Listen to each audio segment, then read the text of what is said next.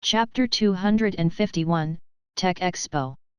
It was 8 o'clock in the evening in New York. Accompanied by gorgeous fireworks exploding in the night sky, the Science and Technology Expo, which marked the end of every 5 years, was officially opened. Hundreds of well-known technology giants gathered here, showing the world how to enjoy the future and the dazzling super technology. For a time, hundreds of flowers bloomed, which was too much for people to take in. Tonight, there were tens of thousands of people rushing into this huge technology garden, bustling in front of the Science and Technology Expo, admiring the latest products of these giants' technology companies, all with happy smiles on their faces. However, in this bustling crowd, there were two people, one big and one small, who seemed a little strange. The man looked about 25 or 26 years old from the outside. His hair color was quite rare silver. He had a pair of black-rimmed glasses on the bridge of his nose. His facial lines were perfect like a Greek sculpture. His whole body exuded an otherworldly temperament that was incompatible with the surrounding environment and the crowd. The man was holding a little girl's hand. She had long black hair and large black eyes. She looked very cute and energetic. The reason why it was said that they were very strange was not because of their appearance and temperament. The expo was crowded with technology enthusiasts and journalists. However, the 2 meters around them were abnormally empty. All the people who tried to get close would involuntarily deviate from their track. It was as if there was an invisible wall of air that separated all the people around them. These two people were Nimue and Laud. Brother here. Brother. Over there. Nimue led Laud over to take a look, and the entire curious baby let out cheerful laughter from time to time. As for why they were here? This was a long story. Since the establishment of Seoul Society, Nimue had been taking responsibility for technological development department. She had been staying in her research room and rarely came out except for eating and sleeping. Laud felt that this could not go on. Staying in a closed environment for a long time would affect the child's development and mental health.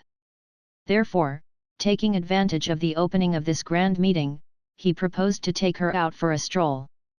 It was to compensate for Nimue's hard work in this period of time. The two of them did not deliberately hide it from Shield. After all, Laud did not intend to give up on his vest. It was a good chance to show up this time, lest Nick Fury became suspicious. Brother, look, it's a meteor, so many meteors. Nimue's mouth was stuffed with hamburgers, her eyes twinkling with stars, and she shouted excitedly with her greasy little fingers in the distance. Meteor. Laud was slightly startled.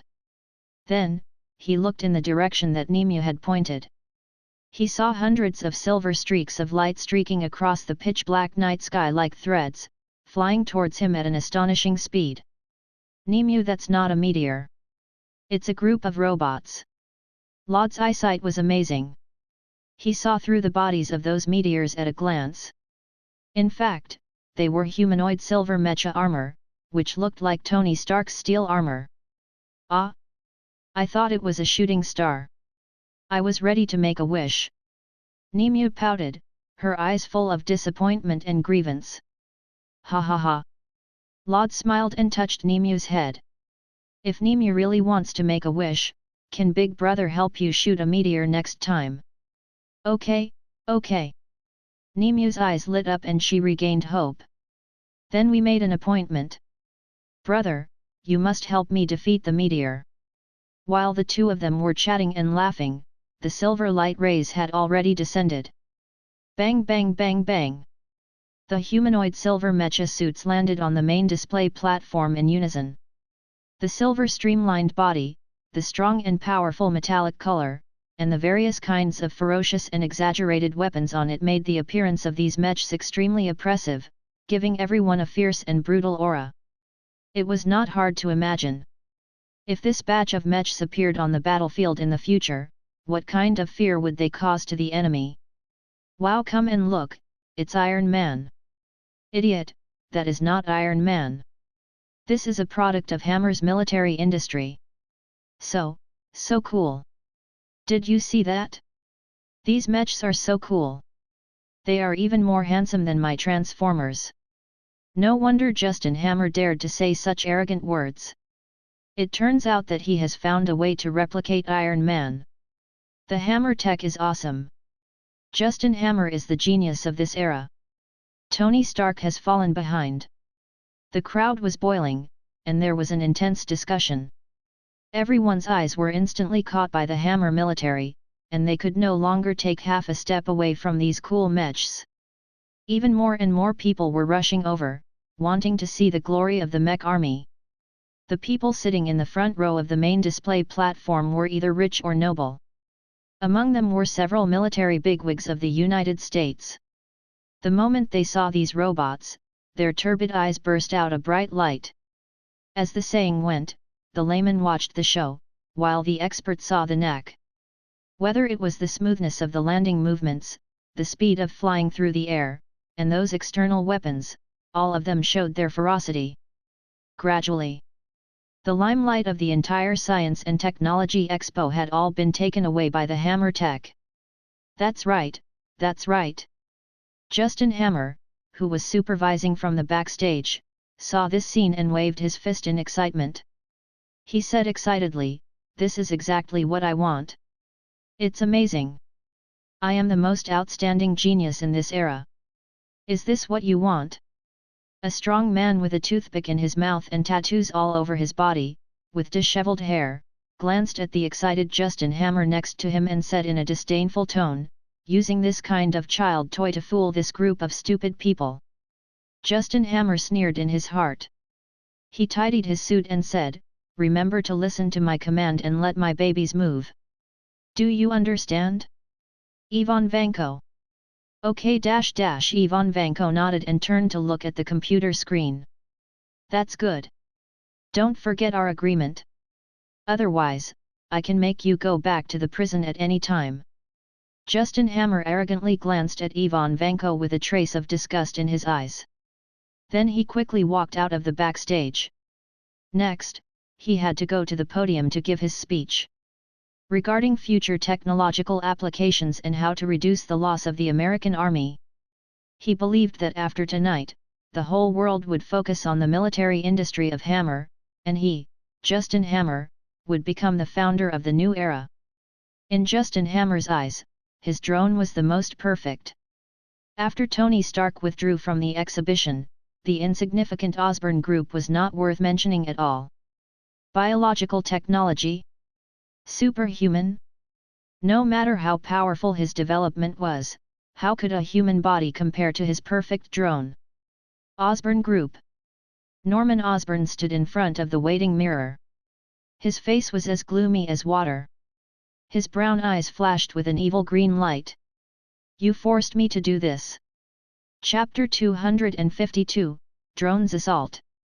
Science and Technology Expo, the main exhibition stage.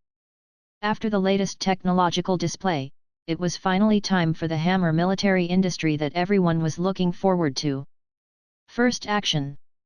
Along with the beat of drums and music, Justin Hammer appeared. He danced with his slightly stiff body to his heart's content, and with Michael Jackson's well-known space dance steps, he slid all the way to the center of the exhibition stage, and then picked up the microphone in his hand. "Gentlemen, ladies, welcome to the Science and Technology Expo." With a confident smile on his face, Justin Hammer swept his eyes over the audience one by one, and said in a frivolous voice, "For too long, our country had to let its brave children fall into danger, and then Iron Man appeared. We thought the days of sacrifice had passed. But it's a pity." At this point, Justin Hammer deliberately paused for a moment and said with a face of regret, "We can't get that technology because someone selfishly claimed it for himself and ignored the countless lives sacrificed for this country. Of course, no matter what, it is a great technology. At least it was like this before today. Gentlemen, ladies." Justin Hammer left the lecture table, crossed his hands on his waist, and said proudly, "Today, I will give you a grand introduction. The new face of the American Army, the drone made by Hammer Military. The silver-white humanoid mechs walked up the stage with heavy and neat steps. And in the end, the patriots who represented the US military, the mechs that Tony had given Roddy, slowly appeared from the escalator in front of the display platform. The huge caliber cannon barrel on the shoulder and the exclusive weapon on the left and right arms made the overall style of the patriots even more terrifying than Iron Man. For a moment, the entire audience was silent. Because everyone's eyes were attracted by the mechs that were full of futuristic sense. Look, this is a groundbreaking invention. Justin Hammer was full of pride. He spread his arms high as if he was embracing the future. From today on, the US will become great again because we have invincible soldiers who are not afraid of sacrifice, blood, or pain. Now, Justin Hammer was getting more and more excited. His face turned red and the veins on his neck bulged. He shouted, "Let us warmly welcome this product that surpasses the future." As soon as he finished speaking, a change suddenly occurred. The patriots suddenly raised their arms and aimed the giant barrel at all the audience below. No, not just that. All the mechas on the display platform raised their arms in unison and aimed the suspended 6-barrel Vulcan machine gun at the audience below. Justin Hammer's expression changed abruptly. "Put down the gun, put down the gun." But unfortunately, these mecha did not listen to him. The machine gun slowly started to spin. The mechanical sound was like death god approaching, knocking on everyone's heart. The mecha had rebelled. At this moment, the faces of all the audience below the stage turned pale. "Help! No, no, I don't want to die. Run, these robots are crazy." For a time, the entire stadium was in chaos. Thousands of people were in chaos, desperately trying to escape from here. "No! No!" Justin Hammer's expression changed drastically, and he shouted in horror, "Damn it, Vanko, what are you doing?" However, there was only silence that answered him. The opportunity that Ivan Vanko had been waiting for had arrived. His face revealed a cruel expression. Without hesitation, he slammed his fingers on the keyboard and roared with a ferocious expression, "All of you, go to hell." The next moment, boom, boom, boom, boom, boom, boom, boom, boom. Dozens of Gatling gun barrels spun rapidly and a deafening roar erupted in an instant. Bullets poured out like a golden torrent. In the dimly lit stadium, a fiery red bullet curtain of death was created. Just as the thousands of people in the entire stadium were about to turn into rivers of blood and die under the metal storm, a faint voice suddenly rang out. Although the voice was not loud, it was extremely clear. It even drowned out the roars of the metal torrent and entered everyone's ears. "The proud son of heaven, the city wall made of iron. Dragon, lion roar, tiger roar, wolf rush. Break the heavens and earth before the collapse." Heido number 81, Danku. The completely chanted Danku was a Heido that could perfectly defend against high-level Kido below number 80, and the firearms created by the current human technology were not enough to break through the air. The space in front of them seemed to be cut off, and a transparent barrier appeared in the air. Bang! Bang! Bang! Bang! Bang! Bang! The intense rumbling sounds continued to explode in their ears. The torrent of bullets violently collided with the transparent barrier, bursting forth with an incomparably bright flame, illuminating the originally slightly dim stadium. All the bullets that were shot at the crowd were blocked by this transparent barrier. The panicked crowd even forgot to run away, their eyes filled with shock. What is that thing? This scene was completely out of Ivan Vanko's expectations. Magnetic field? Energy shield? When did Tony Stark develop such a weapon? But in his memory, Stark Group should not have this technology, so where did this protective wall come from? Even if Ivan Vanko was beaten to death, he would never have thought that it was not technology that blocked the machine gun, but Death God's Kido. Annoying. Nemu's little face fell. Her originally happy mood suddenly became agitated. She pouted and said, "Brother, can I tear down these annoying robots?" "No need dash dash." Lod rubbed Nemu's little head and said calmly, "Look, isn't someone here to help you teach them a lesson?" Just as he finished speaking, the huge stage suddenly shook, and a humanoid mech landed in a rather handsome position, blocking in front of the crowd.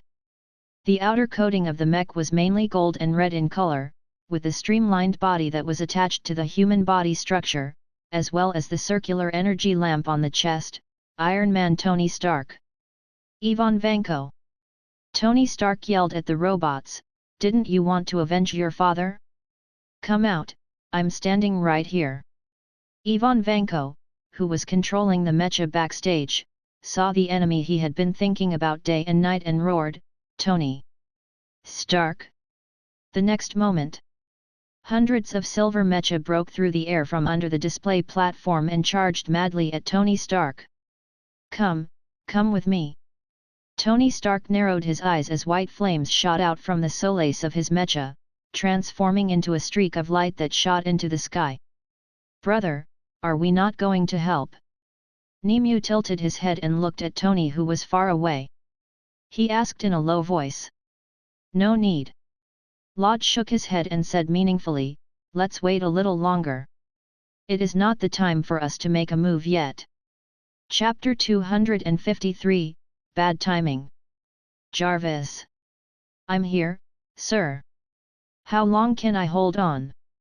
"According to my calculations, you can only hold on for 10 minutes at most. The palladium element will accumulate in the body, completely exceeding the limit that the human body can bear. At that time, even if a new element is replaced in time, it cannot save your life." 10 minutes. Tony Stark suddenly felt great pressure. If he can't get rid of Ivan Vanko quickly within 10 minutes, he will die because of the palladium element. He doesn't want to die. Especially falling in front of the end of hope, this is simply the most stupid way to die in the world. Damn Ivan Vanko! Tony gnashed his teeth in anger and said hatefully, "Can't he wait a little longer? The new elements are just a little bit away from being made."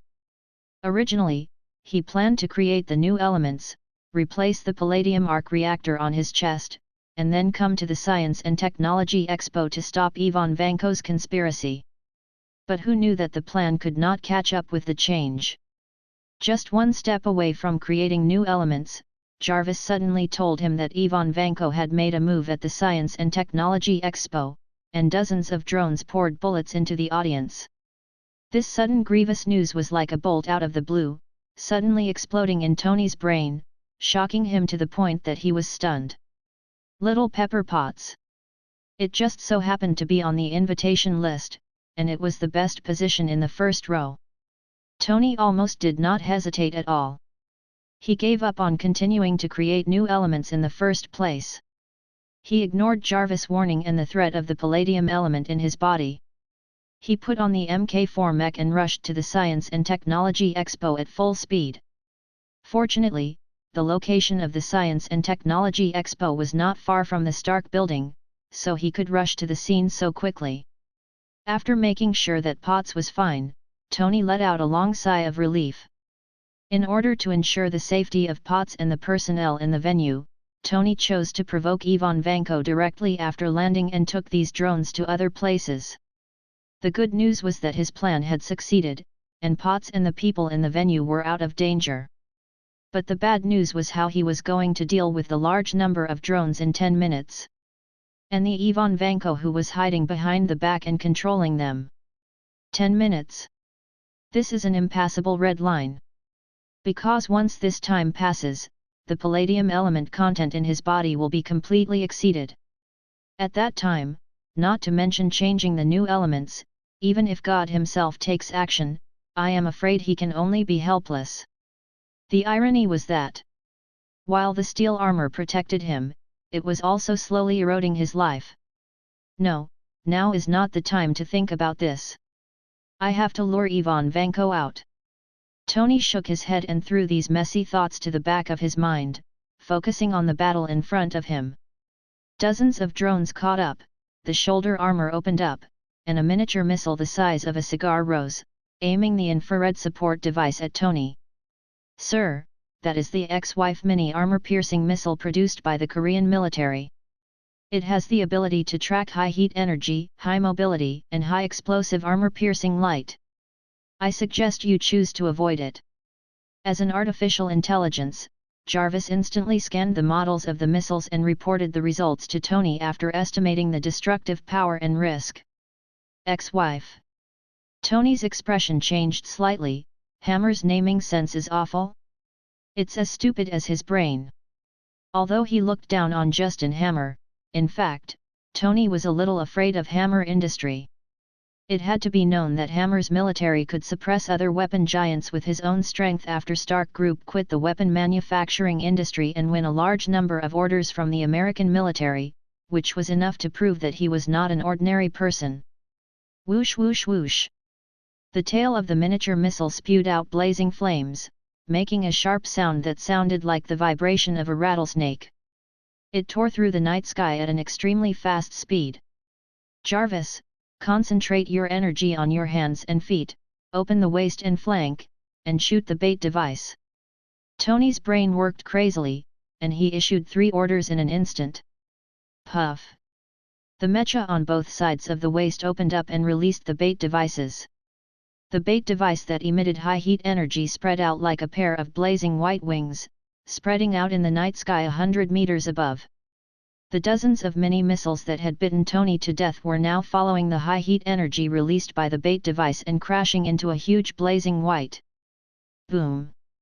Dozens of missiles exploded in an instant, instantly setting off a huge fireball. It was like a small sun, illuminating most of the night sky. Accompanied by the hot shock wave, Tony was directly sent flying. After gliding in the air for dozens of meters, Tony finally managed to control the mech to stabilize its center of gravity. "Jarvis." Tony's face was deathly pale. He held his chest that was a little stuffy, and gasped, "Next time, remember to remind me to prepare a defensive stance in advance when firing the bait bombs." "Sir, I think the most important thing right now is to get rid of those drones first," Jarvis reminded him kindly. Tony saw more than 10 drones flying towards him and his eyes twitched. He cursed, "Damn it, this fool, how many drones did he make?" He wanted to go down and grab Justin Hammer by the collar and then press this idiot to the ground and beat him up. If not for this fool, why would he risk his life to fight against these drones? However, he still had to do his work. "Jarvis, analyze the data of these drones and end the battle quickly." Tony took a deep breath and shot out flames from his feet, rushing towards the drone. On one side, there were more than a dozen advanced unmanned mechs, and on the other side were man-made mechs.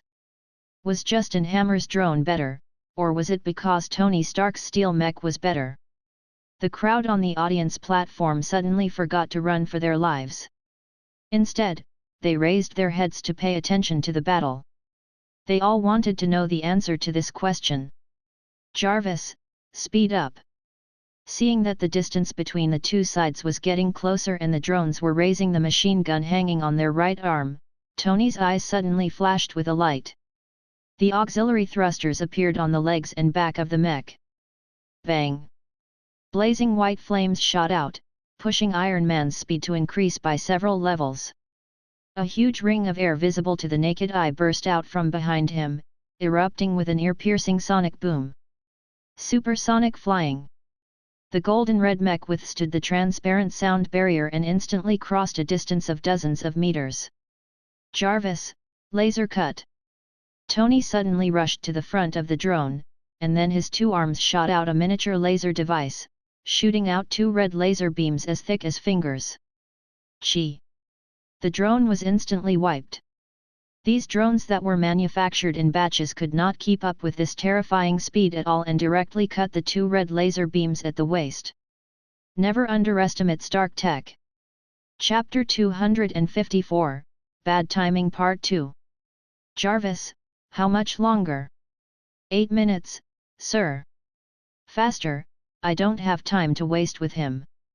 The 10-minute red string of life chased him like death god, making Tony not dare to slack off in the slightest. He had to focus and go all out to deal with Ivan Vanko. Tony flew towards the remaining drones. A miniature missile rose from the shoulder of the mech, aimed at the drone cluster and fired. Boom! The miniature missile automatically disintegrated in the air, turning into countless particles that were as thin as dust. They drilled into the gap between the welding machines and directly destroyed the electric rod inside. With this move, more than 10 drones were dealt with. Below the stage, Justin Hammer wanted to cry, but no tears came out. His face was as ugly as if he had eaten 10 pounds of excrement. A few minutes ago, he was still bragging about how powerful his drone was. In order to raise himself, he even treated Tony as a stepping stone. His words were full of mockery and ridicule. But who knew? They directly came to slap him in the face. In front of several big shots in the United States military, the drones that he had blown up to the sky were torn apart by Tony Stark alone. The drone, the result was this? Justin Hammer's face was so hot that he couldn't show his face. He wanted to find a hole to hide in. "Tony, I'll help you." A familiar voice rang out through the voice channel. Tony did not need to turn around to know that it was Rhodes. Boom boom boom boom. The war machine, who were loaded with all kinds of weapons, joined the battle. The weapons on their arms and shoulders shot out a series of dazzling tongues of flame. In an instant, the tense situation was reversed, and dozens of drones were forced back. "You came too late," Tony shouted as he blasted away the drone that was trying to ambush him. "You should be content. If not for the help of someone, the war machine wouldn't have been able to move," Rhodes said as he drove the Patriot. It was as though he had transformed into a war maniac. More than a dozen weapons poured out of his body. It formed a fiery red bullet screen. A mere 2 mechas were actually able to suppress dozens of drones. When the military elder saw this scene, he turned around and coldly glanced at Justin Hammer. The meaning was self-evident. "It's over." Justin Hammer scowled miserably. This time, not only would he have to face a large withdrawal, but the trust the military had in him would also be greatly reduced. Soon, with the help of the war machine, the two of them worked together to eliminate all the drones. "Ivan Vanko, your toy is useless. You should do it yourself." Tony violently pulled off the head of a drone and said coldly to the flashing eye. Although the drone seemed to be very powerful, it was actually not. Especially without good control, although the drone had an absolute advantage in numbers, facing Tony Stark and Jarvis, it could only be considered a little trouble. The greatest advantages and disadvantages of humanoid weapons like mechas were precisely that they needed a controller. Ivan Vanko was only a human, so if he wanted to control so many mechas at the same time, he could only rely on the computer program. However, the problem was that the computer program was rigid and could not exert the greatest function of every drone. Unless he also had Jarvis, which, of course, this was impossible. "Get out here, Ivan Vanko." Tony was burning with anxiety as he watched time pass by, but Ivan Vanko still refused to show himself. He could only use words to force, "Don't you want revenge? Do you want to be like your father and hide in the dark corner forever, like a poor mouse?" It had to be said that Tony's goading was very effective. They saw a huge mech, which was obviously different from the other drones, was speeding towards them. "Is that Ivan Vanko?"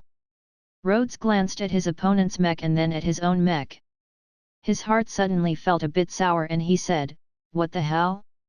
How are we supposed to fight such a big mech? A large area is much bigger and easier to hit." Tony glanced at Rhodes and said in a disappointed tone, "This is the essence. Besides, we are fighting 2 against 1. What are you afraid of?" "Ha! I wonder who was beaten up by a big mecha last time," Rhodes said silently. "Cut the crap and lure him to a place where no one is around."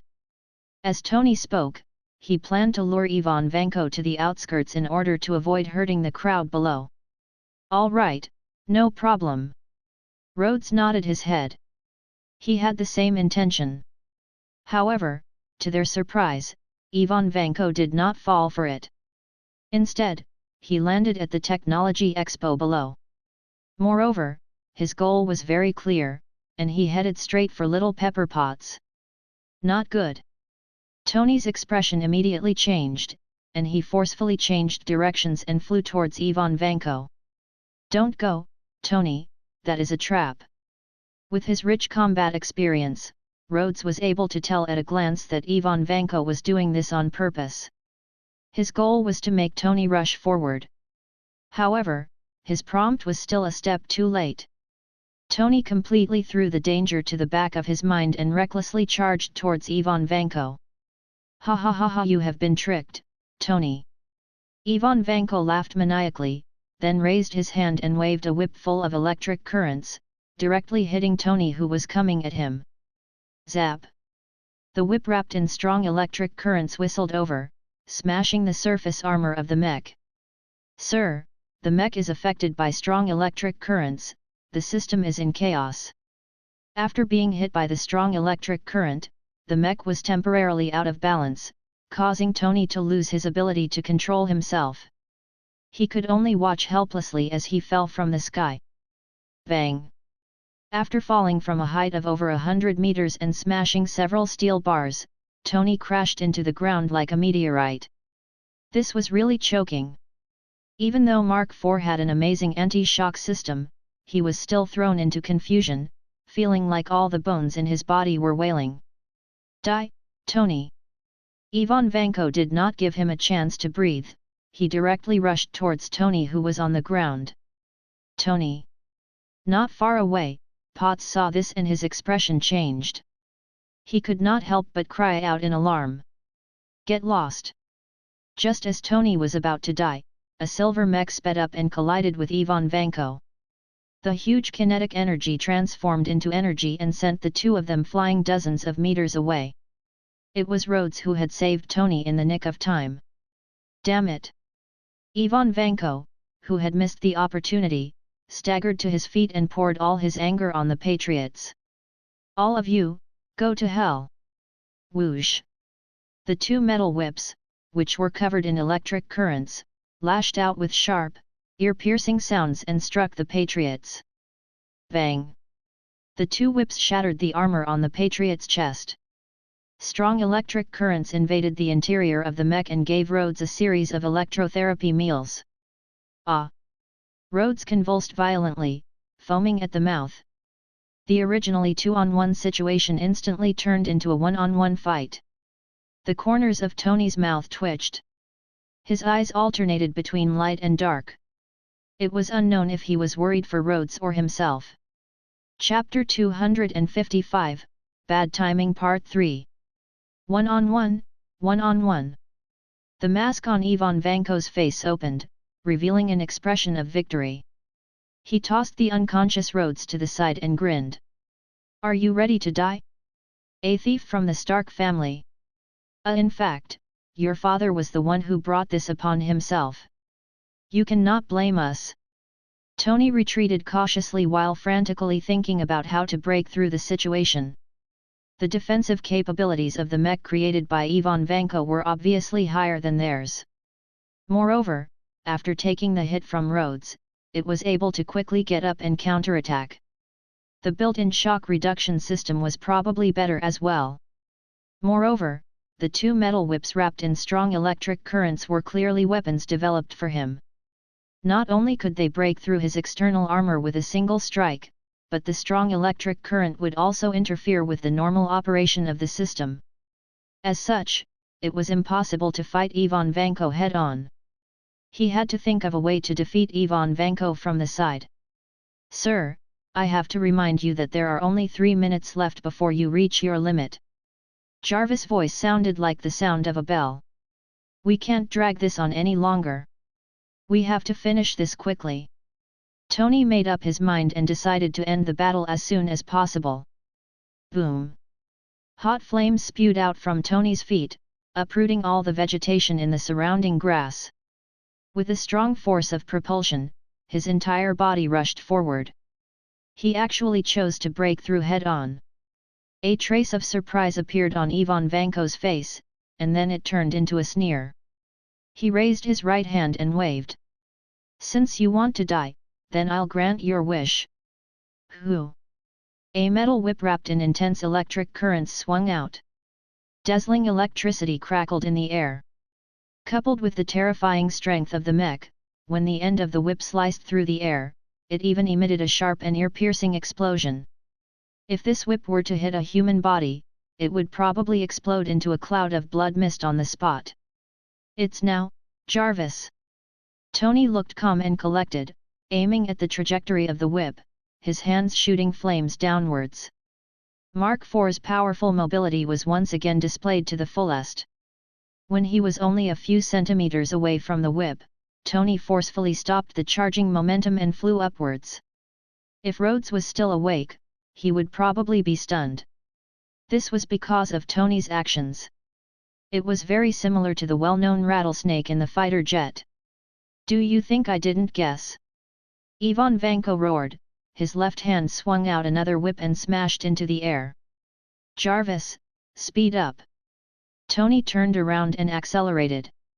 Not only did he dodge the whip, but he also pulled back a distance. Ivan Vanko's expression changed, he subconsciously retreated, wanting to pull away from him. But how could Tony do as he wished? "Jarvis, concentrate all the energy in my palm." Tony roared and raised his palm full of energy. Palm cannon. Boom.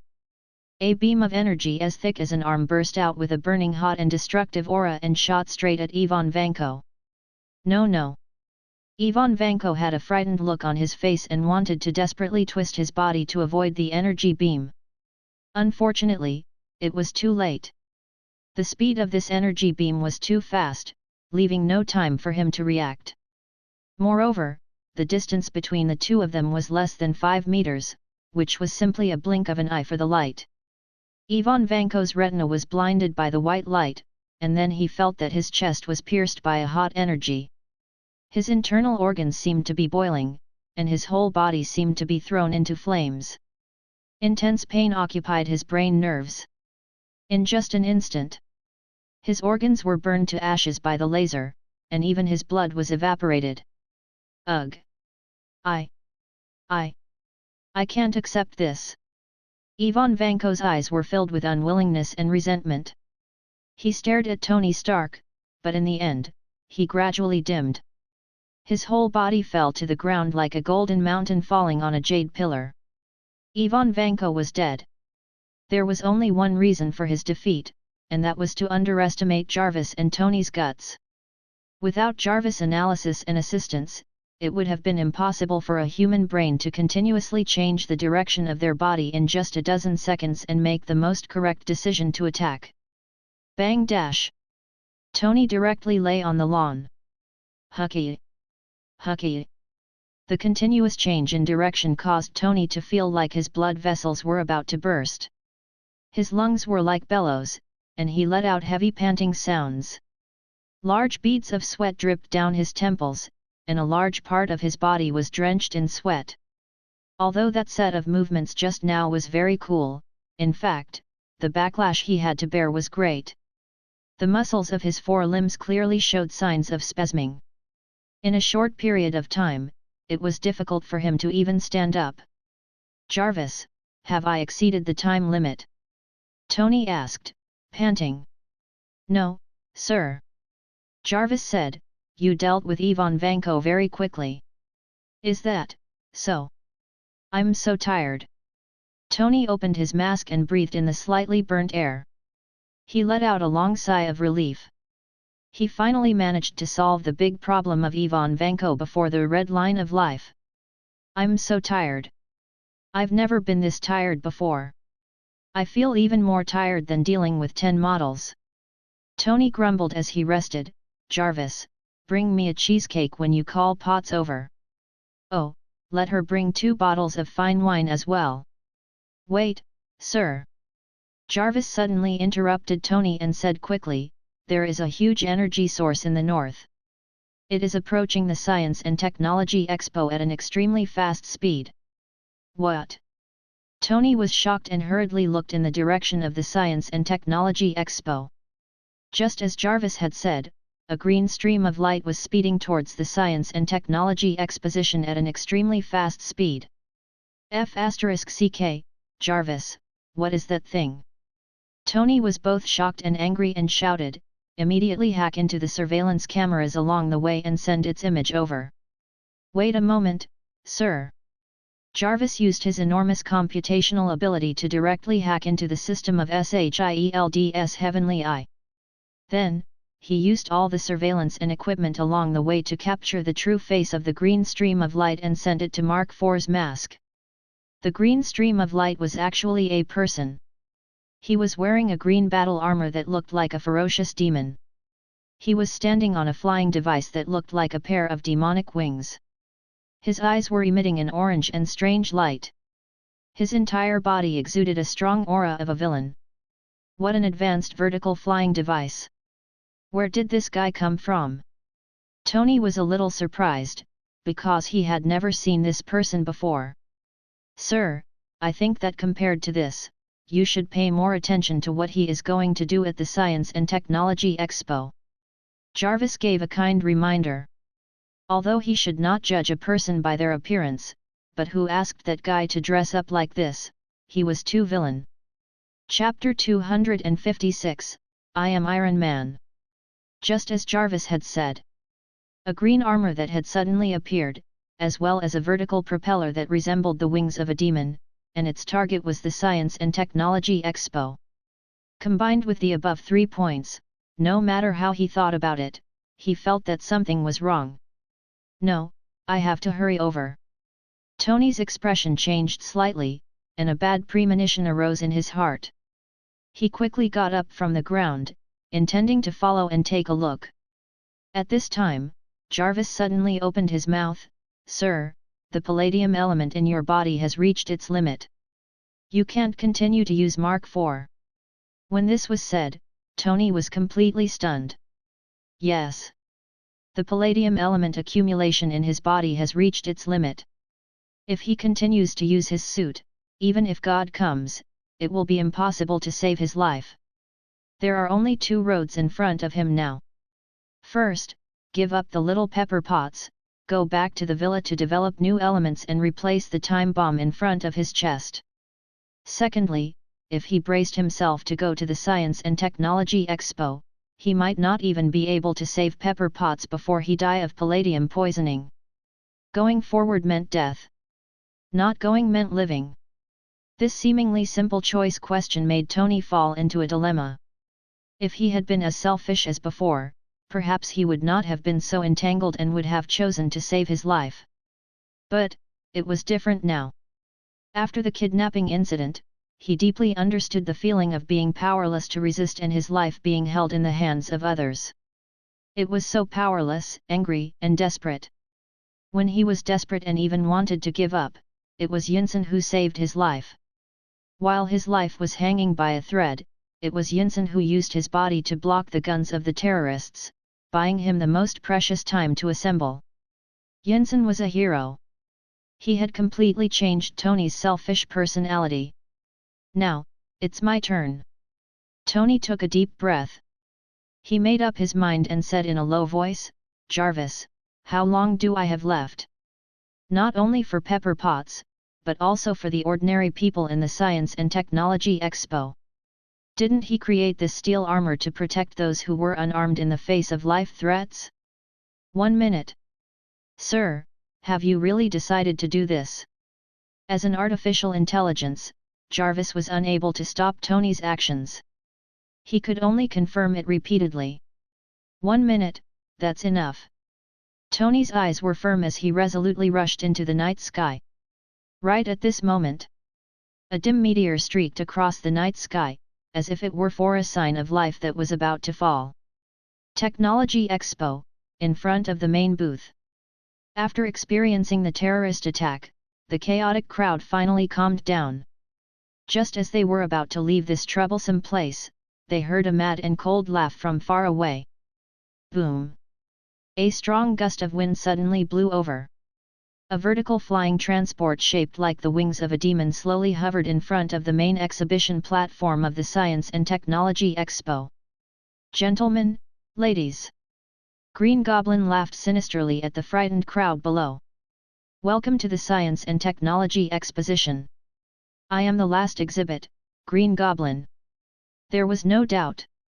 The armor that looked like a screaming demon, as well as the ferocious pair of demon wings thrusters, caused the already frightened crowd to once again boil and emit one after another screams. When one of the big shots of the military saw the armor and the flying device, his usually calm face suddenly changed drastically. His pupils shrank to the size of a needle. He raised his hand shakily and said in shock, "You! It's you, you damned bastard! What do you want?" Swish! A green light shot out from the flying device under Green Goblin and hit the big shot of the military directly.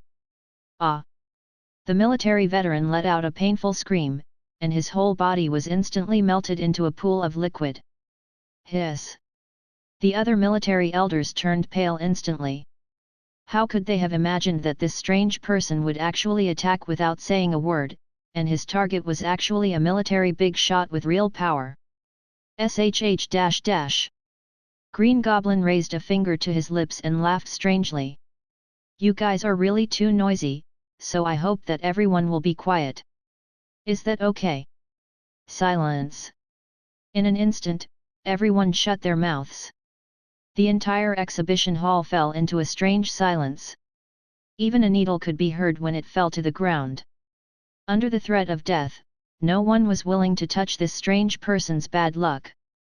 "Very good, very good." Green Goblin smiled in satisfaction. Then, he raised a finger and counted the crowd one by one. He even muttered, 1, 2, 3, 4, 5, there really are a lot of people. One of them asked in a low voice, "What, is he counting?" Another person shook his head. "I don't know." "Don't talk. What if he hears?" "I heard it already." Green Goblin suddenly turned his head to them and said darkly, "I am counting how many people I will kill later." As soon as this was said, everyone's expressions changed. "But..." Green Goblin deliberately dragged his tone and admired the fear on the faces of these people. He said slowly, "Since you have too many people, I can't count them all, so, it is better to kill them all." As his voice fell, Green Goblin threw out a green metal ball, and then shouted with a sharp smile, "From now on, run away with all your might. Those who fall behind will be killed by me." The crowd completely exploded.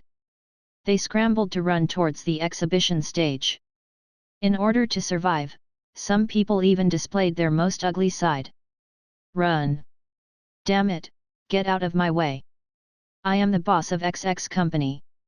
I can't die here. I am a lieutenant general of the US military. All of you lowly peasants, get out of my way! Help! Help! Someone save me, I fell! Don't step on me, I beg you, don't step on me!" Everyone was desperately running away, pushing each other, squeezing, and even deliberately dragging others down, just to not fall to the last one. Pepper Potts was like a duckweed in the waves, pushed to the last moment of carelessness and fell. And that metal ball was less than a meter away from her. Beep! Beep! Beep! The buzzing sound of the metal ball became more and more urgent. The outer layer of the metal shell opened, and a dangerous green light gradually emerged.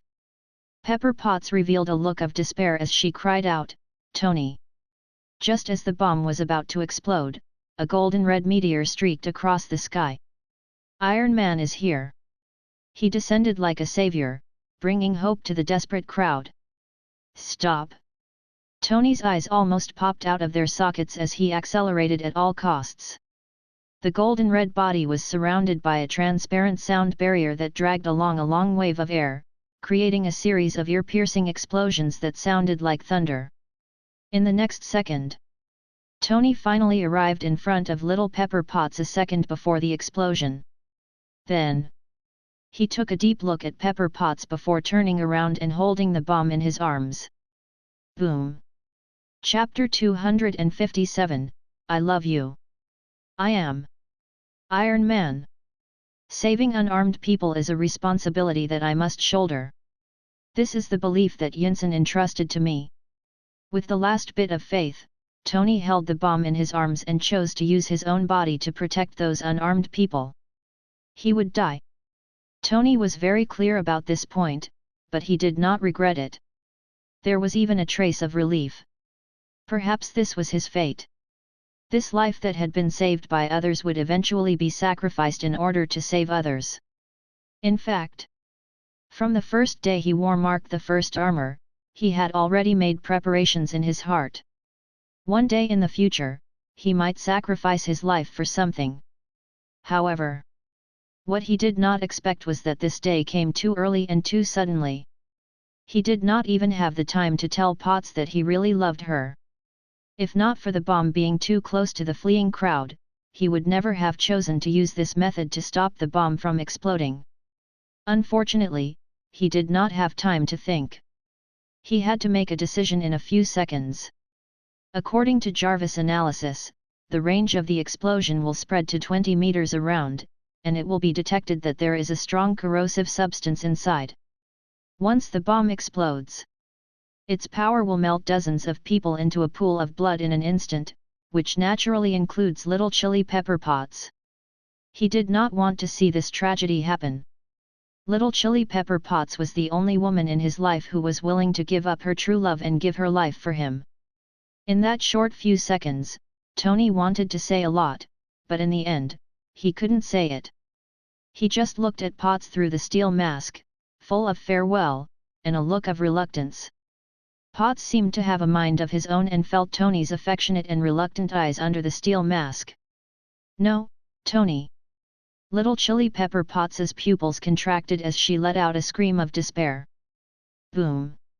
The violent explosion sounded like thunder. Along with the dense green light, it drowned the golden red mecha, setting off a huge wave of air. Su su su su! The black tiles on the main stage shattered inch by inch, wrapped in this wave of air, wanting to burst out in all directions, like bullets hitting the air. Many people could not dodge in time and were hit by the flying gravel, their bodies instantly became a few bloody holes, covering their wounds and falling to the ground, screaming. The chemical substance emitted a pungent smell of corrosion, mixed with a strong smell of gunpowder, and the dust raised by the wave of air, filling the air, blocking everyone's vision. Little Chili Pepper Potts was relatively lucky. Although she was very close to the center of the explosion, she did not suffer any serious injuries.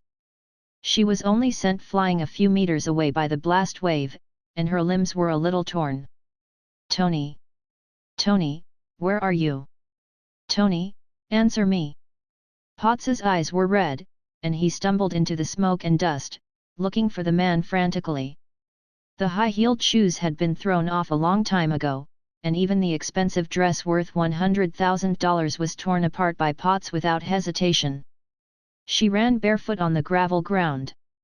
Tony! Answer me, Tony! Where are you? Please! I beg you, Tony!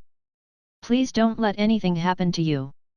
The surroundings were filled with thick smoke and dust, and the visibility was no more than 1 meter. However, even in such a harsh environment, Potts still did not give up searching. Her feet were cut by the scattered gravel, leaving behind bright red footprints. Her hair was disheveled, and her dress was torn and tattered.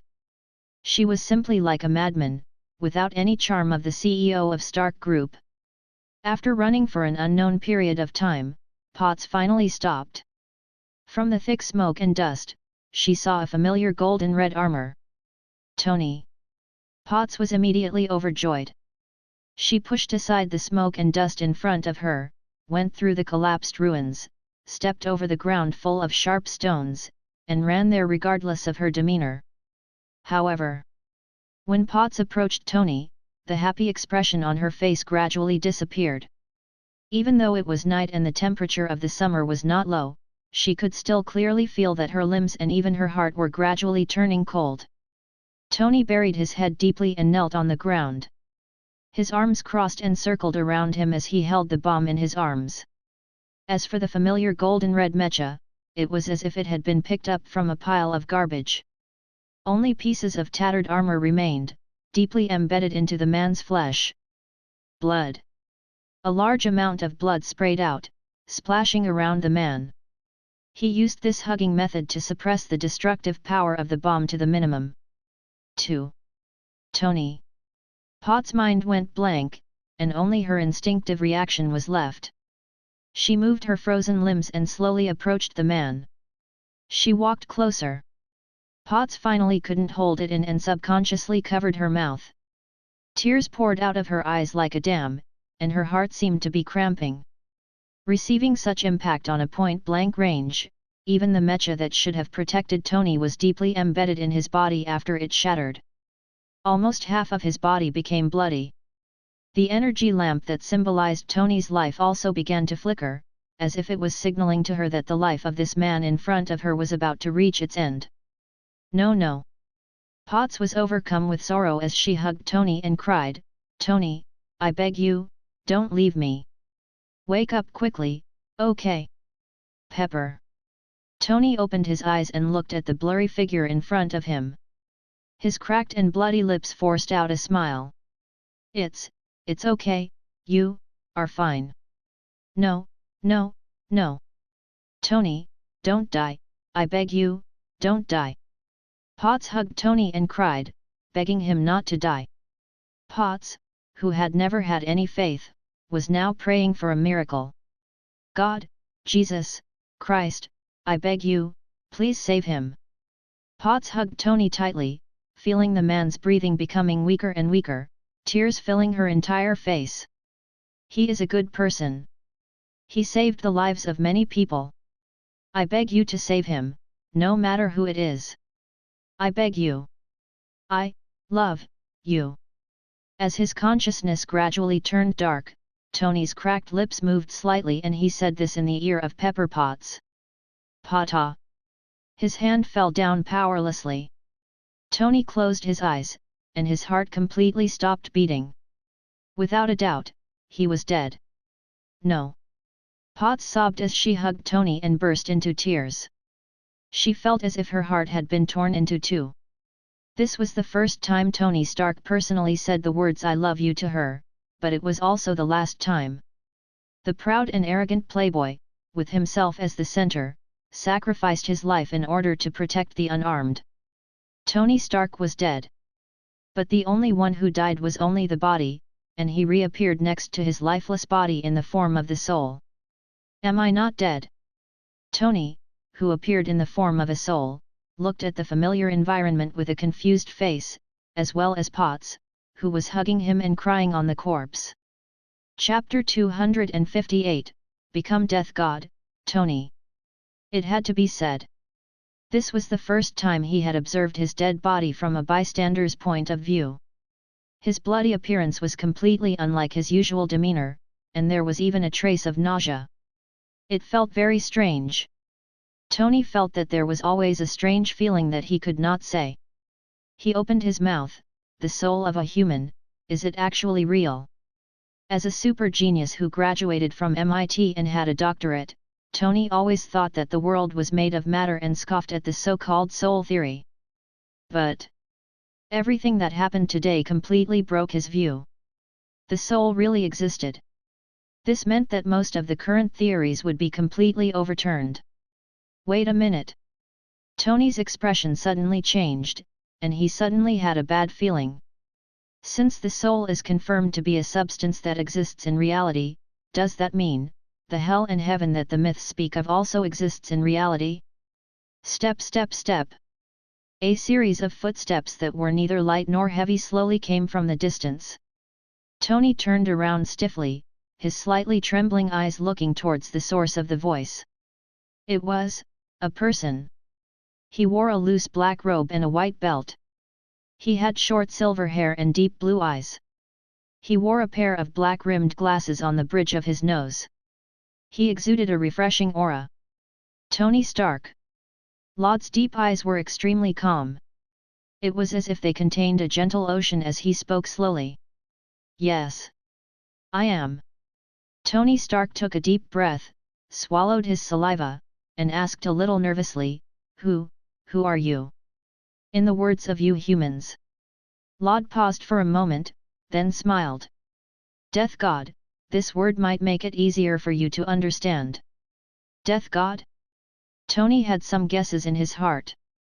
However, after receiving Laud's reply, his heart was still in turmoil. He widened his eyes and said in shock, You said you were Death God. Yes. Laud nodded slightly and said, I will guide your soul to Soul Society.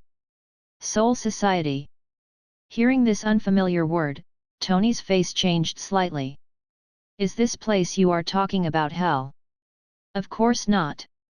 Laud shook his head and said, unlike the modern world, Soul Society is a leisure place, a place where all souls will go after they die. Tony hesitated for a moment and turned to look at the crying pots. He asked, Can I not go? No. Laud shook his head again and said, all souls after death cannot stay in the modern realm without permission. This Death God, can't you make an exception? A hint of bitterness appeared on Tony's face. He clenched his fists and said, I can't leave yet, at least not now. Laud raised his eyebrows and looked past Tony to look at Potts. It seems that you love this woman very much, but unfortunately, Soul Society's law does not allow the souls of mortals to stay in the modern world after death. Unexpectedly, Tony shook his head slightly and said in a deep voice, No, not only because of Potts, I have one more thing to do. Laud narrowed his eyes. Are you referring to the human in green armor? That's right, it's him. Tony's eyes were red. He gritted his teeth and said, that madman is not dead yet. The people here will be in danger at any time, so I can't go with you. Ha! Does it really matter? Laud chuckled and said lightly, don't forget that you are already dead. A newly born soul like you is not enough to affect the physical body of the real world, so it is better to give up. Impossible. I clearly. Tony's face changed dramatically. He reached out to touch Potts, but the result was that he directly passed through her body. Look .. Laud crossed his arms in front of his chest and shook his head. The soul that just died, spiritual power, is too weak. It can't affect the world at all. So even if you stay, you can't help the people here. Tony slowly retracted his hand. After a moment of silence, he said in a hoarse voice, Death God, you just said that the person who just died can't affect the present world. Does that mean that you can affect the present world? He was very smart, and he was a super genius. Just from a few words, he caught the key point that Laud revealed. Laud smiled in his heart and pretended to be slightly surprised. He said, not bad, it seems that you are very smart. Death God can indeed influence the modern world. Death God, please, can you help them? Tony's eyes revealed a trace of hope as he spoke with difficulty. This was the first time he opened his mouth to ask for help, just for Death God to help save these unarmed people. Laud's eyes flashed as he met Tony's hopeful gaze. He shook his head mercilessly and said, No, Death God will not interfere in the disputes between humans. Tony's eyes darkened and his lips opened slightly as if he wanted to say something, but he swallowed it back down in the end. There was only bitterness left on his lips. Yet, the other party was Death God. He had no obligation or position to save the lives of humans. It was Death God's job to harvest souls. Mr. Death God. Tony took a deep breath and said, Please forgive me for refusing to go to Soul Society. I want to stay here. Even if I can't do anything, I will not leave here. Is it meaningful? Laud asked. Tony frowned and did not quite understand what he meant. What do you mean? Laud looked deeply at Tony and slowly said, I'm asking you, you would rather sacrifice yourself than leave even after death. With such a strong obsession, is there any meaning to you? Tony opened his mouth, and his eyes alternated between bright and dark. Thousands of words eventually turned into a sigh. I don't know if it is meaningful, but I just want to save these people. Even if I can't do anything, I don't want to leave like this. Interesting human. Laud smiled from the bottom of his heart. His eyes lit up, as if he had made up his mind. If I give you a chance to save them, but the price is that you will be bound for the rest of your life, and you may even die. Are you willing to do this? Hearing this, Tony's breathing suddenly became rapid, and without any hesitation, he said firmly, I am willing.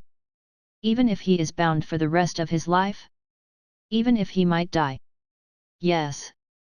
As he asked and answered, Laud and Tony looked at each other. From this man's eyes, he saw an unwavering determination, as well as a determination that he would never give up no matter what. Since that's the case. Laud smiled calmly like a spring breeze and said, then become Death God, Tony Stark.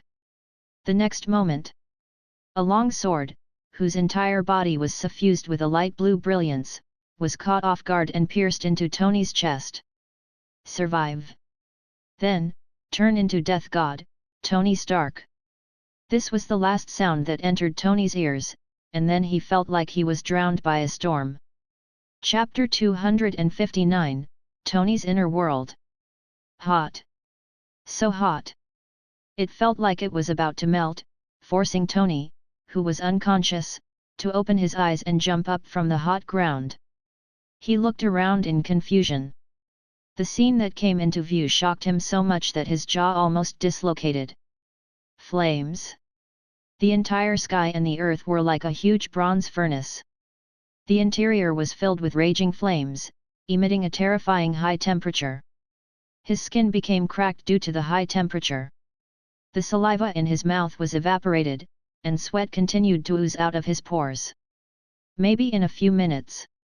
Even if he was not burned to death, he would still die from a severe lack of water in his body. Is this hell? Tony widened his eyes and asked in disbelief. No. In the midst of the burning flames, a burly man walked out. This is the scene in the depths of your heart. Its voice was like thunder, rumbling between heaven and earth, shaking Tony's brain until it buzzed. Tony's Adam's apple moved up and down, swallowed a non-existent saliva, resisted the dry feeling of dehydration, and asked, Who are you? Why do you say that this is the deepest part of my heart? How sad, Tony Stark. A deep sadness flashed through the burly man's eyes. You have clearly stepped into this space, but you still don't know my name. Tony was confused. What do you mean? This is your inner world. The burly man sat on the ground and stared at Tony with his fiery red eyes. He slowly said, And you, Tony Stark, are the master of this space. I am, the master of this place. Tony opened his mouth and seemed to be in disbelief. Yes.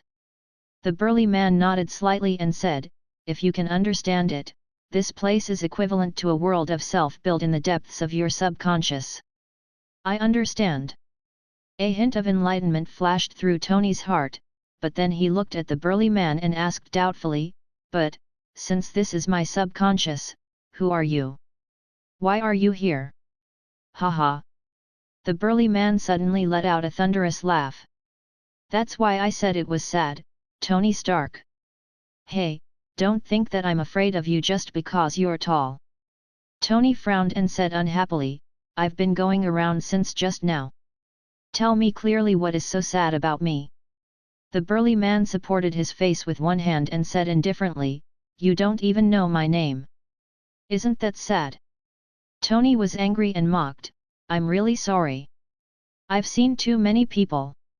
Not everyone is qualified for me to remember. So, big guy, you either tell me who you are or get out of here. Your courage is commendable. The burly man sneered. ZANPAKUTOU and Death God were one with one heart, and each of them had their own thoughts.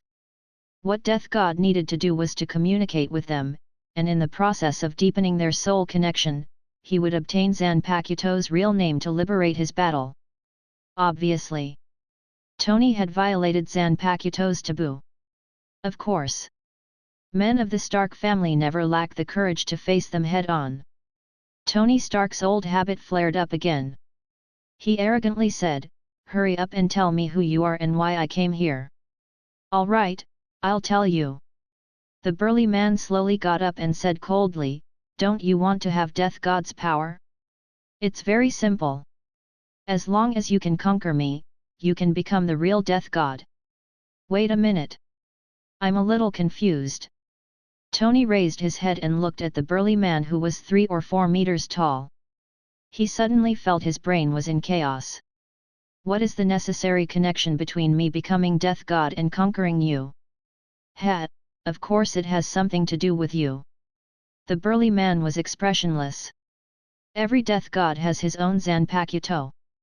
That is the weapon of self-manifestation and the foundation of all Death God's power. I am the Zanpakuto that belongs to you. Only by conquering me can you become Death God. Why didn't you say so earlier?" Tony rolled his eyes and put on a fawning expression. "Since our relationship is so close, we don't need to fight at all. Why don't you just give me strength?" "I refuse." The burly man's eyes were cold, and he said seriously, "Tony Stark, although I belong to your power, I also have my own dignity. If you can't conquer me, then scram back to your real world." Tony's face froze. He could see that the burly man's words were not the least bit false. If he could not conquer this burly man, he would really send himself back to the real world. Since he was unable to bypass the test, he could only face it head-on. After Tony vented his anger for himself in his heart, he said in a low voice, "Tell me, how do I conquer you?" "It's very simple." The burly man leaned over and slapped his palm on the bronze ground. Rumble. The bronze ground suddenly cracked open, and a pitch-black anvil slowly appeared. The anvil was 2 meters long and 2 meters wide. It was entirely made of unknown pitch-black metal, and there was a pitch-black metal with a diameter of 1 meter and a short hammer on it. "This is..." Tony was confused for a moment. "Didn't I say I was going to conquer you? Why are you showing me this? Go to the anvil, pick up the hammer, and forge that thing into a sword." The burly man crossed his arms as if he was telling a trivial matter. "If you can do it, I will admit that you have conquered me. Are you sure that you didn't take revenge on purpose?" Tony opened his mouth to the maximum and widened his eyes. "That piece of iron is more than 1 meter long and half a meter thick. You want me to hold a broken hammer and hammer it into a sword?" The burly man was expressionless as he said, "If you can't do it, then hurry up and get out. If you want to use my power, then prove yourself to me."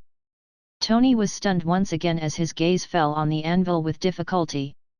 If this was outside, with the help of all sorts of high-tech equipment, forging a simple thing like sword would only take a few minutes.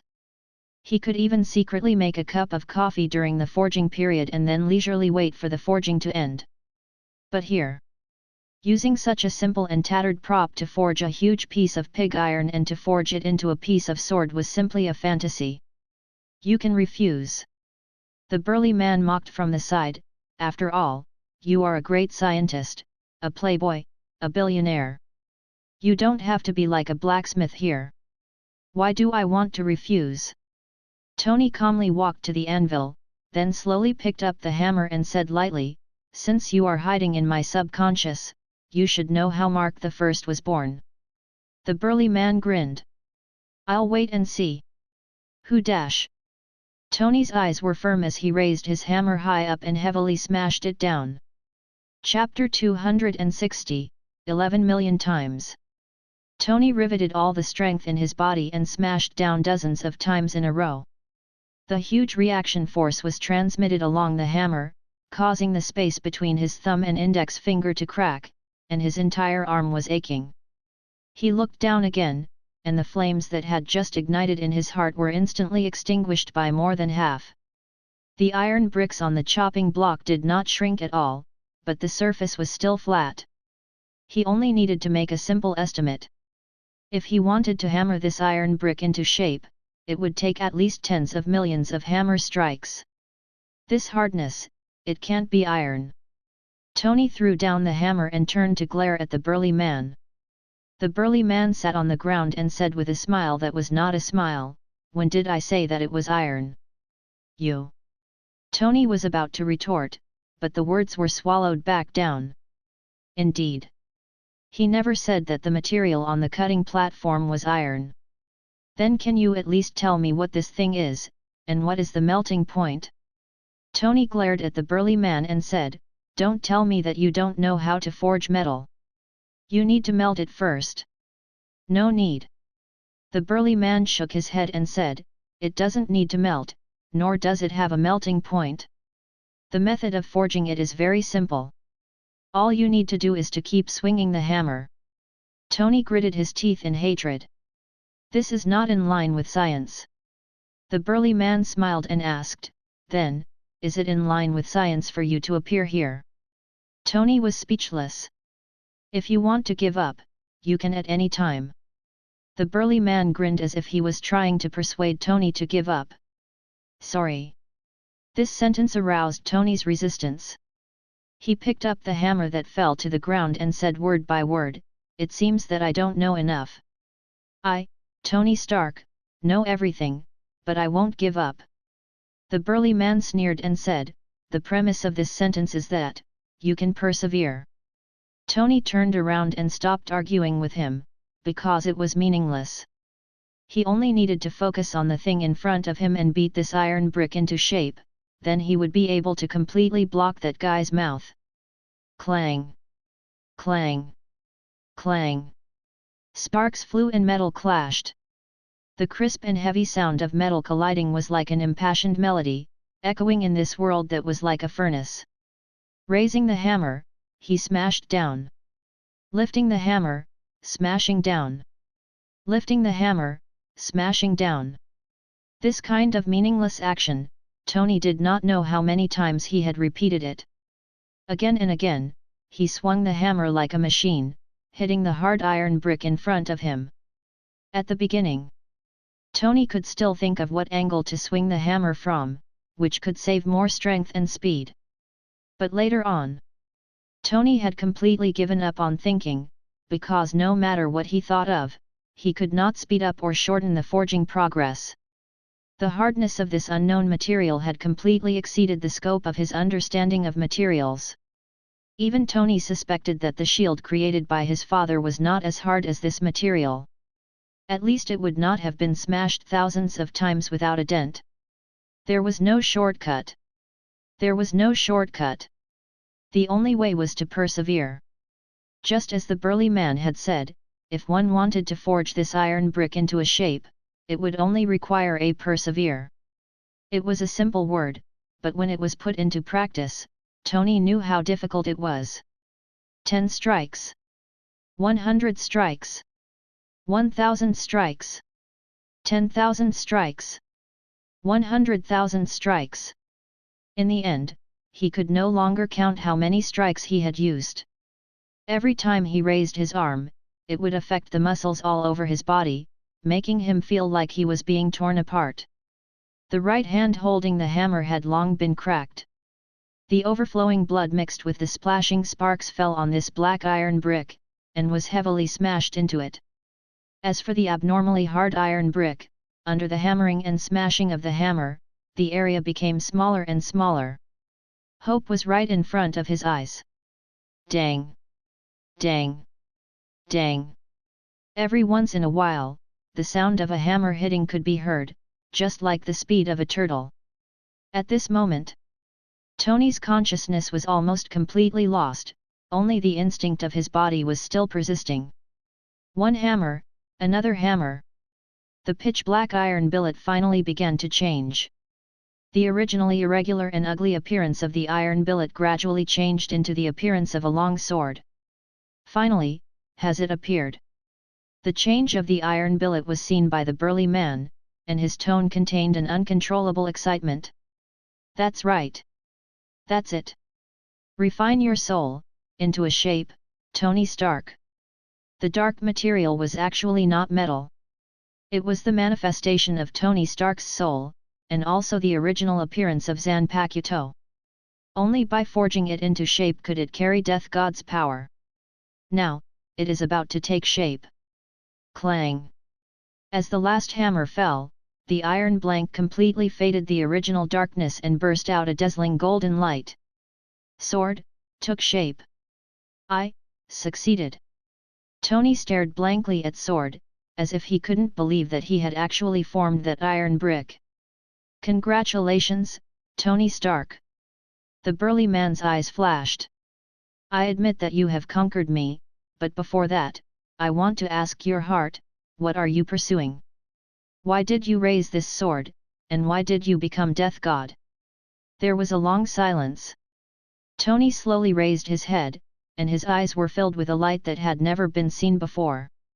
To save life, to be the protector, for the person I love.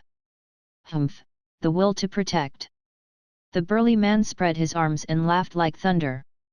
I already understand your will. From now on, I will use my entire life to protect your will. Tony Stark. I'm here. Hold my sword blade tightly, and then, call out my name. He raised his hand and shook sword. It was just a simple action, but Tony took several minutes. But when Tony reached out his hand to hold sword, a strange feeling welled up in his heart. Buzz!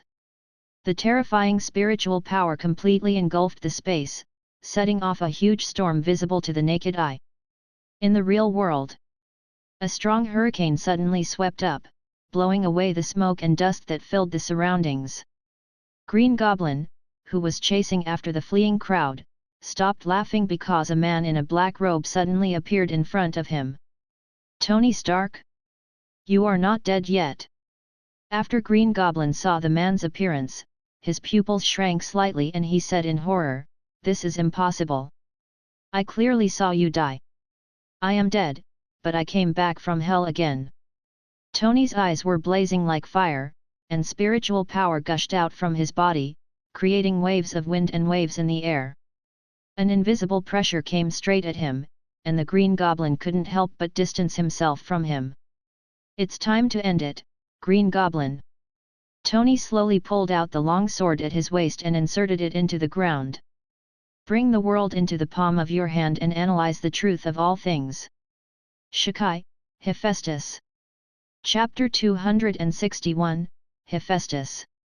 The god of fire and craftsman, Hephaestus. One of the 12 gods of Greek mythology was a god who was in charge of fire and volcanoes, forging and smelting, masonry, building, and carving arts. Although Hephaestus was born ugly and had lost a leg because of Hera, he used forging and smelting skills to obtain the position of 12 gods for himself and married the most beautiful goddess Aphrodite. The most well-known place of Hephaestus was that he had forged many powerful divine artifacts for the Greek gods. For example, Hera's chair, Zeus' aegis, Dionysus's Dionysian scepter, Helios' sun carriage, Eros gold and silver arrows, Achilles' armor, the metal giant Talos, and the chains that bind Prometheus. And the Pandora that symbolized disaster. And the ZANPAKUTOU that Tony Stark reflected in his heart was the true name of the god of fire and craftsman, Hephaestus. The common point between the two was that both of them were craftsmen who had surpassed the current era. After the Shikai, Hephaestus looked very different from before. It was no longer the shape of sword's blade, but a short black hammer. Moreover, it was a forging hammer. WTF! When Laud saw this scene, his expression changed slightly. He couldn't help but complain in his heart, "God damn, Tony's Shikai is actually a hammer. Are you going to snatch Thor's role?" When he thought of the future, when facing Thanos, the Captain America, Thunder God and Iron Man each held a hammer, and then swung it open and wide. The scene of a tiger and a gust of wind could be said to be too raw grass.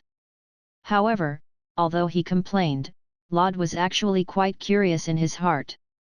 What exactly was the ability of ZANPAKUTOU of Tony Stark? With Hephaestus as the name and the shape of the forging hammer, is the ability related to forging. Laud pinched his chin and analyzed. Each and every one of Zanpakuto's Shikai names symbolized its ability to a certain extent. For example, Shinso, Senbonzakura, Hyarin Meru, Getshuga Tenshou, etc. From the name of Shikai, it could be roughly analyzed. As for Hephaestus, as a well-known Greek god, Tony's ability was obviously related to artisan, forging, smelting. Of course, this was only his personal guess. As for the specific situation and ability, he could only wait until Tony made his move. Hammer. The Green Goblin was obviously stunned for a few seconds, then burst out laughing, ha ha ha. I thought you had some trump card, but it turns out to be a forging hammer. Do you want to use this thing to hammer me to death? It's funny, isn't it? Tony was expressionless. His eyes were bloodshot and there was a hint of anger in them. He clenched the hammer that had turned into a hammer and said, "It doesn't matter. Soon. I will make you unable to laugh." He was angry. Even when he was betrayed by Obadiah, he did not feel this angry. This guy who claimed to be Green Goblin in front of him actually relied on the high technology he invented to wantonly slaughter unarmed ordinary people in the venue. He even almost killed his beloved. These two things had undoubtedly trampled on his bottom line. Ayo, I am so scared. Green Goblin flew into the air with his demon wings. He looked down at Tony Stark and laughed savagely. Without the steel armor, you are trash. How can you defeat me? Do you think you can defeat me with this hammer? Haha. Tony held the hammer and slowly walked towards Green Goblin. It's enough to deal with you. I want to see what you can do to stop me without the steel armor. Green Goblin estimated that they were about 10 meters away from each other. Tony did not have the steel armor, so he could not get to him. So he relaxed and made a declaration of provocation, "Tony Stark, I will kill these people one by one in front of you. Let's see how many you can save." He wanted to personally destroy his superhero dream in front of Tony Stark, let him feel the deepest despair, and then torture him to death. Only this. Sue dash. The Green Goblin suddenly rushed toward the fleeing crowd. What a despicable guy. He actually wants to threaten me with a hostage. Tony's expression changed slightly. He stomped on the ground and rushed forward with the help of the anti-force. Ha ha ha ha. Green Goblin laughed wildly and aimed the weapons hanging under the demon's wings at them. He was like a hunter chasing after his prey, admiring the despair on the faces of those people and the screams echoing in his ears. Buzz, buzz, buzz. 6 black barrels slowly turned, and the aura of death and despair enveloped the crowd. Tisk, tisk. Things have become troublesome. A helpless expression appeared on Tony's face.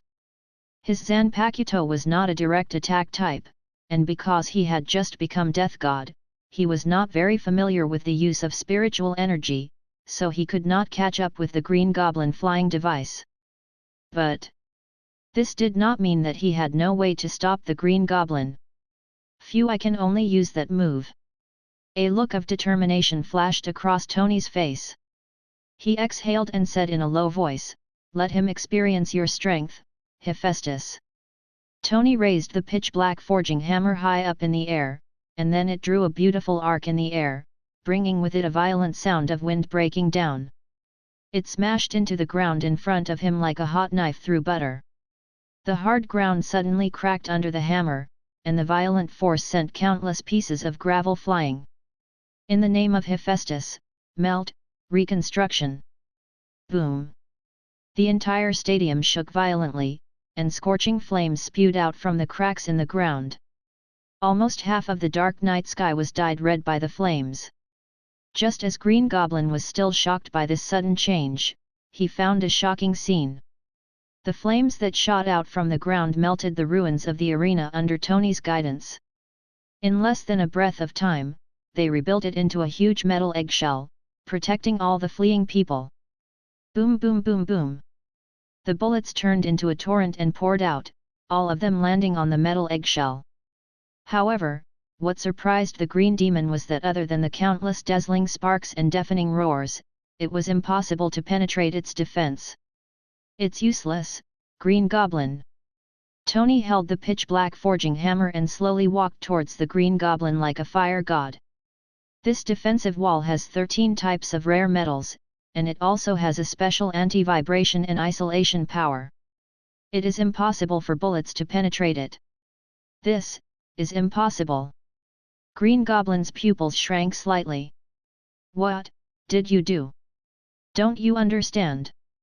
Tony raised the forging hammer in his hand and chuckled.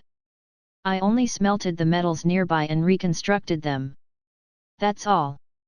Smelting, restructuring. This was the ability of Hephaestus. Chapter 262, A Long Day. Damn it! Green Goblin had a bad feeling in his heart. His eyes were extremely vicious. After hesitating for a moment, he said ruthlessly, You win this time. Next time, I will definitely kill you, Tony Stark. This strange ability was completely beyond his expectations. If he continued to stay, something might happen, so Green Goblin chose to escape from his heart. No matter how powerful Tony Stark was, without the steel suit, it was absolutely impossible for him to catch up with the winged aircraft. With his flying ability, do you think it's okay to escape? The scene of the Green Goblin fleeing fell into Tony's eyes, and his face immediately revealed a hint of ridicule. It seems that you still don't understand the ability of Hephaestus. Too naive. Green Goblin. It was said that Hephaestus' ability was to melt and reconstruct. Could it be that he couldn't use his brain to think that the only thing he had just melted and reconstructed was the metal eggshell? It was obvious that the Green Goblin had not thought about this. Jarvis. Boom. A golden-red humanoid mech tore through the dark night sky like a shooting star. Iron Man, go on stage.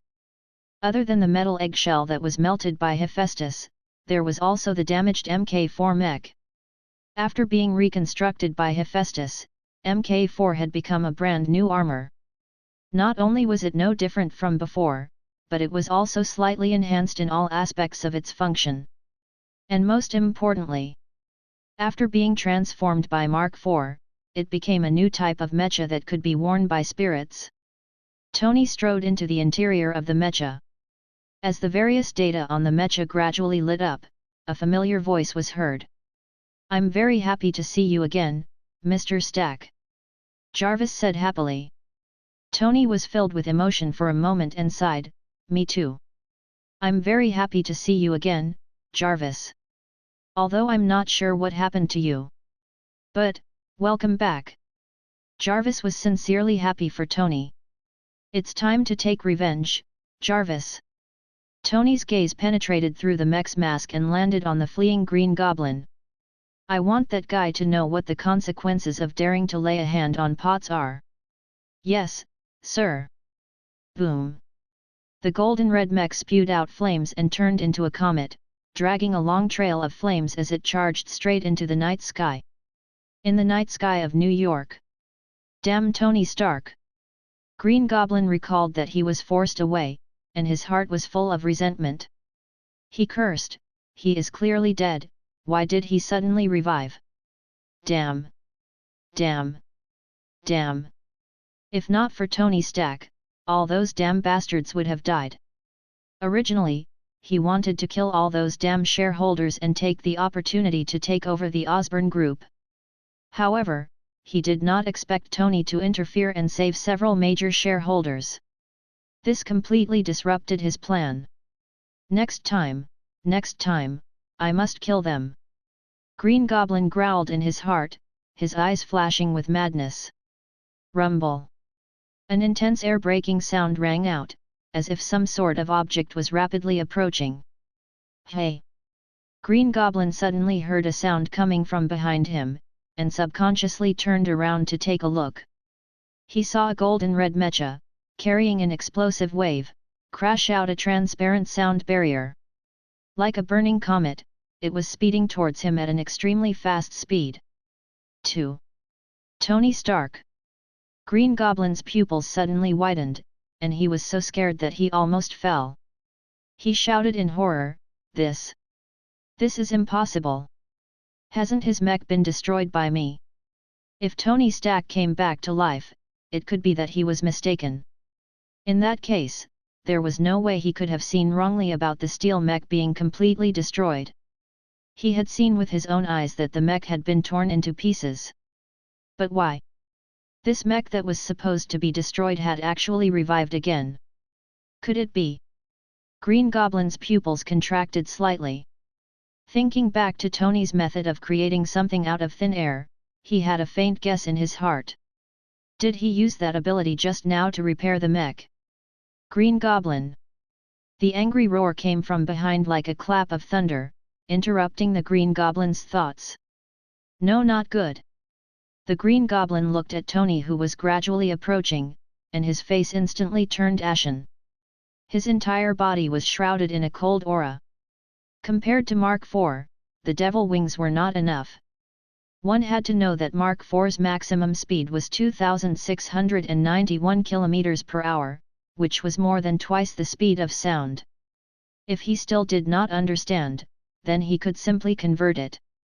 Mark IV could fly 747 meters per second, and even a missile could not catch up to it. It only took less than 30 seconds to catch up to the Devil Wings. Ah! Green Goblin screamed in horror. He aimed the gun barrel of the Devil Wings at the mech and started to shoot wildly. The golden bullets drew a line of fire in the night sky, blooming like gorgeous fireworks. However, it was a pity that Tony was able to dodge all the bullets that flew towards him. Even if it were military interception missiles, it would be extremely difficult for it to shoot down a flying object that was at least twice the speed of sound, let alone the weapon that the Demon Wings carried. It was just an ordinary machine gun. Die, Green Goblin! Tony let out a roar, and the golden red mech once again accelerated to tear through the air. The endurance of Tony's spirit body, which Death God had transformed into, was greatly increased. It could almost ignore the overload of the acceleration and could bring out all the performance of the mech to the limit. Rumble! Ear-piercing sonic booms exploded one after another. It was as if countless bolts of thunder were ringing in his ears. The golden and red mecha set off explosive whines around its body. It was like an overwhelming tsunami, drowning the poor Green Goblin. The distance between the two sides instantly shortened, almost face to face. Even through the mech mask, Green Goblin could feel Tony's naked killing intent. Under the threat of death, Green Goblin was finally afraid. He screamed in horror, "No, you can't kill me. I am Norman Osborn. A superhero has no right to enforce law. You can't judge me. Sorry, no matter who you are, it has nothing to do with me." Tony raised his palm and said coldly, "I am not a superhero now, but Death God. The law can't judge me." Dead, Death God? Green Goblin was stunned. He did not understand what this meant. "Goodbye, Norman Osborn." The killing intent in Tony's eyes rolled and he pressed his palm heavily on Green Goblin's chest. "There is only one cause of death for you. That is to trample on my bottom line and hurt my beloved. Hephaestus, kill." Boom! Blazing flames engulfed the green demon. A mournful cry echoed in the night sky. The green demon and his mecha were melted by Hephaestus, leaving only broken ashes that drifted in the air with the wind. Chapter 263, Substitute Death God. The long day finally came to an end. Under Norman Aoban's miserable screams, the second hand of time just happened to pass midnight, and the curtains were completely drawn for yesterday. It was only at this moment that Tony let out a long sigh of relief. His nerves, which had been in a high state of tension, finally had a moment of respite. The exhaustion and powerlessness that followed, like a flood on a dam, swallowed him. After removing the Shikai of Hephaestus, his spiritual power was directly consumed. So, tired. Tony's eyes turned black, and his whole body could not muster any strength, and he directly began to fall from the sky. "Sir, are you okay?" When Jarvis saw that the situation was not right, he immediately took over control of Mark IV and helped Tony land in the ruins of the Science and Technology Expo. I'm fine. Tony fell to the ground in a big shape and said weakly, "It's just that the consumption is a little too much and I can't muster up any strength. Let me rest for a while. By the way, how is Potts? Is she okay?" Miss Potts was too sad and passed out, but there is no problem with her vital signs, Jarvis said. Hearing that Potts was fine, Tony immediately breathed a sigh of relief. That's good, I am relieved. Sir, allow me to ask you a question. Jarvis showed a rare hesitation.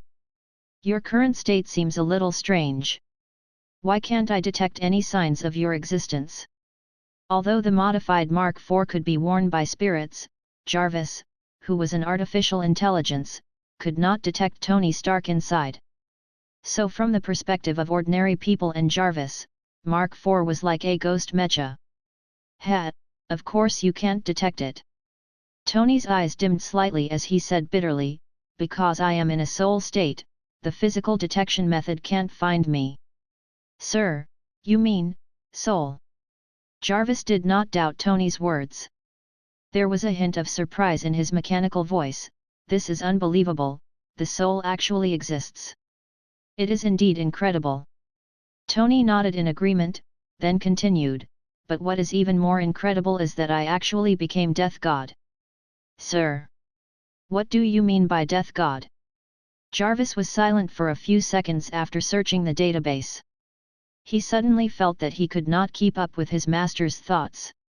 The literal meaning is to harvest souls and send people to hell. It should be a profession. Tony thought for a moment and said according to his own understanding. This is too shocking. Jarvis did not know how to react. According to its huge database, Death God should be in existence like the myth. It could not exist in the material world, but now this point of view was subverted. Yes. I also feel that it is incredible. Tony clenched his fists tightly, feeling the explosive power that he had never felt before, as well as the spiritual power hidden in his soul. He said absent-mindedly. The feeling of becoming Death God, isn't it good? A familiar voice suddenly sounded. He would never forget that it was the owner of this voice that made him become Death God. Finally, was it still here? All the gifts from others needed to be paid a corresponding price. This was his father, Dr. Howard Stark, who had repeated this sentence countless times. When Tony grew up, he felt that it was true. This power of Death God was definitely not a free gift. Now, it was time for him to bear the price. Huff, huff. Tony took a deep breath and slowly stood up, looking towards the source of the sound. Laud, dressed in a black tyrant outfit, his silver hair fluttered in the wind under the moonlight.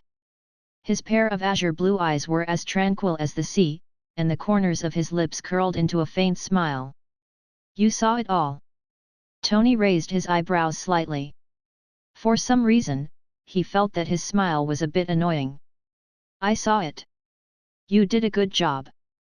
A trace of praise flashed through Laud's eyes. Even though he failed the 4 basic skills of the ghost-slaying fist, given that Tony was a half-Dao monk, and his application of Zanpakutou's ability was quite outstanding, it could be said that he made up for these points. Overall, it was still very good. Tony stared at Laud, suppressing his nervousness, and directly asked Sword, "Tell me, what price do I have to pay?" Laud narrowed his eyes and said with a smile, "If I said, the price is death, what would you think?" Death. Tony's pupils suddenly contracted and his face turned pale. You are joking with me, aren't you?" "No." Laud smiled and said, "In Soul Society's law, if you become the soul of Death God without permission, you will be sentenced to death immediately." Tony's eyes twitched. "But, you were the one who made me become Death God." "That's right." Laud shrugged helplessly and said, "I was just joking. I didn't expect you to really succeed. This is a headache. If the Central 46 finds out, I will also be punished. This guy is even worse off than me. Tony resisted the urge to slap him. He gritted his teeth and said, according to what you said, what should I do? Lod raised 2 fingers. Don't worry, I have 2 ways. Tony widened his eyes. What are those 2 ways? The first way is to kill you. As long as I kill you now, Soul Society will never be able to do this. What do you think? Lod smiled at Tony and said the most terrifying words with a gentle face. No. Pass. Tony was so frightened that he shuddered, and quickly waved his hand and shouted, the second method, I chose the second method, murder is against the law. Tisk tisk. Lod shook his head with slight regret. Then, he took out an object from his pocket and threw it to Tony. The second method is to become the substitute of Death God. This way, you can temporarily hide from Soul Society. Tony caught the object thrown at him and found that it was a special certificate that was neither gold nor copper. There was a skull printed on it. He asked in confusion, Death God, can this thing be used as a substitute? Pretty much --. Lod was too lazy to tell him so much. He said, this is the acting Death God certificate. It can be used to detect abnormal spiritual power, eject the soul out of his body, and also suppress you, so that Soul Society can't detect your existence in a short time. Short time? Tony frowned. Maybe forever, maybe tomorrow. In short, who can say for sure? Lod smiled and comforted him, if your luck is good enough, Soul Society might never find you in his entire life. Tony's eyes twitched and he asked, what if I am unlucky? It's best not to. Lod narrowed his eyes and said in a deep voice, once you are discovered by Soul Society, you will be sentenced to death. Believe me, you will never want to taste the feeling of being burned to ashes by the flames after being pierced through by the Sukyaku. I understand. Tony's heart sank as he tightly gripped his agent, Death God's certificate. From Lod's tone, he could tell that the punishment known as the Sukyaku was definitely not like the death penalty of the human world. It also pursued human nature. Oh right, you will need this thing. Lod threw Tony a thick book and said, everything about Death God, remember to do your job as a representative. The first grade teaching materials of the Spiritual Arts Academy. Tony was stunned. Just when he wanted to raise his head to ask, he found that Lod had disappeared. Chapter 264, Asachi. The next day, noon. In a private villa facing the sea. The bright sunlight shone through the huge floor-to-ceiling windows, accompanied by the sound of waves hitting the rocks. Tony slowly opened his eyes and slowly got up from the bed. Death God, ZANPAKUTOU, Soul Society, Shikai, Hephaestus. Recalling what happened yesterday, it was like a fantasy to Tony. A pair of white jade arms wrapped around Tony's waist, followed by Pepper Potts coming out of the bed and rubbing her sleepy eyes. Why are you up so early? Good morning, dear. Tony looked at his lover in his arms, smiled and lowered his head to kiss Potts's lips. After a long time, their lips parted. Potts glared at Tony. If it's possible, I really hope that I can give you a warm kiss every morning in the future. Tony said seriously. If not for yesterday, with his arrogant personality, he would never have said the words I love you to Potts. However, after experiencing death, especially with the potential threat of Soul Society, it completely changed Tony's original thoughts. He only wanted to cherish everyone around him, as well as every day. Tony. Potts saw the uneasiness in Tony's heart and hugged him tightly. She said worriedly, can you tell me what happened last night? Last night? The scene that happened at the technological exposition became a lingering nightmare in her mind. She saw Tony's body and the broken Mark IV with her own eyes. However, when she woke up from her coma, she saw that Tony had been resurrected, and even Mark IV had been resurrected. It was as if she had just had a nightmare. However, the collapsed ruins around her, as well as the pungent smell of smoke, It reminded Potts at all times. This was not a nightmare, but a real thing. Tony was silent and his heart was in a dilemma. He did not know if he should tell Potts the truth. On one hand, he did not want to involve Potts in case there was danger in the future, but on the other hand, he could not hide it from Potts. After all, this resurrection was too big. Tony, can you tell me? Potts held Tony's stubbled face with both hands and said seriously, no matter what difficulties or dangers there are, I want to share the burden with you. Just like how you became Iron Man, don't keep me in the dark, okay? These words made Tony slightly moved. He carefully examined the woman in front of him and found that her eyes were very firm. In the end, he could only sigh helplessly, hey. If I say it, please don't be afraid, okay? Okay. Potts nodded. Tony slowly began to narrate, in fact, I am already dead. Right now, in front of you is a Jigai who carries my soul. Potts listened carefully from his side. When he heard Tony say that he had wielded the hammer and swing it 11 million times just to save his loved one, tears could not help but flow out of her eyes, and she was moved to send a hot kiss. Tony was naturally not to be outdone. He used his excellent kissing skills to conquer Potts and covered the two of them with the blanket. The clouds turned and the rain fell. Little Tony advanced with great momentum, teasing Potts until he was utterly defeated and screamed again and again. Soul Society. The huge door opened and Laud slowly walked out. Sir, welcome back. Hashwalth had been waiting at the side. He raised his head and saw that no one was following behind Laud. He revealed a puzzled expression. Sir, could it be that Tony Stark's transformation did not succeed? No, the transformation is quite successful. The flames that were everywhere appeared in Laud's mind, and he couldn't help but smile. It should be said that it exceeded my expectations. He is better than I thought. Hashwalth frowned slightly and asked doubtfully, since he succeeded, why didn't you bring him back to Soul Society? Ha ha ha. Laud laughed happily. Because I changed my mind. He is more important than I imagined. I want him to join Soul Society willingly. Hephaestus, Melt and Reconstruction. ZANPAKUTOU, which was named by the god of fire and artisan, had already shown its sharpness with just the Shikai ability. It made people look forward to what kind of terrible ability Tony will show when he uses Bankai in the future. Excuse me. Hashwalth pushed his glasses and said, with Tony Stark's character, I'm afraid it will be very difficult. It doesn't matter.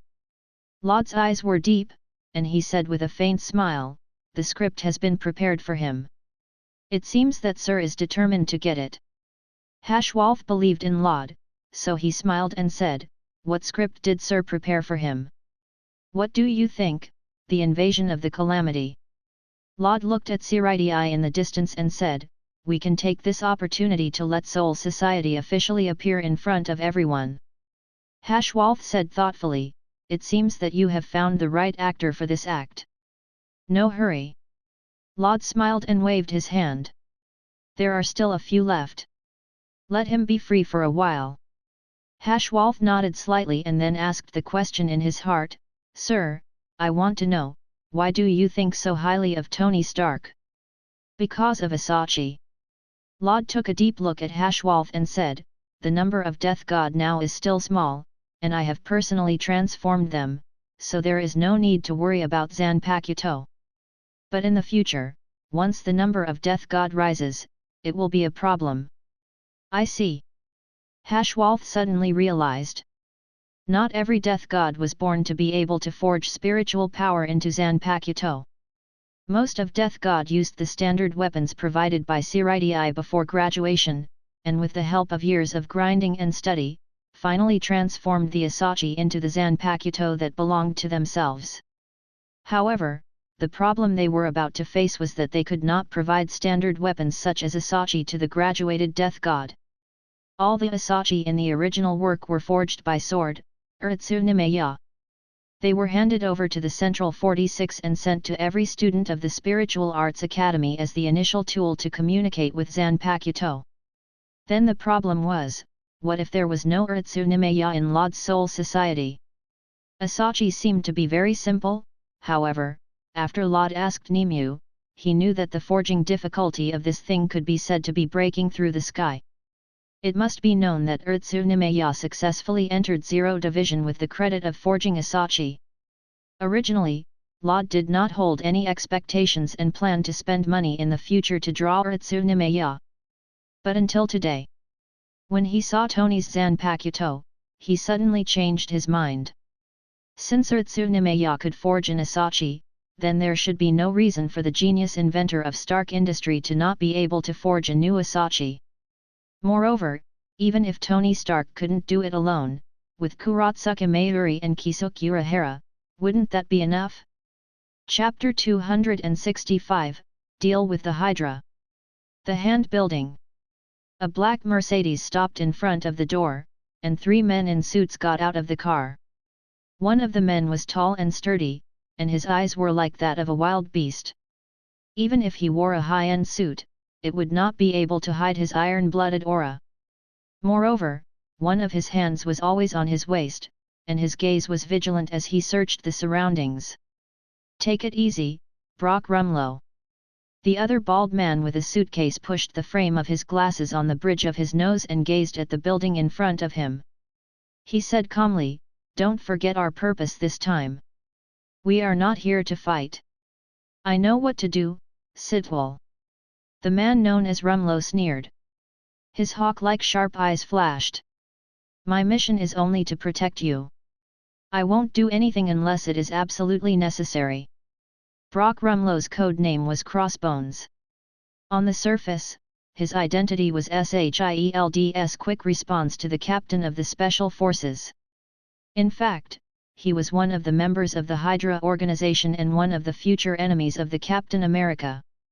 Sitwell that Brock Rumlow mentioned was one of the high-ranking agent that Hydra had inserted into SHIELD.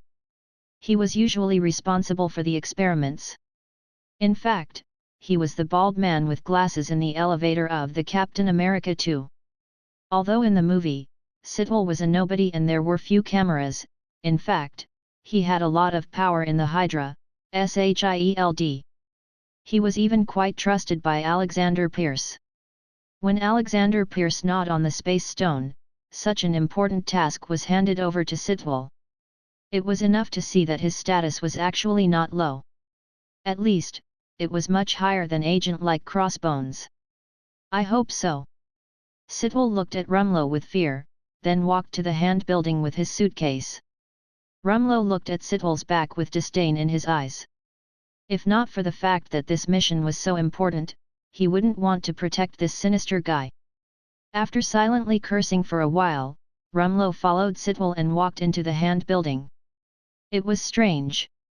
Inside a large building, there was no one. The temperature outside the building was more than 30 degrees, but it was unusually cold inside. But when they looked around, they found no cooling facilities. Strange. Is there no one here? Sitwell frowned. This situation was beyond his expectations. It's empty. Rumlow frowned and turned to ask, "Sitwell, are you sure there are people here? That shouldn't be the case." Sitwell looked around in confusion.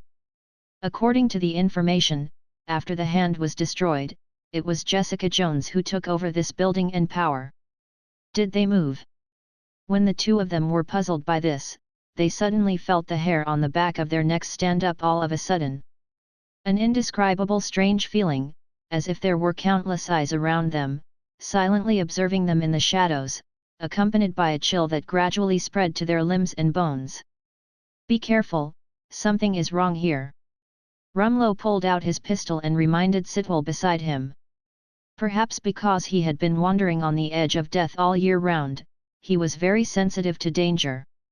From the moment they stepped into the building, Rumlow had vaguely sensed a faint killing intent, which was like a thread that surrounded them all the time. This building. It was like the nest of a spider, and they were the prey that had fallen into the spider web. At this moment, figures slowly appeared from the shadows of the entire building. In just a few breaths of time, dozens of men in black suddenly appeared in the entire building. They stood in the shadows like ghosts. Their cold eyes looked through the masks on their faces, staring straight at the two uninvited guests who had suddenly barged in. Hiss! Sitwell was startled by this group of people. He took a step back with a slightly pale face and hid behind Rumlow silently. This bastard! Rumlow was so angry that the corner of his mouth twitched. He wished he could shoot this coward. You are clearly the person in charge of this operation. What is the meaning of hiding in the back when there is a problem? Sitwell saw the unfriendly look in Rumlow's eyes and awkwardly squeezed out a smile, explaining, "Isn't this just a subconscious reaction? Aren't you very skilled? Why don't you go up and test them first? I'll test your grandpa." There were at least 70 to 80 people on the other side. Even if the Captain America came over, he would probably be knocked down. Rumlow was furious. If not for the Colt M1911 loading only 7 rounds and still needed to deal with this group of people, he would have shot this idiot in the head. Sitwell shrank his neck, not daring to look at Rumlow's murderous eyes. "Tell me your purpose." Rumlow looked up at the source of the voice and saw a masked woman standing on the beam of the hall. The black tight clothes vividly reflected her figure, and the bright red cloth wrapped around her limbs. It seems that this is the leader. Rumlow thought to himself. After all, among all the men in black, she was the most special. Sitwell also noticed this. He mustered his courage and walked out behind Rumlow. He coughed twice and then smiled. This must be the leader of the new hand. We came here on behalf of SHIELD to discuss a deal with you. A deal? The woman with the red cloth mask sneered and said, "We don't need to trade. Get out of here, or you will die here." Directly refuse. Moreover, there was no room for negotiation in her tone. Her unyielding attitude made Sitwell dumbfounded. Even the words that were about to come out of his mouth were forcibly swallowed back. Seeing that Sitwell was defeated, Rumlow was secretly pleased. He had long disliked this bastard. He only knew how to brag all day, but his actual ability was unsightly. If not for Pierce's protection, he would have long been eliminated from the inside. "I'll count to 3. If you still don't retreat, then stay here forever." The masked woman in red didn't care about them at all and directly began to count down. 1, 2. Wait, wait. Sitwell quickly raised his suitcase and shouted, "Please take a look at this first. I believe you will be interested." As he spoke, the suitcase was opened. Rumlow couldn't help but look sideways. He had long been curious about what was inside the suitcase, and it was worth Sitwell hiding like a treasure along the way. Inside the suitcase was a deep red crystal. The moment this crystal appeared, the surrounding air seemed to become thick, and a faint pressure spread out. "This is..." The eyes of the masked woman with red cloth narrowed. After a moment of silence, she waved her hand to stop the ninjas who were trying to move forward. She looked at them deeply and said in a low voice, "The two of you, come with me. The leader wants to see you." Chapter 266, What Awaits Them? Leader? Rumlow and Sitwell looked at each other and saw a touch of shock in each other's eyes. This woman with the red cloth mask was actually not the leader of these men in black. Under the shocked eyes of the two, the woman with the red cloth mask jumped down from a beam that was more than 10 meters high, heavily smashing into the marble floor, and terrifying cracks spread out. This move clearly subdued Rumlow. As a mortal, his physical strength could be considered outstanding, but if he jumped down from a beam that was more than 10 meters high, even if he did not die, he would have to break his leg, but this woman was unscathed, which showed how abnormal her physical fitness was. Rumlow estimated in his heart that if he did not rely on any weapons to fight this woman with his bare hands, he would be beaten to death in less than 10 seconds. And this kind of person was actually not the leader of the hand? It seemed that since the death of Five Fingers, the strength of the Jessica Jones who once again ruled the hand was far stronger than they had imagined. At least when those 5 fingers were in position, they did not show such abnormal physical quality, nor did they have the ability to let people climb out of the shadows, otherwise Shield would have killed them long ago. Rumlow suppressed the shock in his heart and followed the woman into the elevator. 36 floors underground? Looking at the floor pressed by the masked woman, Rumlow and Sitwell were shocked again. If the first floor was 2.5 meters, then the 36th floor was 90 meters underground. This was too shocking. When did they build a building that was 90 meters underground? Wang wang wang dash. As the elevator shook slightly, the number stopped. Ding! The elevator door opened. It reflected in the eyes of Rumlow and Sitwell. It was a huge underground palace. The overall construction style of the palace was inclined towards the east. Several huge pillars supported the circular dome and carved all kinds of beautiful beasts. Pieces of white marble were paved into stairs, extending from their feet to the deepest part of the palace. This is... Sitwell was dumbfounded. No matter how hard he racked his brains, he could never have imagined that there was actually such a magnificent palace hidden beneath the hand building. Rumlow's eyes widened, as if he was also shocked by this scene. "Come with me," the red-masked woman said coldly, striding her long legs into the depths of the palace. Rumlow and Sitwell put away the shock in their hearts and followed her to the deepest part of the palace. Sitwell observed the murals around him and suddenly found that the murals recorded some stories about a war. The first mural described a newborn baby. This baby was very weak. He could not see, hear, speak, or even move, just like a dead body. On the second mural, the baby that should have died miraculously survived. A group of people appeared around him, treating him as a god. In the third mural, the baby had grown up. He became a handsome young man with long black hair. More and more people followed him, and they all looked at him with reverence. In the fourth mural, the black-haired middle-aged man sat on the throne. The people who followed him all knelt on the ground and lowered their heads, as if they were welcoming the return of the king. The fifth mural was a fierce war. The black-haired middle-aged man led a group of white-clothed people with bows and arrows. They were fighting a group of black-clothed men with sword in their hands. A large amount of red paint scattered wantonly. The intensity of the battle was so fierce that even through the mural, Sitwell seemed to be able to smell the pungent smell of blood. In the blink of an eye, the mural came to the last one. The black-haired middle-aged man was dead. He was lying quietly on the ground, surrounded by a large number of shadows. Standing in front of his corpse was a bald man covered in scars and holding a flame blade. Tisk, tisk, strange. After looking at the murals, Rumlow couldn't help but exclaim in surprise, "Have you noticed that in all the murals, only this black-haired man hasn't had his eyes drawn?" Hearing Rumlow's words, Sitwell re-examined him and was shocked. That's true. Why is he the only one? These murals were quite realistic. All the characters who appeared had eyes, but only this main character of the mural had his eyes not drawn. It was obvious that the painter had done this deliberately. Who knows? It has nothing to do with us anyway. Rumlow shrugged and stared at the murals thoughtfully. Instead of wondering if he has eyes, it is better to think about the contents of these murals.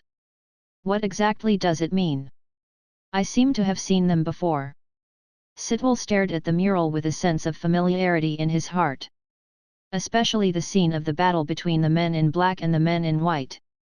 He felt as if he had seen it somewhere before, but he could not remember where. "We're here." The woman in red cloth interrupted their thoughts. She pushed open the bronze door in front of her and respectfully bowed her head after walking in. "Miss Jessica, they've already brought them over." Rumlow and Sitwell took a deep breath and followed closely behind the bronze door. Another palace. However, the area of this palace was much smaller than the outside palace. An unknown source of light hung at the top, illuminating the entire palace. There was only one seat inside. "It's been hard on you, Erica. A black-haired woman sat on it with one hand on her cheek, her eyes as tranquil as the sea. You can leave now. I have something to discuss with them. Yes, Miss Jessica. Erica lowered her head and slowly retreated, closing the bronze door behind her. Rumlow and Sitwell tensed up. The woman in front of them was clearly just a woman, but the pressure she gave them felt like they were facing a ferocious beast and could die at any time. Sitwell swallowed his saliva and said cautiously, Miss Jessica, we are here on behalf of SHIELD. We want to make a deal with you. SHIELD. He. A hint of ridicule flashed through Jessica's eyes. He sneered, You Hydra, when did you change your name? Boom. Rumlow and Sitwell's faces changed drastically. You must be joking, right? Sitwell's pupils trembled slightly. He forced a smile and said, Hydra was destroyed by our SHIELD during the Second World War. Cut off one head and grow two heads. Jessica straightened up slightly from her seat and looked down at the two people whose faces were pale. She said lightly, SHIELD, hee, I think it should be called the nine-headed snake trap now, right? Sitwell. Rumlow. Not good, there's a traitor. Chapter 267, Hydra's Research Result. Not good, there is a traitor. Sitwell's expression changed slightly, but he still refused to admit it. I think you must have misunderstood. We really aren't Hydra. Are you still unwilling to give up? Jessica shook her head, and then said slowly, Alexander Pierce, Grant Ward, Baron Strucker, Viper. Every time a name came out of her mouth, Sitwell's and Rumlow's faces turned paler. Later on, beads of cold sweat oozed out of Sitwell's face and flowed down his temples. These people. Even within the Hydra organization, their identities should be extremely confidential, but this woman in front of them seemed to be very familiar. By the way. Jessica paused for a moment, and then her gaze carried a trace of ridicule as she said, I almost forgot that there is still a Dr. Arnim Zola, who is trapped on the internet, and a few winter soldiers. Am I right? This is impossible. Sitwell's pupils dilated slightly, and his heart was in turmoil. Cold sweat instantly drenched his back. In the entire Hydra organization, only 3 people knew of the existence of Dr. Arnim Zola. How did this woman find out? First of all, he could not be a traitor. Next, Alexander Pierce was the leader of the Hydra, and he could not be a traitor. The last Baron Strucker would not be a traitor. Then, who was the one who leaked the information? Sitwell felt a chill run down his spine. He suddenly felt that they had underestimated the woman who had single-handedly destroyed the hand. Jessica narrowed her eyes slightly. She looked down at Sitwell and said in a mocking tone, Do you still need me to continue? No need. A bitter look appeared on Sitwell's face. It was as if his strength had been sucked out. You are right. We are indeed Hydra. The accuracy of the other party's intelligence was far beyond his expectations, and it was clear that they were trying to show off their strength. At this point, even if they continued to pretend, there was no point in it.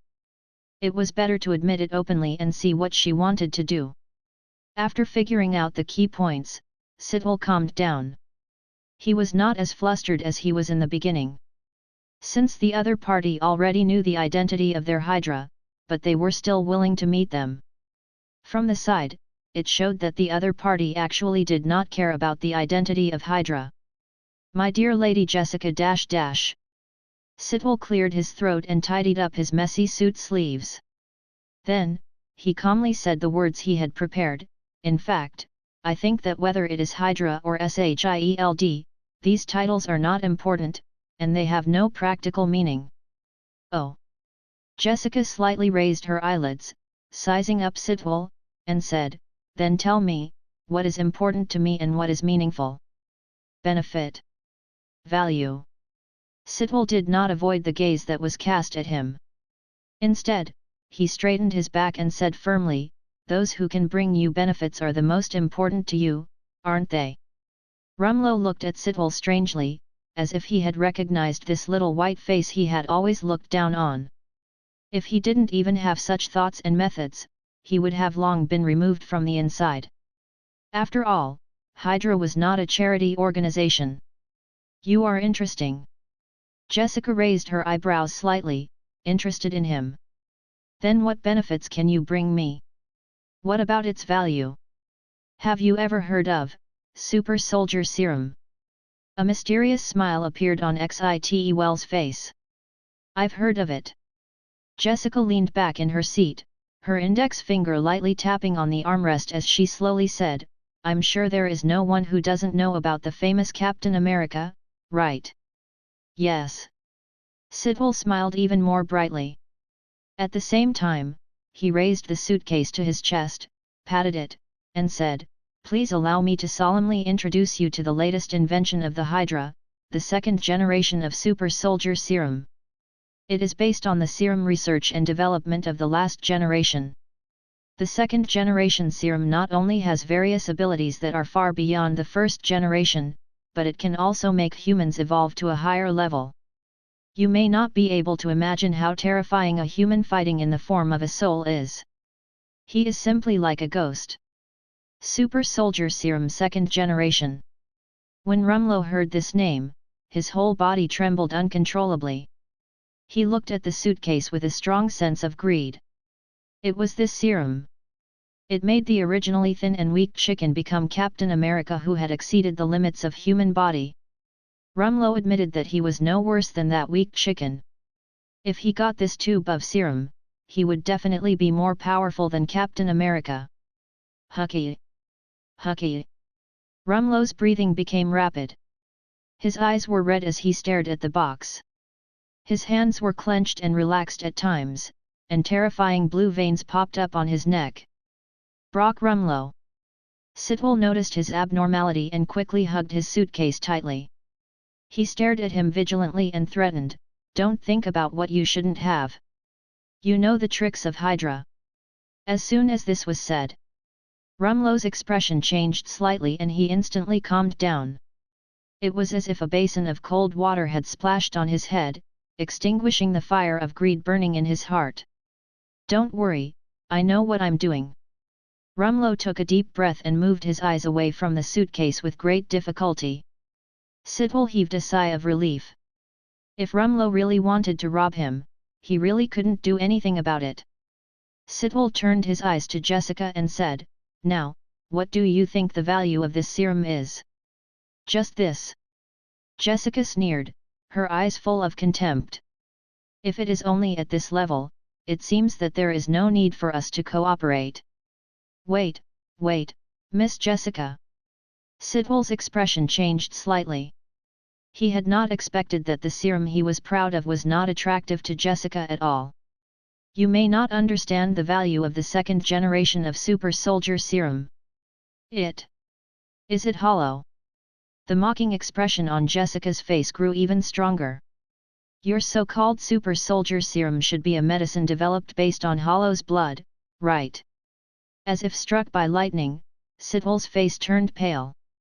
His pupils trembled slightly as he looked at Jessica in horror. He exclaimed, You! How did you know that this serum is related to Hollow? Hee. Jessica laughed and shook her head. When you came in, didn't you already see the murals? Can't you recognize who we are? You. Sitwell suddenly recalled the contents of the murals.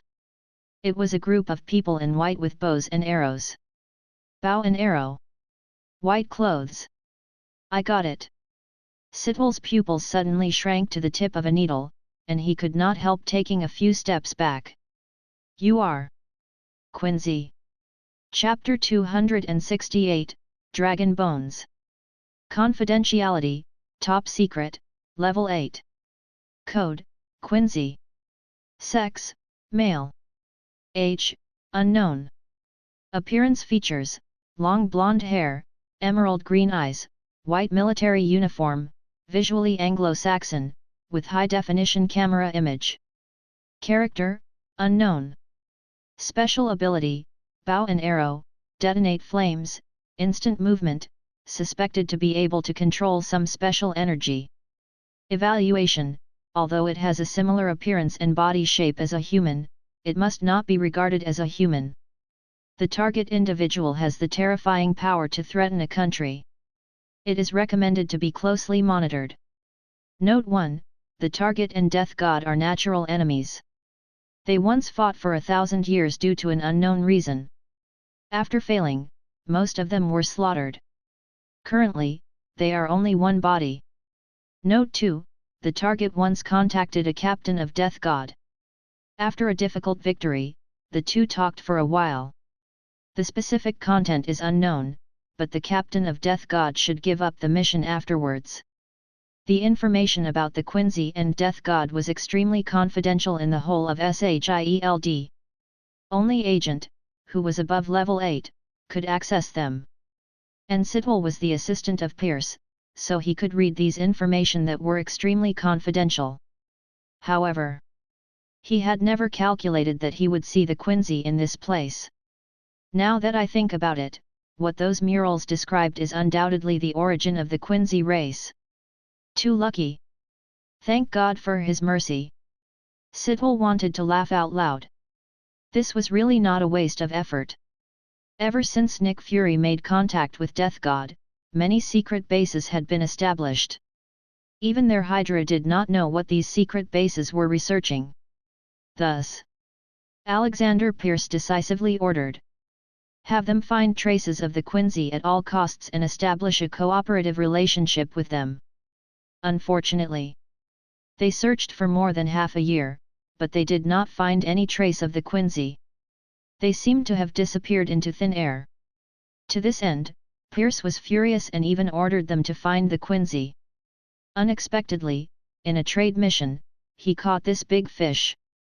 Sidwell's eyes flashed, as if he saw a road in front of him. If he seized this opportunity and established a close cooperation relationship with Quincy, it would not be a dream to take over Pierce as the next Hydra leader. Quincy and Hollow, what are they? Rumlow looked blank, and he found that he could not hear what these two people were talking about. Sidwell did not have time to pay attention to him. He stared at Jessica eagerly, bowed deeply, and then said respectfully, "Respected Quincy, please forgive my previous rudeness. On behalf of Hydra, I express the most sincere respect to you." Rumlow was shocked and wiped his eyes, as if he could not believe the scene in front of him. Who was Sidwell? The assistant of the current head of Hydra, Alexander Pierce, could be regarded as a figure under one person in the entire Hydra organization, but he was so respectful to this woman. And then, Jessica raised her slender legs and placed them on her other leg. With one hand supporting her cheeks, she calmly said, "If that's all you want to say, then prepare to die here." As soon as the word die came out, along with the seemingly tangible killing intent, it caused Sidwell and Rumlow's expressions to change, and they subconsciously took a step back. She was serious. If she still couldn't take out anything that had a value, she would definitely kill them without mercy. Even if it was Rumlow who had been in battle for a long time, when he felt this killing intent, the hairs on his back stood on end. Fear couldn't be suppressed from the bottom of his heart and spread throughout his entire body. "Wait a minute, esteemed Lady Jessica." Sidwell's heart was beating wildly. He quickly said, "I can represent the Hydra organization. I am willing to establish the most intimate and unbreakable cooperative relationship with you and the organization behind you." Ha ha ha.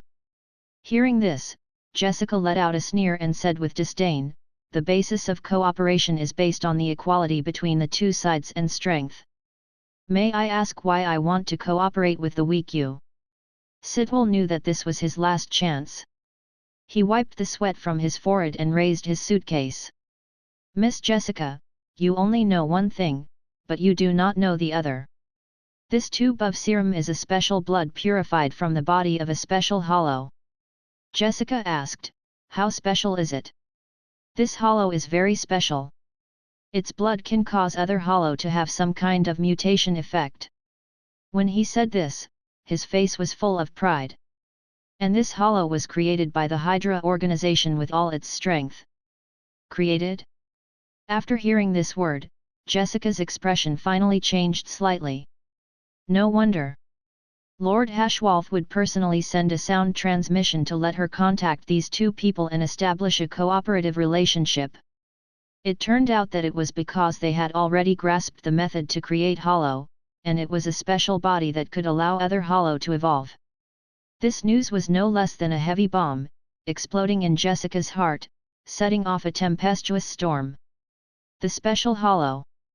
Jessica narrowed her eyes slightly, tapping her knuckles on the armrest, forcing her expression to remain unchanged, saying in a calm tone, "Sounds good, but if that's the case, I don't think there is a need for me to cooperate with you, right?" She was very greedy. The task that Lord Hashwolf gave her must be completed with 10,000%. What she wanted was not just a tube of blood, but that hollow. This.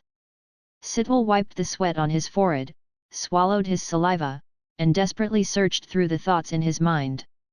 Then, he said with difficulty, "Of course not. If you are willing to cooperate with us, we can transfer this hollow to you." What else?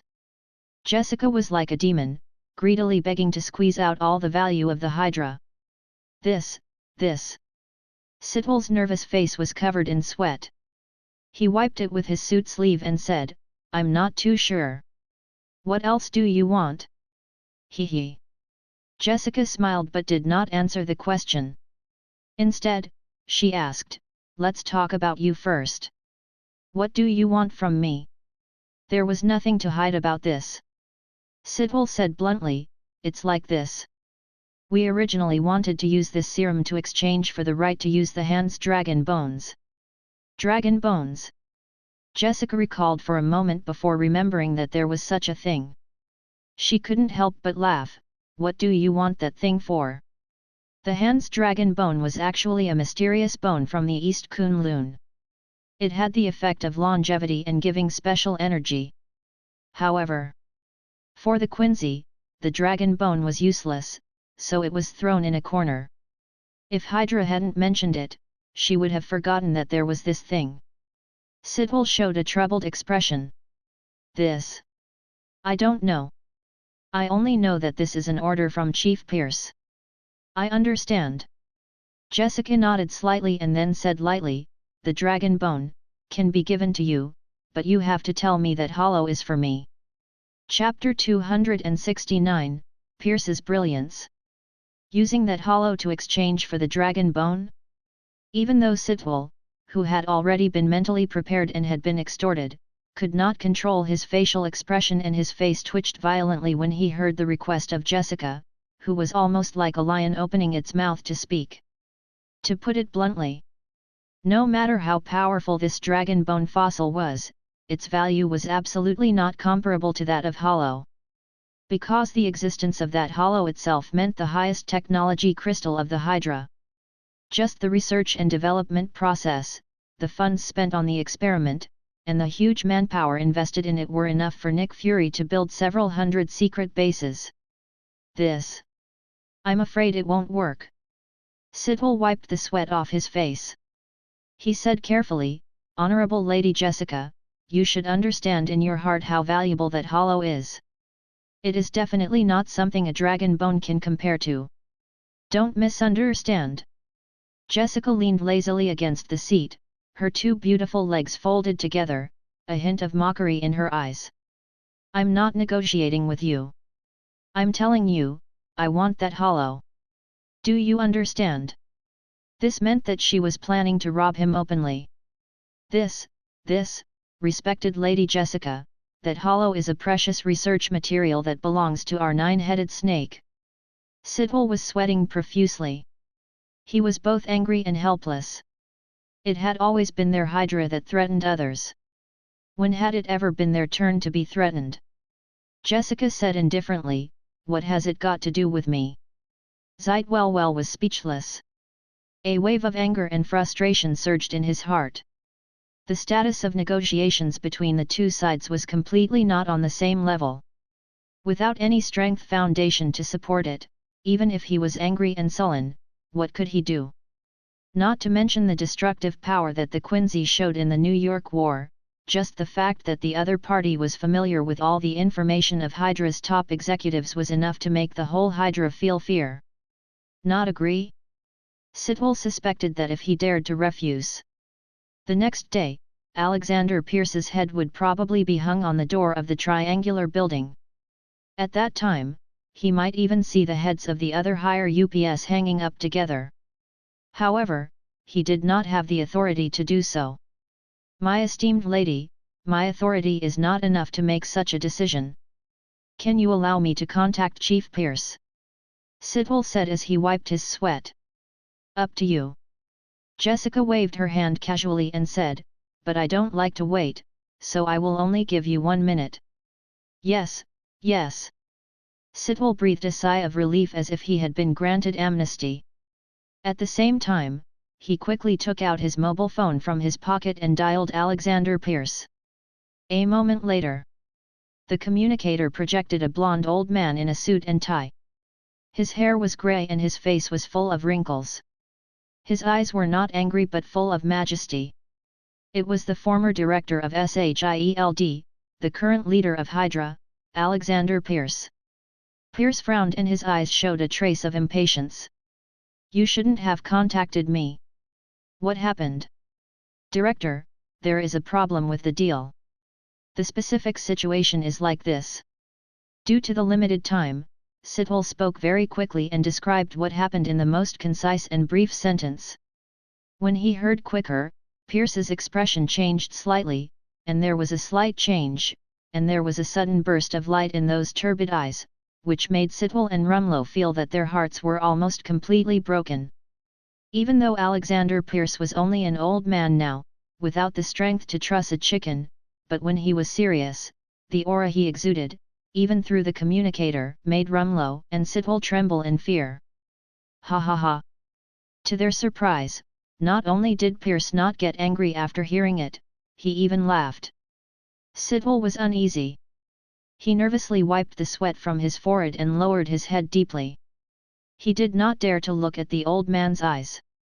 Pierce smiled and turned around. He faced Jessica on the seat and bowed deeply. Then he smiled and said, "Dear Lady Jessica, please allow me to express my highest respect to you and Quincy on behalf of the Hydra organization." Jessica was expressionless and said impatiently, "Now, can you tell me your choice?" "Of course." Pierce had a smile on his lips and said, "We are willing to establish the most intimate cooperation with the Quincy family, and that hollow is a gift to you." "Meeting gift?" Jessica said thoughtfully, "So you don't want the dragon bone anymore?" "No." Pierce waved his hand generously and said, "It's just a dragon bone fossil. If you can exchange it for the friendship of the Quincy, it is the biggest harvest of Hydra." Sitwell could not help but take a cold breath, looking at Pierce as if he was looking at a stranger. Is this still the chief of Pierce who plucked feathers and left skin? The current director of SHIELD, Nick Fury, had learned how to extort money from the Congress from the director in front of him.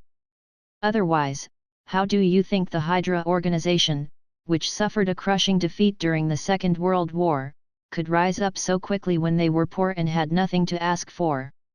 When it came to the ability of Pierce to make money, even the soy egg was far behind. After the initial shock, Sitwell thought about it and found the meaning of this move. Whether it is the dragon bone fossil that allows people to live forever, or the infinitely evolved hollow, in front of the friendship of the Quincy family, there is no value in comparison. The Quincy is the transcending power that they really want to win over. Alexander Pierce's move is really far-sighted. The long-term vision is enough to make the soy egg next door ashamed. In contrast, regardless of whether it was Nick Fury's way of doing things or his way of doing things, it was inevitable that he was too petty. He could not remove the aura of agent from his body. He was always wary of anyone. It was no wonder that SHIELD ended up falling apart in the end. Pierce placed his right hand on his chest and made a standard gentleman's salute. He smiled and said, "I wonder how Miss Jessica feels about the sincerity of our nine-headed snake." Very good, very good. Jessica nodded with a smile. It was rare to see such a sensible person. Since the Hydra organization had shown the greatest sincerity just to win over the friendship of the clan, what reason did she have to refuse? As for whether the Hydra was righteous or evil, what did it have to do with the Quincy? This world. There had never been only black and white colors, but also mottled grey. Alexander Pierce. Jessica stood up slowly, her eyes glimmering.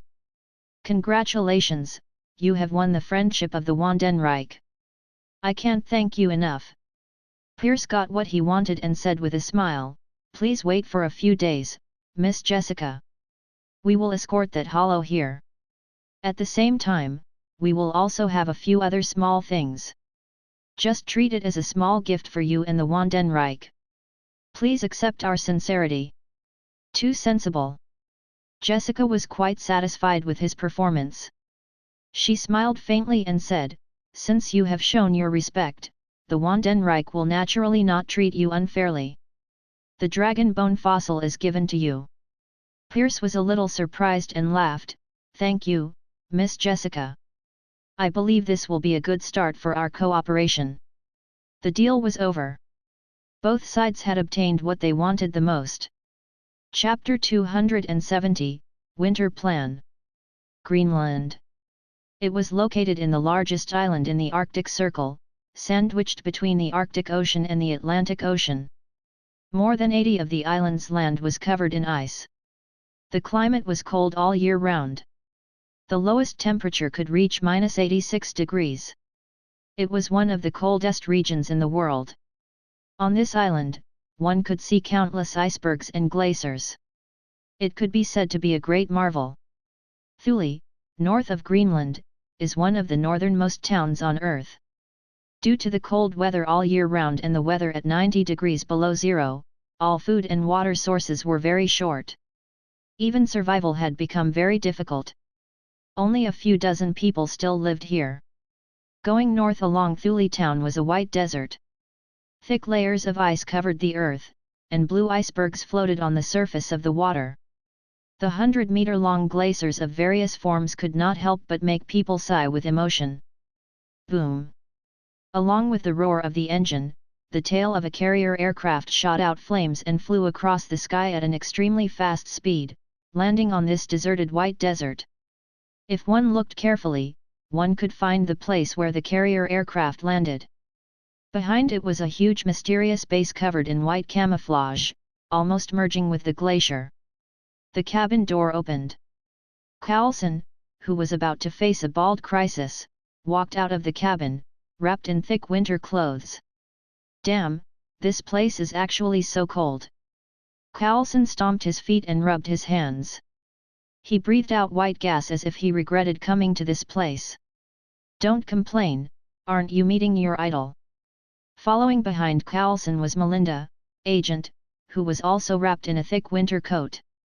She grumbled, if not for you pulling me along, I would have been training new students in the academy right now. They had come to the North Pole this time, bearing the mission that Fury had personally given them. Cold Winter Plan. The search and rescue of the Captain America had been going on since the time of Howard Stark. After a full 70 years, they finally found the legendary figure.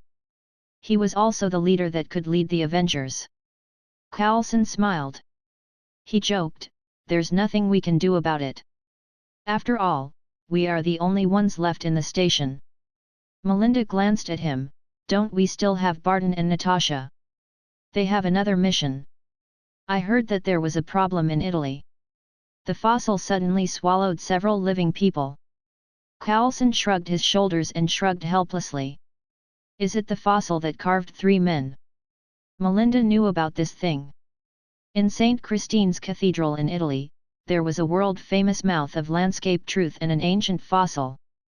According to the data from Carbon-14, this ancient fossil was about 100,000 years old. 3 lifelike men were carved on it, which attracted Schild's curiosity about the prehistoric civilization. Therefore, he established this secret base to study this ancient fossil. This was not a high-level secret. Basically, it could be known by agent who was at least level 3. However, an ancient fossil that was more than 100,000 years old suddenly swallowed several living people, which inevitably made people feel a bit strange. I don't know the specific situation. Carlson shook his head and said, according to the news from the scene, after the researchers touched the fossil, their entire body was, strangely integrated into it, as if they were eaten. Melinda frowned. This fossil, could it be a weapon made by the prehistoric civilization? I don't know. Carlson shook his head and said, but the director guessed that it might be some kind of weapon, so he asked Barton and Natasha to go and have a look. Okay. Melinda sighed helplessly, if I had known, I would have gone to Italy too. At least it wouldn't be so cold. Ha ha ha. Carlson tightened his neck and smiled, don't complain. Don't you want to see the Captain America with your own eyes? Melinda glanced at him and sneered, sorry, I'm not interested in him. As the two talked, they walked into the base under the glacier. Where is he? Carlson asked impatiently as soon as he entered the door. The person in charge pointed inside, his red face showing a trace of excitement. He said, Captain America, he is inside. Oh my God, do you know? He has been frozen in ice for 70 years, but he still has vital signs. It's incredible. I knew he wouldn't die. A rare look of excitement appeared in Carlson's eyes. He rubbed his hands together and said, now, let's go meet the legendary figure of the United States. Under the lead of the person in charge, they passed through layers of security checks and arrived at the room where the Captain America was placed. Squeak dash. As the security door opened, Carlson impatiently stepped inside and saw the Captain America lying in the life support warehouse. Carlson said in surprise, 70 years have passed, but he is still so young. His time seems to have stopped. Melinda was also shocked that Captain America was so young. He didn't look like a 70-year-old old man at all. When I first saw him, I was also very shocked. The person in charge smacked his lips and explained, it's because of the ice seal and the super soldier serum. That's why he can maintain his youth. I really look forward to the time when he wakes up. Carlson pursed his lips that had been frozen to the point of cracking. His eyes flashed with excitement. The feeling of seeing his idol with his own eyes made him so happy that he almost wanted to jump up. Cough cough. Melinda coughed and interrupted Carlson's fantasy. She gave him a look and said, don't be in such a hurry to chase after the stars. Don't forget our mission. Carlson was reminded by her and suddenly remembered that their mission was not only to take back the Captain America, but also to retrieve the item that had disappeared with him. The only one that was salvaged was Captain America. Carlson turned around and asked. The person in charge knew what he meant. He lowered his voice and said, there is another thing that is placed in a level 6 secret warehouse. Follow me. Following behind the person in charge, they passed through the layers of metal doors. After passing through the strict surveillance, they arrived at the highest level of confidentiality room in the base. The person in charge carefully entered the password, then unlocked the safety lock with his pupil and voice. He took out a square-shaped suitcase and handed it to Carlson. This is what you are looking for. Carlson and Melinda looked at each other, and the latter tacitly entered a state of alert. Beep. He entered the password and opened the suitcase. A square azure crystal lay quietly inside. That's it. Carlson's pupils contracted. He had seen in the information that this blue cube had sunk into the deep sea with Captain America. During the Second World War, the energy weapons developed by the Hydra organization were based on the energy of this cube. And this was the real Cold Winter plan.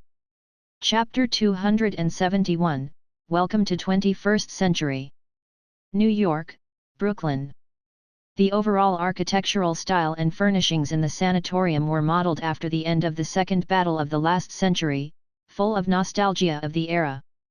In the main ward, a handsome young man with short blonde hair was sleeping on the bed with his eyes closed. His chest was slightly rising and falling, and his breathing was steady. He was the legendary figure of the United States, Steve Rogers, also known as the Captain America. During the Second World War, he led the Howling Commandos and defeated the conspiracy of Hydra and Mafia time and time again, helping the United States to defeat the hero of the Axis country. In the end, in order to save the world, he slept under the glacier of Greenland for a full 70 years. After persistent searching and rescue, we finally let the legend of the United States see the light of day again. Steve Rogers slowly opened his eyes. He felt as if he had been asleep for a century. His muscles were sore and weak, and his joints were stiff as if they had rusted. Where is this? Steve Rogers got up from the bed. His eyes revealed a sense of loss and helplessness. He turned his neck and looked around. The familiar structure slightly calmed him down. On the radio beside the bed, the live record of the baseball game was playing. Now the Dodge team and Philadelphia team have reached a 4:4 level. Everyone knows that as long as the player swings his stick, it is possible to change the situation on the field immediately. It is worth mentioning that today's weather at the ABC court is very good. At present, the two teams have fought to a draw. However, the Dodge team has 3 people on the base, but Pearson threw the ball last month and injured Lice. Lice must be very eager to come to the home run to take revenge. Lice bent down, ready, swing the stick, he hit. The ball flew to the right side and crossed coach.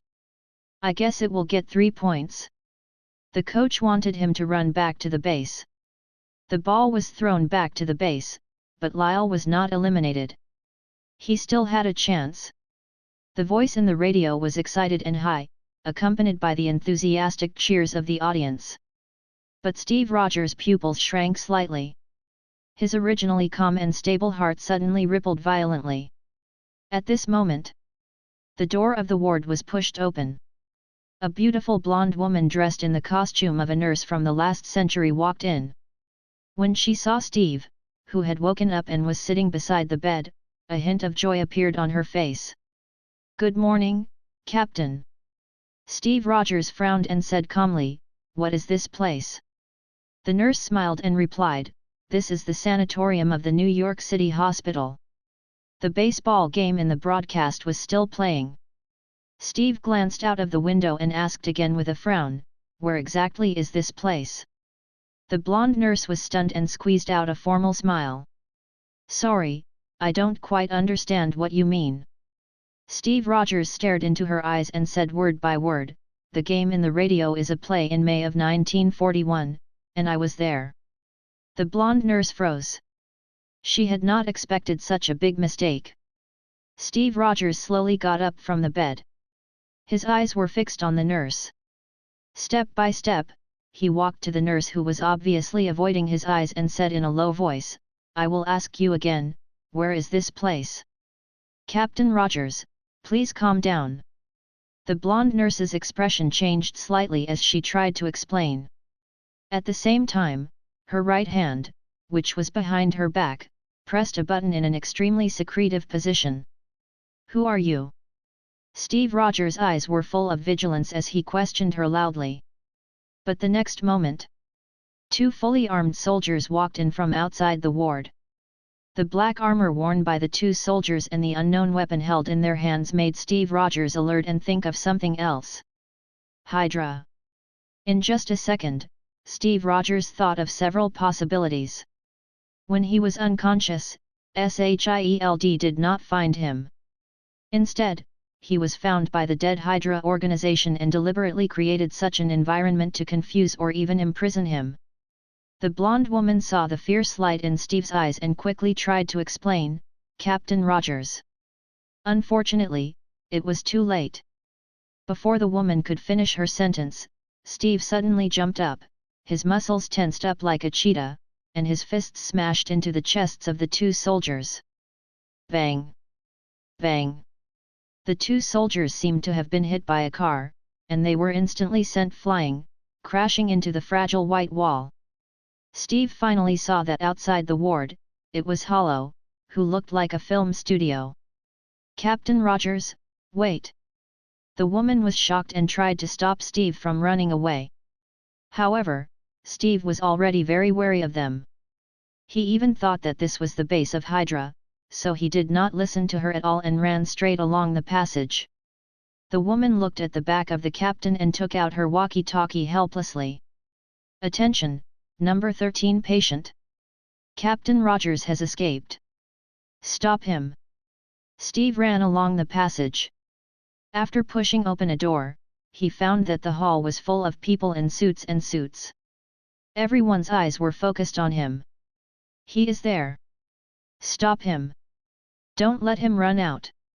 Hurry up and go." A group of people swarmed forward, trying to stop Steve, who was running away.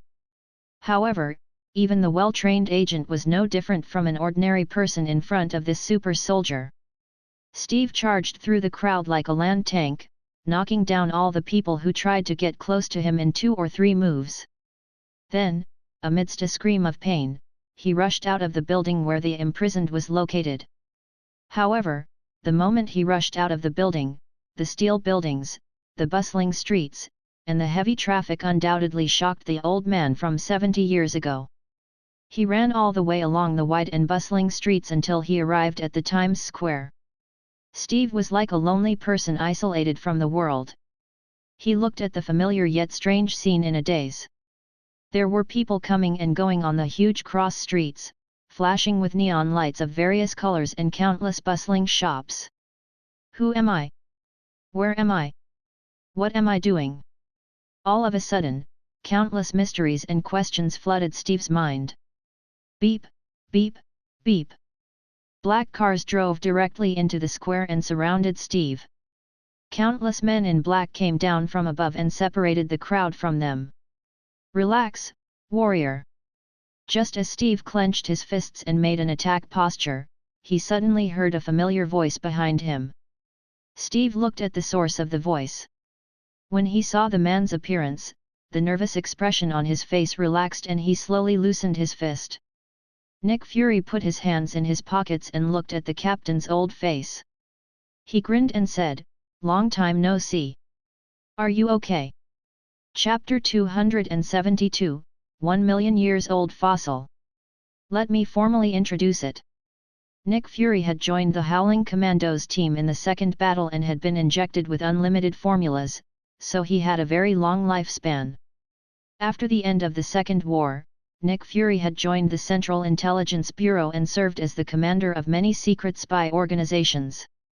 He had contributed greatly to the destruction of the Soviet Union's Red House in the Cold War. After the war, he was promoted to Director of SHIELD, responsible for the safety of the country and the danger from the unknown. In the face of the former comrade of the Howling Commandos, Steve finally put down his guard and looked at him doubtfully. "Tell me. What happened? And the house just now, these people, what happened?" "I'm sorry, we made some arrangements." Nick Fury raised his hand and patted him on the shoulder, indicating him to calm down first. Then he said, "It's mainly because I think it's better to tell you about this slowly." Steve vaguely sensed the problem, but he still refused to believe the answer in his heart, so he could only stare at Nick Fury. He asked worriedly and nervously, "Tell me." Nick Fury was silent for a moment, then slowly exhaled. Staring at Steve's nervous eyes, he said in a deep voice, "I'm sorry to tell you this. In fact, Captain, you have been asleep for nearly 70 years. 70 years. What a long time it was." At that moment, Steve's mind went blank, and even his breathing was forgotten. Then, countless buried images were dug out from the depths of his memory. He owed that person a dance for 70 years. Seeing that Steve seemed to be in a bad condition, Nick Fury asked with concern, "Captain, are you all right?" I am fine." Steve's eyes seemed to be a little moist. Facing the gentle breeze, he pretended to be calm and said, "I'm fine. I just have a date." Even in the face of the most difficult and desperate situation, no matter how powerful the enemy was, he never shed a single tear. But now, After learning that he had slept for 70 years and missed that date, even though he was a tough man, he still could not suppress the grief in his heart and a drop of tears fell from the corner of his eyes. How cruel was time! A full 70 years of separation broke the two like a heavenly moat. Nick Fury could deeply feel his pain. He stepped forward and hugged the tough man who was still struggling. He whispered in his ear, "If you want to go, you can go see Carter. She is still waiting for you." Good. Steve did not hesitate. Even if he knew that the woman he loved was likely to be married and have children, old and white-haired, he still wanted to see Carter. Just take it as. In order to make up for this 70-year late date. I'll wait for you to come back. Nick Fury waved his hand, indicating for Coulson, who had already been unable to contain his excitement, to come over. He introduced, "This is SHIELD, Level 8 Agent Phil Coulson. He is responsible for taking care of you during this period of time." "Thank you, Fury." Steve did not refuse and shook hands with Coulson. Firstly, he really needed someone to take care of him now, and secondly, he needed to understand the world in 70 years. Coulson said excitedly, "Captain, take my Laura." "Laura? Laura is a car. I love her like I love my wife." "Your taste is quite unique." Captain must be joking, ha ha ha. 3 days later. Steve, who had been accompanying Carter in the hospital, suddenly received a message from Nick Fury. He asked him to rush back to SHIELD's headquarters at top speed. There was a very important task for him. Although he was very reluctant, Steve still said goodbye to Carter. Because he knew very well that if not for a very important matter, Nick Fury would never disturb him and destroy this 70-year late date. The person in charge of receiving them was Coulson, but this time, there was no smile on his face. His tightly knitted brows and solemn eyes were undoubtedly indicating the seriousness of the matter. Steve sat on Laura, and before he could ask, he heard the roar of an engine. Wang! Wang! Wang! Wang! Coulson directly stepped on the accelerator to the end, and with a strong sense of back-pushing, he instantly turned into a fiery red light and disappeared at the end of the road. The two of them returned to the main building as fast as they could. Steve, full of doubts, followed Coulson to the top floor of the building and arrived at Director SHIELD's office. Ding dash! As the elevator door opened, Maria Hill nodded at him. Steve glanced around and frowned. "Fury, what did you call me here for?" "I'm sorry, Captain." Nick Fury sat on a chair and crossed his hands on the table. His eyes shone with a dignified light. "Your vacation is over. We need your strength." Steve raised his eyebrows. "Don't tell me it's another job to save the world." Nick Fury sighed. "Unfortunately, you guessed it right. I knew it was like this." Steve laughed at himself and then slowly asked, "Is it a terrorist organization this time? Robbers? Or an enemy army?" "None of them." Nick Fury shook his head and looked up at Steve. "The enemy this time is neither a spy, nor agent, nor a terrorist organization. It is a kind of creature that we can't understand at all." "Creature?" Steve frowned slightly. He noticed that Fury had deliberately emphasized this word. "In fact, we are not sure whether that thing is a creature or not." Nick Fury let out a shaky breath, and a rare trace of fear appeared on his face. "They are humanoid entities that crawled out of a fossil from 100,000 years ago. They are extremely aggressive and have very strange abilities." "Wait a minute." Steve suddenly raised his hand and interrupted Fury's description. Rogers looked at him with a puzzled expression. He repeated, "Did I hear it wrong, or did you say a creature that crawled out from a fossil from 100,000 years ago? You can interpret them as creatures from prehistoric civilization." Nick Fury looked bitter. "At least this can barely explain their origins." Steve had a strange expression on his face. There seemed to be 10,000 thoughts running through his mind. 70 years ago, his enemies were the Axis country and the Hydra. Now that he woke up, he had become a prehistoric civilization 100,000 years ago. Even if he saw aliens invade the Earth one day, he would not be surprised, right? Chapter 273, Sleeping Calamity. Nick Fury said, "Hill, play the mission report sent back by Barton." "Yes, Director." Hill, the assistant standing at the side, nodded and then swiped his finger across the tablet. "This is the video information sent back by Barton, an agent in H5 secret base at 5:30 p.m. yesterday afternoon." The holographic projection in the office began to play an image sent back. The image was a special viewing angle, just enough to take in all the scenery in the laboratory. It was a huge standing patio laboratory, and in the center of it was a huge stone pillar sculpture that was about 10 meters tall and 5 meters wide. On the sculpture were 3 creatures that were suspected to be male. The sculptures of the 3 men were lifelike, and their eyes were extremely vivid. The muscles all over their bodies were perfect like Greek sculptures, and even the hair of the 3 men were carved extremely meticulously, as if they had sealed the living into the stone pillar. Even through the image, Steve felt uneasy, and a chill ran down his spine. This feeling. It was like the survival instinct that creatures showed when facing their natural enemy. Nick Fury noticed Steve's expression. He pursed his lips and said, "You feel very uneasy, right?" Steve glanced at him. "Since you know it is strange, why did you touch it?" "Because of the unknown." Nick Fury rubbed his eyebrows and seemed a little annoyed. "We must find out whether it is beneficial to humans or not." "Ha, now you know." Steve sneered and said, "Because of your desire to explore, you personally opened this Pandora's box." "You are wrong, Captain Rogers." Nick Fury said calmly, "The Pandora's box will open sooner or later. It will not change the result because of my interference. At least we know that it is a threat. We can find a way to correct this mistake." Steve was speechless. Staring at Nick Fury for a long time, he sighed, "You have changed a lot, Fury." "Everyone will change." Nick Fury said meaningfully, 70 years is enough to change a lot of things, including you and me." Steve did not want to argue with him and continued to look at the holographic projection.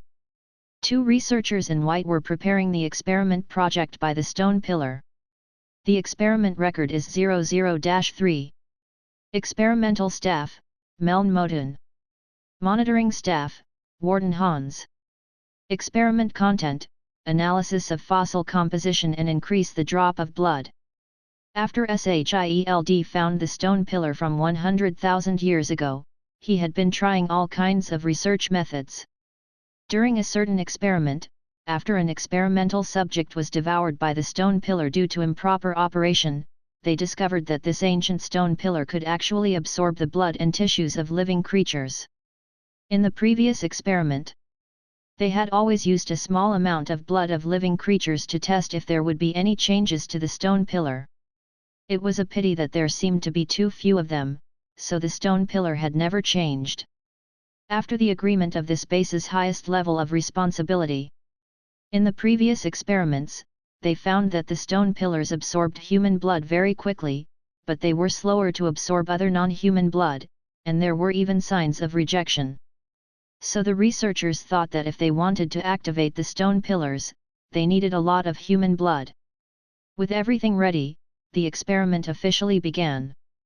The 2 researchers carefully placed a tube filled with blood into one of the male individuals on the stone pillar. "Warden, prepare to enter the blood of 4,000 ml. Meln installed the monitoring device, then took out the record book that had been prepared and said, "The first experiment record, begin." "Understood." With a solemn expression, Meln pressed the button. "Blood input begins. Everyone, be alert and activate the greatest defense measures." Gulu. Gulu. Gulu. Bright red viscous liquid flowed along the conduit and into the ancient stone pillar. Then, not a single drop was left. It was completely absorbed by the male sculpture. Soon. 4,000 milliliters of blood was transferred, but there was still no movement from the ancient stone pillar. Colonel Stroheim, do you still want to continue? Warden looked up at the people inside a transparent glass in the laboratory and asked. Proceed. A burly man held a cup of coffee and nodded. I would like to see how big its appetite is. Colonel Stroheim, should we be more cautious? Barton, who was standing at the side, frowned. A sense of uneasiness suddenly rose in his heart. I also don't think we should be in such a hurry. That stone pillar is obviously a bit strange. What if the 3 men on it are some prehistoric creature? Natasha nodded in agreement. The woman's intuition told her that if she continued to pour blood into the stone pillar, something bad would happen. Don't be afraid. Stroheim sipped his coffee and said confidently, the steel plate in this laboratory is 50 centimeters thick. It can resist the direct impact of a missile. Moreover, there are thousands of flamethrowers, 10-20 mm machine guns, and even several time bombs. Barton heard this and the uneasiness in his heart weakened a little. It seems that you are well prepared. These weapons are enough to kill any carbon-based creature in an instant. Exactly. Stroheim said proudly, in front of the power of modern weapons, any creature is fragile. Even if they are prehistoric creatures, they must submit to the power of technology. Natasha frowned. Although she knew the power of these weapons, she still felt uneasy. I think it's better to be careful. Don't rely too much on these weapons. Don't worry, Black Widow. Stroheim was full of confidence. He looked at the laboratory with disdain and said, no one will be afraid of a tiger locked in a cage in the zoo. They have just been eliminated from the prehistoric civilization long ago. Just as he was full of confidence, he suddenly heard the researchers below shouting. Warden turned pale with fright. Colonel Stroheim, the stone pillar has split open. Kika. Kika. Clear cracks started to spread from the male body. Along with the crisp cracking sound from the rocks, those cracks quickly covered the surface of the entire stone pillar. From a distance, it looked like a porcelain that was on the verge of shattering, filled with a strange sense of beauty. Not good, something is spurting out. Warden exclaimed again. Everyone's gaze was drawn over. An immeasurable amount of bright red liquid was gushing out of the crack. Chapter 274, The Ultimate Warrior. It was blood. The blood that was seeping into the stone pillar was spurting out. Warden and Meln were the first to be hit by the blood and they screamed in horror. As researchers, when had they ever seen such a scene before? The people observing from above were also frightened by the scene and let out loud exclamations. Natasha looked at Stroheim strangely, meaning that you were confident just now and said that you were fine, but now there was a problem? Silence. Stroheim was angry in his heart and waved to everyone to calm down. Open the sprinkler and wash the blood. Crash dash. The sprinkler sprinkled the water on the stone pillar and washed the blood that sprayed out. But, an even more strange thing happened. The male body that was originally carved on the stone pillar suddenly had a luster and blood color after being moistened by the water. His whole person seemed to have been resurrected, and a stream of white-hot air sprayed out from his mouth. Kika. The rock on the male body gradually peeled off, revealing the hidden white skin below, and then he fell to the ground in front of him. Barton and Natasha's pupils suddenly shrank to the point of a needle, and a storm surged in their hearts. Stroheim's expression changed slightly. It was obvious that he had not expected that the sculpture on the stone pillar would actually come back to life. He is alive. Warden, who was the closest to the male body, said in shock, he is a living creature like a human. Colonel Stroheim. Natasha felt more and more uneasy and shouted, I suggest we eliminate it immediately. No. Stroheim refused directly. This is the best experimental material to understand the prehistoric civilization. No one is allowed to hurt him, understand? I think he is right, Nat.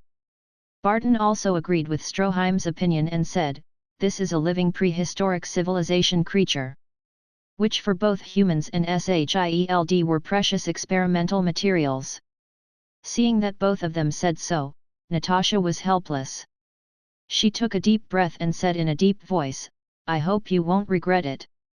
While they were talking about whether they should destroy him, the man who had left the stone pillar suddenly stood up slowly. Plop! However, the ground that was sprinkled with water was abnormally smooth, causing the male to fall hard on the ground. He was like a newborn baby, clumsily learning how to walk. Then the male waited for a few seconds and stood up from the ground again. He moved his stiff joints and muscles, making a thunderous explosion. Then, he stretched his limbs wantonly, exposing his strong and developed muscles. The metal pieces on his hair collided with each other, making a crisp sound. The man's eyes swept across the entire laboratory and finally fell on Warden and Meln. "Colonel Stroheim." Warden looked up in horror and shouted, "Please let us out, this guy is looking at us with a strange look, as if he is looking at food." "Stroheim," Natasha said anxiously, "hurry up and let them out. Something is wrong with that guy. Wait a bit longer." Stroheim narrowed his eyes and said calmly, "This is the best time to observe. Warden and Meln, try to communicate with him." Warden and Meln dared not say anything but listened to his orders and tried to communicate with this unknown man carefully. "You? Hello?" Warden swallowed his saliva and asked, "Can you speak English?" The man looked at him with a hint of natural disdain in his eyes, as if he disdained to communicate with him, and walked towards the two experimental staff. "Don't come over." Warden retreated in horror and grabbed his pistol with a trembling hand. "If you come any closer, I will shoot." "Step, step." The man ignored them and continued to walk toward them. "Warden, you are not allowed to shoot." Stroheim was about to stop Warden, but he was a step too late. Bang bang bang!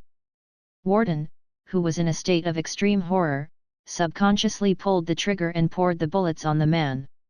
However, to everyone's surprise, the moment the bullet hit the man, it seemed to be distorted by some kind of special power, forcibly changing the trajectory of the movement, and all of them were hit elsewhere. A touch of ridicule appeared in the eyes of the man, and then he continued to walk to the two experimental staff at a moderate pace. "No!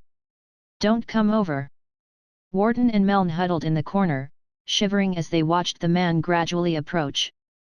The man walked in front of them and raised his hands as if he was hugging them. He pulled Warden and Meln into his arms. "Is this a sign of goodwill?" This action was beyond everyone's expectations. Their originally nervous mood suddenly relaxed. In human society, hugging this gesture symbolized the contact between the heart. Especially in Western civilization, hugging was the etiquette of intimacy and trust. Did we all misunderstand him? This creature from the prehistoric civilization seems to be quite polite. Just as everyone put down their guard a little, Warden and Meln suddenly screamed and raised their hearts. "Ah!" Warden and Meln, who were held in the arms of the man, suddenly screamed in pain. "Colonel Stroheim!" An observer shouted in horror, "We are being absorbed by the monster." Warden and Meln were integrated into the body of the man. It looked like a strange product after being forcibly merged, or like a human being.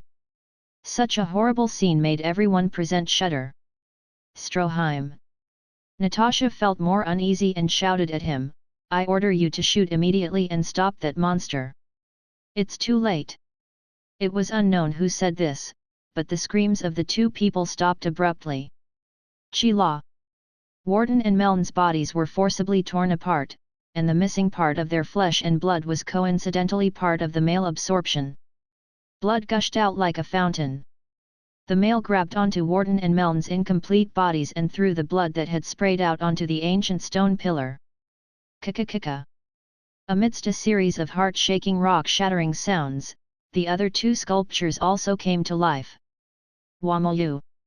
The male knelt down on one knee, his face revealing a pious and respectful expression. Awaken, my masters! The rock fell off. It revealed two perfect men who looked like Greek sculptures. The muscles all over their bodies were filled with strength and beauty. Even the world champions bodybuilders were not able to match up to 1 in 10,000 of them. Oh, it's Wamolyu! A man with long purple hair and a perfect appearance slowly said, "What era is it now?" The man called Wamolyu swept his gaze around and said, "Lord Kars, it has been several thousand years since we last woke up." "A few thousand years?" Kars pondered for a moment, and then his eyes revealed a trace of ridicule. He turned to the man beside him and said, "Did you see that? When we were sleeping, these animals seemed to have learned to be smarter." The lips of the white-haired man, Isadisi, rose slightly, outlining a hint of ridicule. "I can already imagine these weak inventions. Do you think you can trap us with these things?" "Pardon, they speak Natasha, and it's actually English." Stroheim. Chapter 275, Getting Out. The Pillar Man had revived. These three strange creatures from the prehistoric civilization from hundreds of thousands of years ago were now alive in front of them. It was just the first appearance. They had shown humans the strange ability beyond common sense. Stroheim was greatly shocked in his heart, but he managed to maintain his composure on the surface. "Tell me, when did you learn English? Is this question important?" The other researchers looked strange. Shouldn't they think of a way to destroy or tame these three ancient humans at this time? Barton and Natasha, as agent, were more quick-witted than ordinary people, so they could understand why Stroheim asked this question. The point of this question was not why they spoke English, but when they learned English. English belonged to the Germanic language species. The earliest origin was 4,000 years ago, when it was the era of bronze in Northern Europe, and the carbon-14 monitoring of this stone pillar was at least 100,000 years ago. Only according to the era of the two, they could easily come to a conclusion that they could not speak English. Excluding all the above possibilities, the only remaining result, even if it were for hard to believe, was the correct answer. In other words, they had learned English in just a few minutes through some unknown method. And the answer that Stroheim wanted was actually a disguised test. The learning speed and ability of these three prehistoric humans. Among the three people, Wamolyu raised his head and his gaze met with Stroheim, who was in the isolation window. He naturally revealed a hint of ridicule. "When I ate that human, I already learned your language. Not only did it possess intelligence that surpassed humans, it also had a strange devour ability, and its learning speed was astonishing. Such an ancient creature could simply be called a ultimate life form." "That's right.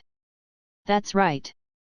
Stroheim stared at them with fiery eyes and murmured, "This is what I want, an ultimate life form." "Stroheim, you are a madman." Natasha heard this. "Can't you see that they are all dangerous?" Even Barton felt that this guy was crazy after hearing the idea of Stroheim. He said uneasily, "I agree with Natasha and Agent. They are too dangerous. I suggest destroying them immediately." "Danger? So what?" Stroheim gave her a cold look and said disdainfully, "Any great invention is accompanied by great risks, just like the invention of atomic bombs and firearms. As long as we can control them in the end, won't it be fine?" Natasha was not to be outdone. She stared at him and said, "Are you so sure that you can control them?" "Ha ha ha." Stroheim seemed to have heard something funny. He laughed and said, "This beautiful lady, please open your eyes and look clearly. There is a secret room inside. It is a special alloy steel plate with a thickness of 50 centimeters. It is enough to resist the bombardment of air and earth missiles. Believe me, no creature can come out of it. A special alloy steel plate with a thickness of 50 centimeters. This was indeed a number that could make people feel at ease. No matter how shocking the abilities of the three ancient creatures in the secret chamber were, they were still carbon-based creatures made of cells and protein. Theoretically, it was impossible for them to break through this chasm.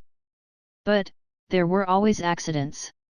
Ever since she witnessed the battle between Death God and the Quincy on the streets of New York, Natasha had always maintained her fear and awe of the unknown. I think it's better to be vigilant. Natasha still refused to give up and persuaded, I suggest using a machine gun to break their limbs. At least make sure they have no ability to move, right? Barton nodded and said, I agree. After pondering for a few seconds, he saw the determination in the eyes of the two and said, if this can make you feel at ease, then, let's do as you say. As long as they are alive, it will be fine. Natasha and Barton looked at each other and breathed a sigh of relief. But before their hearts completely sank, they heard the observer by the window suddenly shout in horror, see Colonel Stroheim. What? Asterisk 3. Barton, Natasha, Stroheim's hearts almost stopped. Their pupils shrank to the point of a needle, and they were trembling slightly. The three of them rushed to the glass window and stared at the secret room with wide eyes. The purple-haired man was still there. He was sitting on the top of the stone pillar, looking at them through the glass window with an indescribable and strange look. The man with fluffy white hair was also there, and he was doing some stretching exercises leisurely. Only the man with blonde hair and dirty braids was missing. Bastard! Stroheim picked up the observer from the chair. His eyes were bloodshot. Didn't I tell you to keep an eye on them? Where did the rest go? Tell me. No. I don't know. I just blinked and he disappeared. The soldier in charge of observing was sweating and explaining in horror. Get lost. Stroheim was extremely furious. He shook off the soldier and then looked back and forth in the secret room with gloomy eyes. He gnashed his teeth and said, Impossible, this is impossible. How did he escape from the secret room? At this time, Barton suddenly raised his hand and pointed at an obviously deformed vent. He said, the ventilation duct. He escaped from here. How is this possible? Stroheim looked in the direction he pointed. It was just a pipe less than 10 centimeters long. Even if he stuffed a hand in, it would be enough, let alone a strong man who was nearly 2 meters tall. Now is not the time to think about this. Natasha made a prompt decision and said, activate your weapons immediately and eliminate the two people in the secret room. Then, keep an eye on all the pipes in the base. Do not let him get close to us. Before he finished speaking, an extremely shrill scream suddenly reached everyone's ears. Everyone's expressions changed. They looked to the side and saw the soldier in charge of observing. His entire body swelled up like a balloon that had been blown up. Save! Save me! Stroheim! Colonel! The soldier who had been blown to the extreme, his facial muscles twisted in pain. He raised his trembling hand and said, It's so painful. He is in my body, in my mind, in my brain. Please, let me free. Sergeant Alton, the country is proud of you. Stroheim's eyes narrowed, and he pulled out his pistol and fired several shots. Bang! Bang! Bang! Bang! The bullets shot out from the gun barrel and penetrated deep into the body of the Alton. Boom! Flesh and blood rained down from the sky. Crushed flesh and organs spilled out, dyeing the entire office red. It was a terrifying scene like hell. Wamalu! The monster named Wamalu walked out from the broken flesh of the soldiers.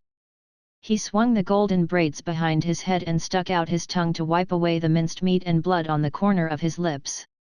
His eyes revealed a strong sense of ridicule. It's just a group of domesticated animals. Do you think you can trap us with a few iron plates? Chapter 276, Wamalu. Livestock.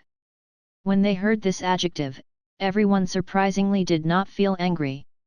Instead, from the deepest part of their hearts, there was a strange feeling that should have been like this, just as this man said, humans were originally livestock raised by this group of people.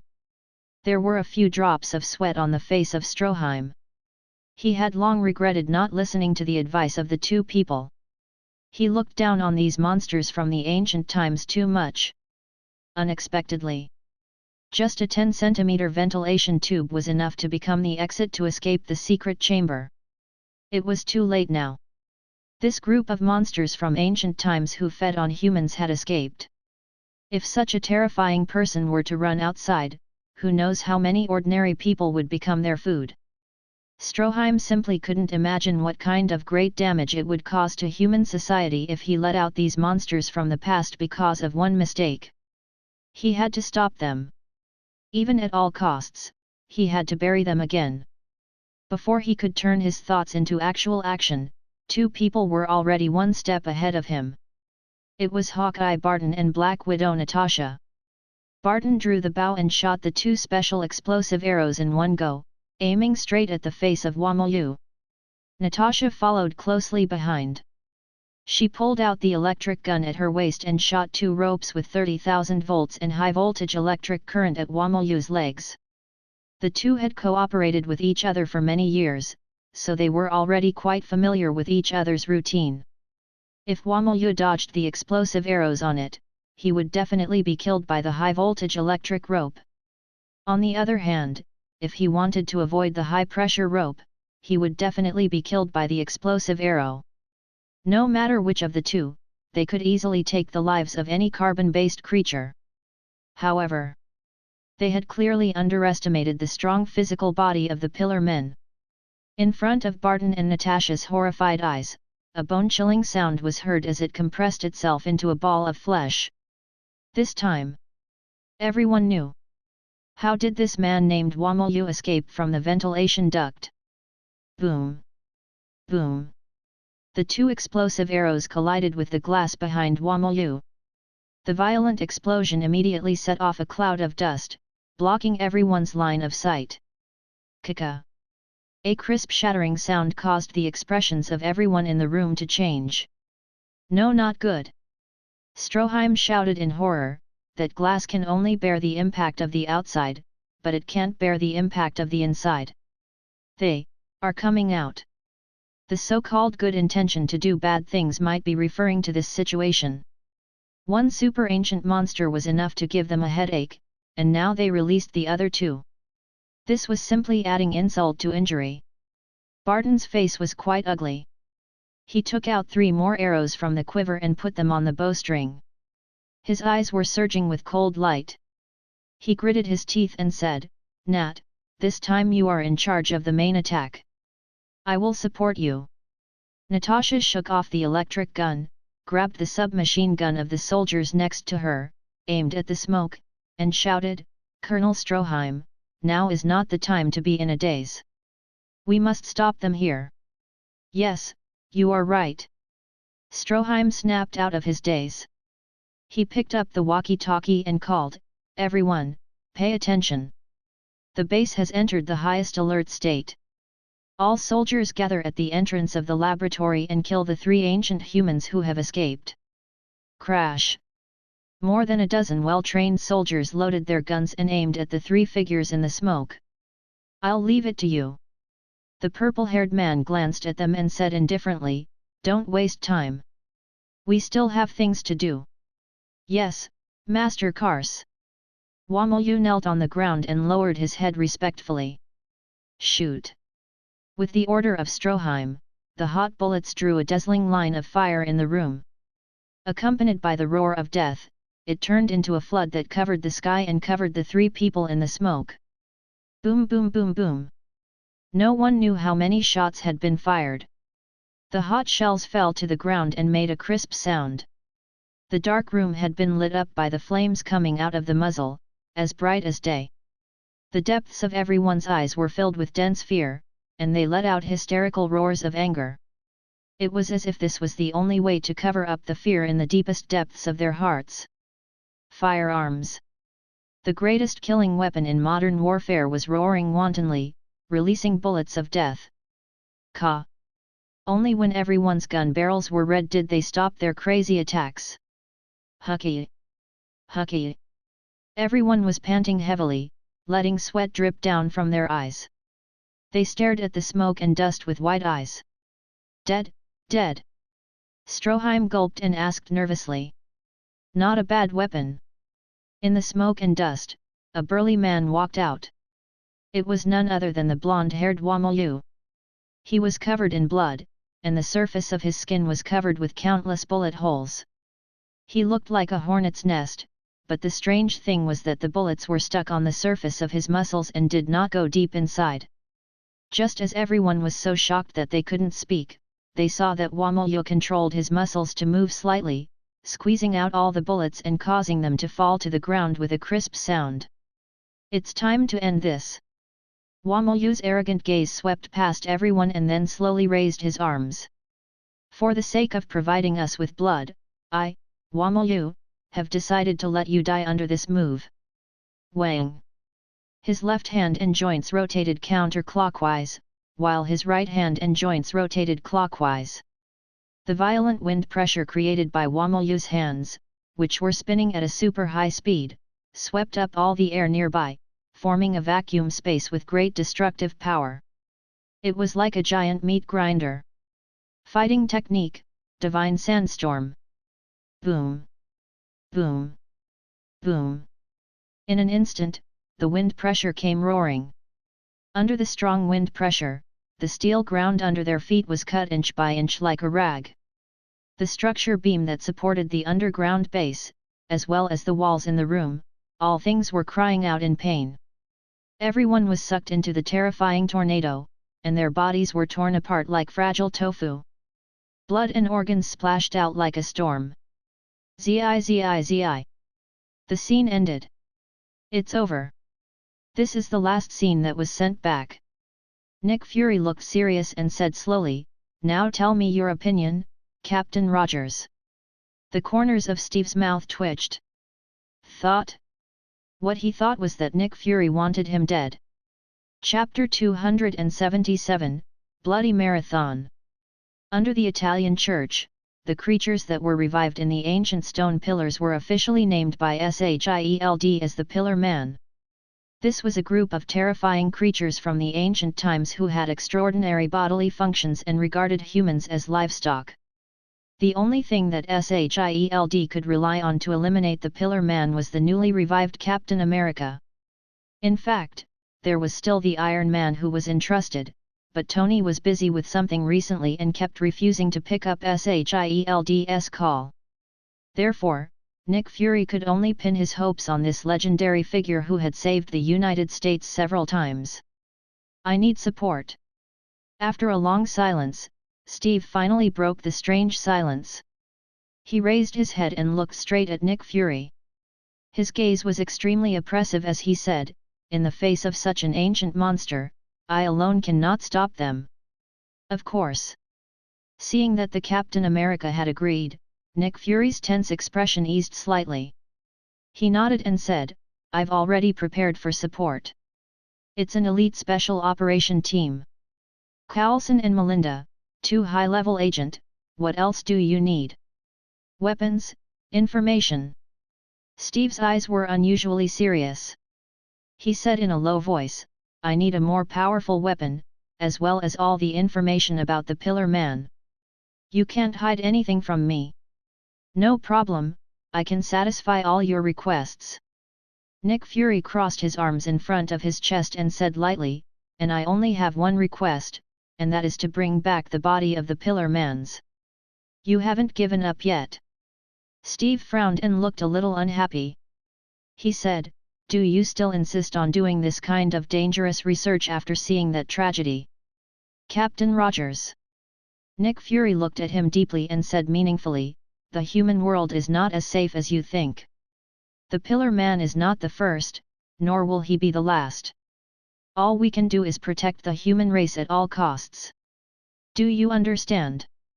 To deal with the impending danger, study something more dangerous. Steve looked at Nick Fury with a complicated expression. After 70 years of reunion, he suddenly felt that this comrade in arms in front of him had become very unfamiliar. Nick Fury said calmly, you are right. Steve laughed at himself and asked, then have you ever thought that it was because you were studying these dangerous things? That was why you caused those dangers? This is a necessary method. Nick Fury remained unmoved and stubbornly said, if this can protect humans, then no matter how dangerous it is, we must try to control it. But what if this thing brings even greater danger? Then study stronger weapons to deal with greater danger. Weapons and wars have already brought us great pain, but you still insist on developing without stopping. Do you think this is really correct? I don't think my actions are wrong. At least I am protecting this world. Steve looked at Nick Fury sadly and sighed. Such an idea is like a sad marathon running desperately while vomiting blood. Your description is very accurate. Nick Fury exhaled heavily. He slowly stood up from his seat and looked at the sky outside the window. His voice was emotionless as he said, but we are such pathetic creatures. We are full of ambition, desire, and despicable beggars. In order to protect himself, he wanted to develop a powerful weapon. However, a powerful weapon would attract even more powerful threats. Wasn't it just a marathon that was still running while vomiting blood? However, no one knew. How long could this man who vomited blood last? I'll go back and prepare. Steve did not want to dwell too much on this issue. He got up and said, in an hour, we will set off to Italy. Coulson, take the captain to prepare. Yes, Director. The two left the office, and Hill followed closely behind. Only Nick Fury was left, watching the scenery outside the window. A marathon that vomits blood. There was a helpless look in the depths of Nick Fury's eyes. Captain Rogers, Pandora's box, has long been opened by us. If we don't run with our lives on the line, the only thing waiting for humanity is destruction. The Hand Building. In the afternoon, 3:50 p.m. An ordinary-looking large truck, as well as a dozen pitch-black anti-missile cars, drove along the main road of the city and entered the interior of the Hand Building. Dozens of fully armed personnel in charge of escorting goods were removed from the huge frozen warehouse in the truck and then ordered back by Sitwell, driving away from the Hand. Sitwell stood alone in the empty hall of the Hand. He rubbed his hands and said excitedly, "Dear Lady Jessica, we have brought the gift we promised you." Whoosh dash! In the shadows of the buildings, one ninja after another appeared. The leading ninja in red, Erica, walked over. Her eyes fell on the huge frozen warehouse. After confirming that there were no problems with the goods, she waved her hand and said, "Carry it and send it to the underground palace." Four ninjas walked over, lifted the huge frozen storage, and slowly blended into the shadows under the gaze of Sitwell. "Do you have anything else to do?" Erica glanced at the bald man and directly chased him away. "If there is nothing else, it is best not to disturb Senior Jessica." Just as she was about to chase him away after putting away her things, this operation really surprised Sitwell.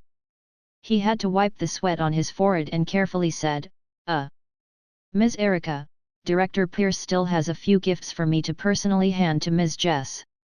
Erica was silent for a moment and then said, "Come with me." The two of them took the elevator and arrived at the lowest level of the palace. When they walked through the palace again, Sitwell's actions were a little strange. His gaze remained on the murals all the time, as if he wanted to memorize all of them. Erica ignored him. The two of them went to the end of the palace and then said to him, "Lady Jessica is inside. You can go in now." "Thank you." Sitwell retracted his gaze from the mural. He smiled and nodded in thanks. Then, he pushed the door open and walked in. Inside the bronze door. As soon as Sitwell entered the door, he realized that something was wrong. Jessica was not like last time, sitting on the bronze chair at the end of the long flight of stairs. Instead, there was a respectful guard at the side. On the bronze chair sat a Western man wearing a white military uniform, with long golden hair and delicate facial features. "Hydra." The man in the seat spoke. Even though his voice was very soft, it was like a clap of thunder in the depths of Sitwell's heart, causing the latter's legs to go limp and he almost fell to his knees. "Let me introduce you." Jessica said indifferently, "This is an existence second only to His Majesty in the Wandenreich, Lord Jugram Hashwalth. Chapter 278, Red Stone of Aya. Jugram Hashwalth. When Sitwell heard this name, his heart shook violently. When he raised his head and carefully observed, he found that this man was the mysterious Quincy during the New York War. Mr. Hashwalth, hello. Sitwell swallowed and tried not to be too nervous. I am Director Alexander Pierce's assistant. I am in charge of the task of escorting the goods this time. I see. The man on the seat seemed to be a little tired. He just nodded slightly to show that he had no intention of speaking more. In fact, the person sitting here was actually not Hashwalth, but Lord Carl. Just 2 days ago, Lord suddenly received a message from Sorcerer Supreme, saying that he had discovered the aura of the Darkness Divine Book in Sokovik, so he sent Hashwalth over to take a look and fulfill his promise to retrieve the broken pages of the Darkness Divine Book. Just as Hashwalth was on a business trip, Jessica sent a message saying that Hydra was on his way, asking if he needed to come over to see him. In accordance with the basic principle of working well with Hydra in the future, Lod had to put down his work for the time being and come to see Agent of Hydra, and also to see Hollow, who had infinite evolution. As for why he was tired, in fact, it was because he was trying the new ZANPAKUTOU no Seireitei. To be able to use such a rough and wild ZANPAKUTOU, Lod could only say that Seireitei Kenpeki was savage enough, just to bear the beast-like rough spiritual power. His body was almost broken. But this was not without benefits. At least Lod found that under the sharpening of spiritual power in the wild, his body became more and more tough and terrifying, and his defense was even comparable to the previous Arankar Yera.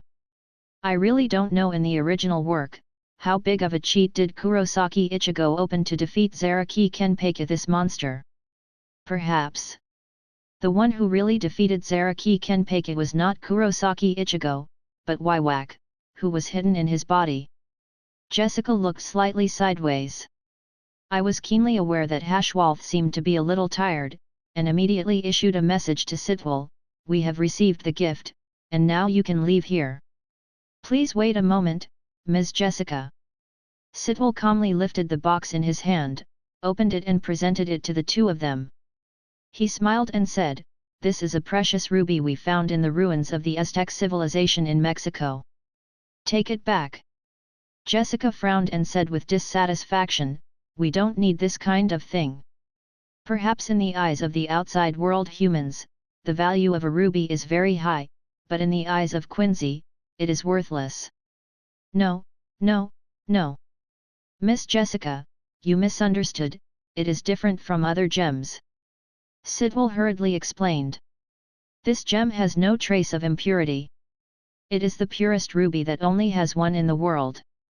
Moreover, it can make light reflect in it for hundreds of millions of times. After the amplification, it will radiate from a little bit. It is a miraculous power created by nature. Hey! The originally sleepy Lod suddenly opened his eyes after hearing this.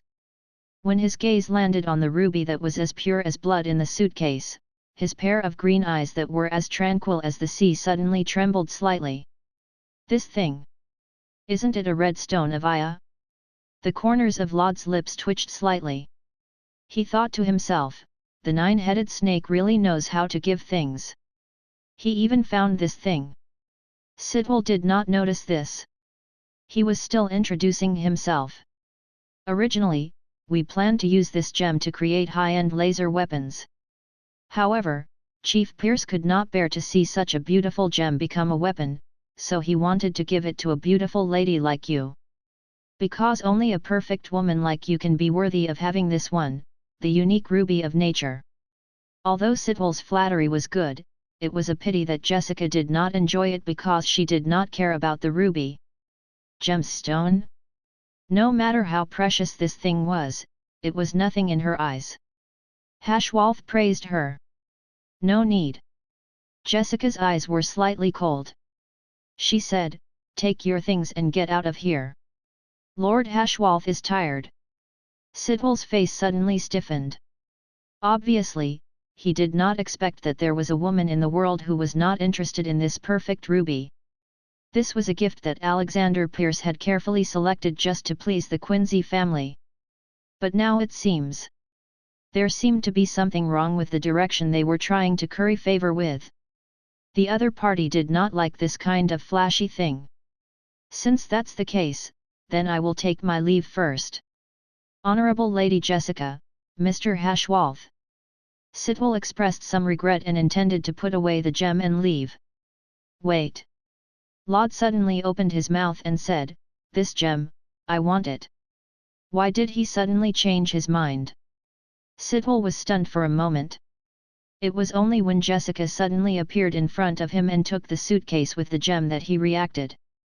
He smiled and said, "Since Mr. Hashwalth is willing to accept it, then it will be convenient for me to report to the director when I go back."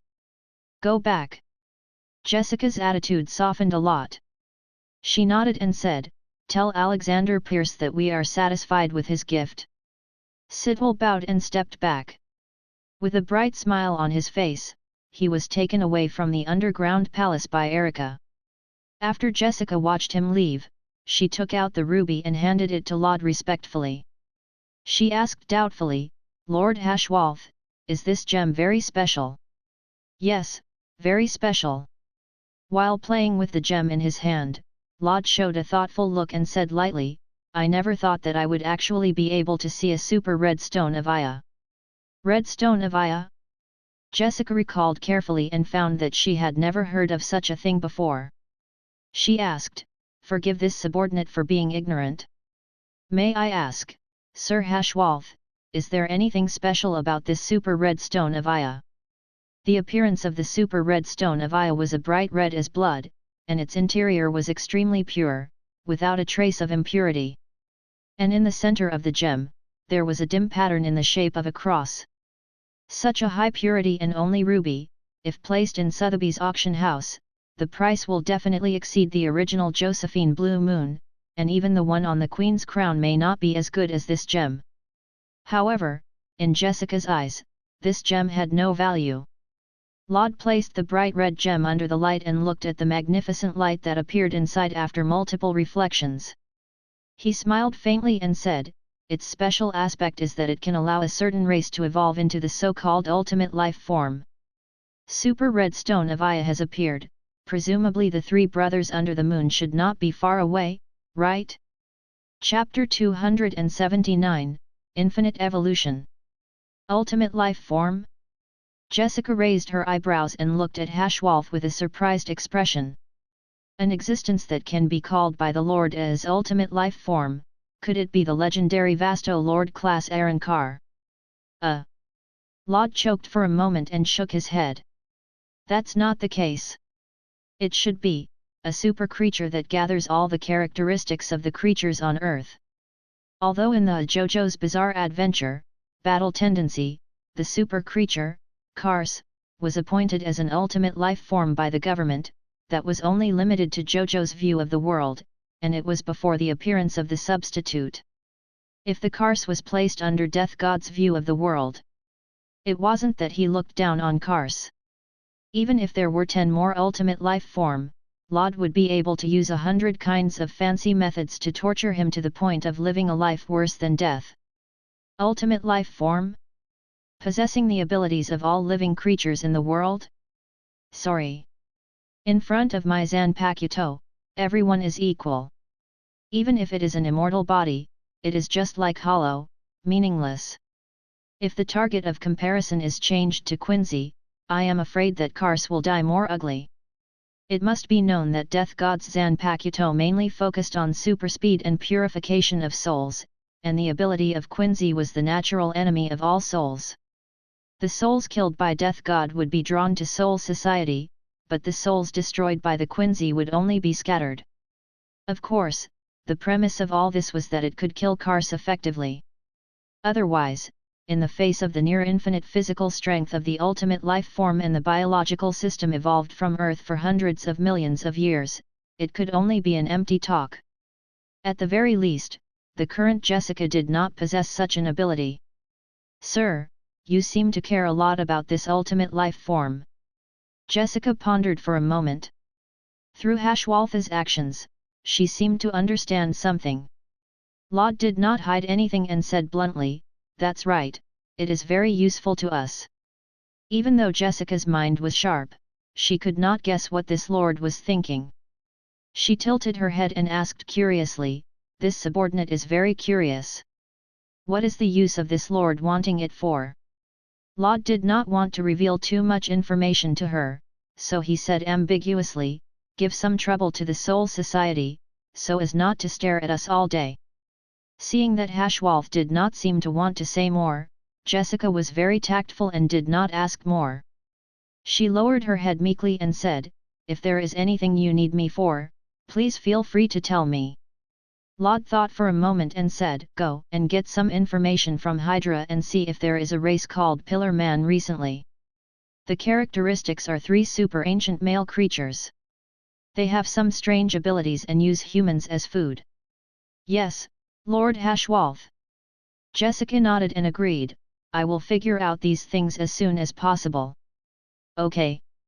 Laud slowly got up from the bronze seat and said, "I will take that hollow away. Inform me if there is any news." Jessica bowed slightly. "Farewell, my lord." Soul Society, Tower of Penitence. The surroundings were filled with murderous spirit stones that completely isolated spirit energy. There was no need to worry about affecting the outside world. Therefore, Laud carried the special hollow with one hand and dragged him out of the shadow domain. Roar! The hollow let out a strange howl, and the ear-piercing sound waves hit the depths of his soul. It was a Minos Grande that looked like a giant octopus. Its tentacles that were full of suckers stretched out for 6 or 7 meters. Its entire color was a strange purple color, and on the sides of its huge tumor-like head, there were 2 dark purple organs similar to eyes, as well as 2 teeth that were as neat as a human. From its appearance alone, it was almost difficult to determine that it was a Minos Grande. Because on its body, there was no mask or hole that symbolized hollow. Instead, it was more like a giant octopus that had been radiated by a certain island nation. As soon as it escaped from the domain of shadows, this Minos Grande could not wait to let out a howl. It waved its tentacles that were full of suckers, trying to capture the man in front of it and turn him into its food. Bang! A blood mist exploded. Just as the tentacle was about to reach the corner of the black clothes, it was shattered by spiritual power, who had been released out of reflex by Laud in a completely unconscious state. Roar! Losing 6 or 7 tentacles at once made the octopus hollow let out a tragic howl and moved his bloated and ugly body backwards. When the difference in strength was too great, even touching the other party was an unattainable hope. Interesting. Although Laud looked disgusted, he was still a little interested in it. After looking at it for a moment, he said with a strange expression, "Judging from spiritual powers level, it was clearly just Jillian, but he actually had the form of an Ajichas in advance." Under normal circumstances, Jillian's form was generally in the shape of a spire and a clown mask. However, this Jillian was obviously different. Although it had the form of a Ajichas in advance, it did not obtain the strength of the individual consciousness and the corresponding spiritual power. The Great Hollow who has infinite evolution. Laud narrowed his eyes and observed for a moment. Suddenly, he remembered that among the original Espada, there seemed to be a Jillian who could evolve infinitely. Yes, he remembered. It was the number 9, Araniro Arururi, the self-proclaimed Great Hollow who could evolve infinitely, and after swallowing more than 30,000 hollow, he was killed by the female protagonist, Rukia. But that's not important. Among all Espada, only this one is not popular. The empty gimmick of infinite evolution makes people feel so, even death is full of drama. In addition to using its infinite evolution to create a Minos Grande, Laud did not really want to add it to his Espada list. Therefore, he intended to change number 9 and number 7. Don't ask why he wanted to eliminate number 7. He had trypophobia. Maybe, can we combine it? Laud looked at the wriggling giant octopus and thought for a moment. Then, he suddenly had a bold idea. Unlimited evolution was a very outstanding ability. It was just wasted by that dish. Its potential was definitely not as simple as it seemed. At least, it should not stop at just a mere jillion. If his idea could really be established, then perhaps in the future Espada, there would be an additional ultimate creature that could evolve infinitely. Tell Kingpin to come and find me. Laud thought about it carefully and felt that it was feasible. The stone mask and art stone of Aya. Next, all he needed to do was find Kars and help him become an ultimate life form. Chapter 280, 33 Days. Italy, Rome. In order to avoid causing international disputes and public panic, SHIELD's carrier aircraft concealed itself and landed on the edge of the city. With Captain Steve Rogers as the leader, Level 8 Agent Phil Coulson, Level 7 Agent Melinda May as the support, Brock Rumlow led an elite special operation team to form the main force of this mission. Everyone took the anti-missile vehicle provided by SHIELD and headed to the destination of the mission. St. Christine's Cathedral, located on the main street of Marathon Opera, the famous marble carving of the world, the Mouth of Truth, had a strange collapse yesterday afternoon. According to speculation, it might have been caused by an earthquake. Fortunately, there were no casualties. At present, the area had been blocked by the local police. SHIELD was a global organization. In addition to the Asian region, there were branches in Europe, America, and other countries. This time, after the European branch found the abnormality, it immediately blocked the scene to avoid causing panic among the ordinary people. Coulson and May got out of the car, took out the documents they had prepared, and handed them to the police in charge of the blockade. The policeman took the certificate and looked at them in surprise. The United Nations Special Investigation Unit and the World Cultural Relic Protection Center. That's right. Coulson's expression did not change and his heart did not beat. He smiled and said, "We are responsible for evaluating the damage this time, as well as the work of repairing the cultural relics." "Are you really here to repair the cultural relics?" The corners of the policeman's mouth twitched visibly. These dozens of fierce men who were nearly 2 meters tall and exuded a fierce and murderous aura, no matter how you looked at it, it had nothing to do with repairing the cultural relics, right? After May's gaze swept across the officer's chest, she looked straight into his eyes and said in a half-threatening and half-serious tone, "Officer Daniel, for the sake of your work and your life, there are some things that you better not ask too clearly. Do you understand?" Daniel was silent for a moment. He looked at the group of people with fear and moved sideways to make a path. "Go over." The group crossed the police blockade line and came to the entrance of Truth. The second alert line was responsible for receiving them. It was the branch members who had been contacted in advance. When they saw them coming over, they went up and gave Coulson a warm hug. "Thank God, you are finally here." The man wiped the sweat on his forehead. Without any hesitation, he went straight to the point and said, "The underground research lab has completely collapsed, but we have detected 2 vital signs. From the data, it should be humans. Have you cleared the entrance?" Coulson asked. "We managed to clear out one, but only one person can pass through it, and even the situation inside is unknown, so we have been waiting for you to come." The person in charge described the situation inside in a few short sentences. "Let me go." Steve did not hesitate and volunteered to be the vanguard. Coulson and May exchanged glances. They both thought that the captain was the best candidate. Now, everything below was in an unknown state. Moreover, the collapsed passage could only accommodate one person. Therefore, it was the most suitable choice to hand it over to the strongest Captain America present. "Captain Rogers, be careful." Coulson was still a little worried and reminded him. "Yes, I will be careful." Steve would not joke about his own life.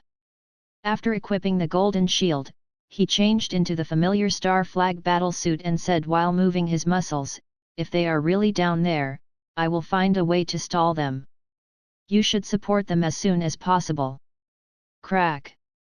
Rumlow pulled the gun bolt and grinned. Don't worry, Captain.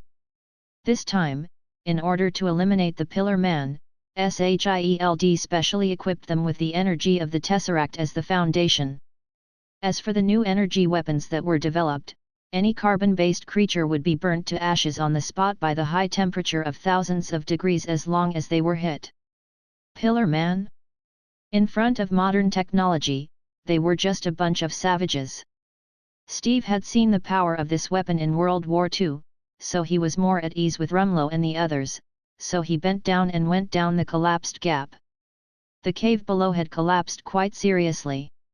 There was almost no place for people to step in, and they had to rely on the strength of their hands to grab the wall and slowly climb down.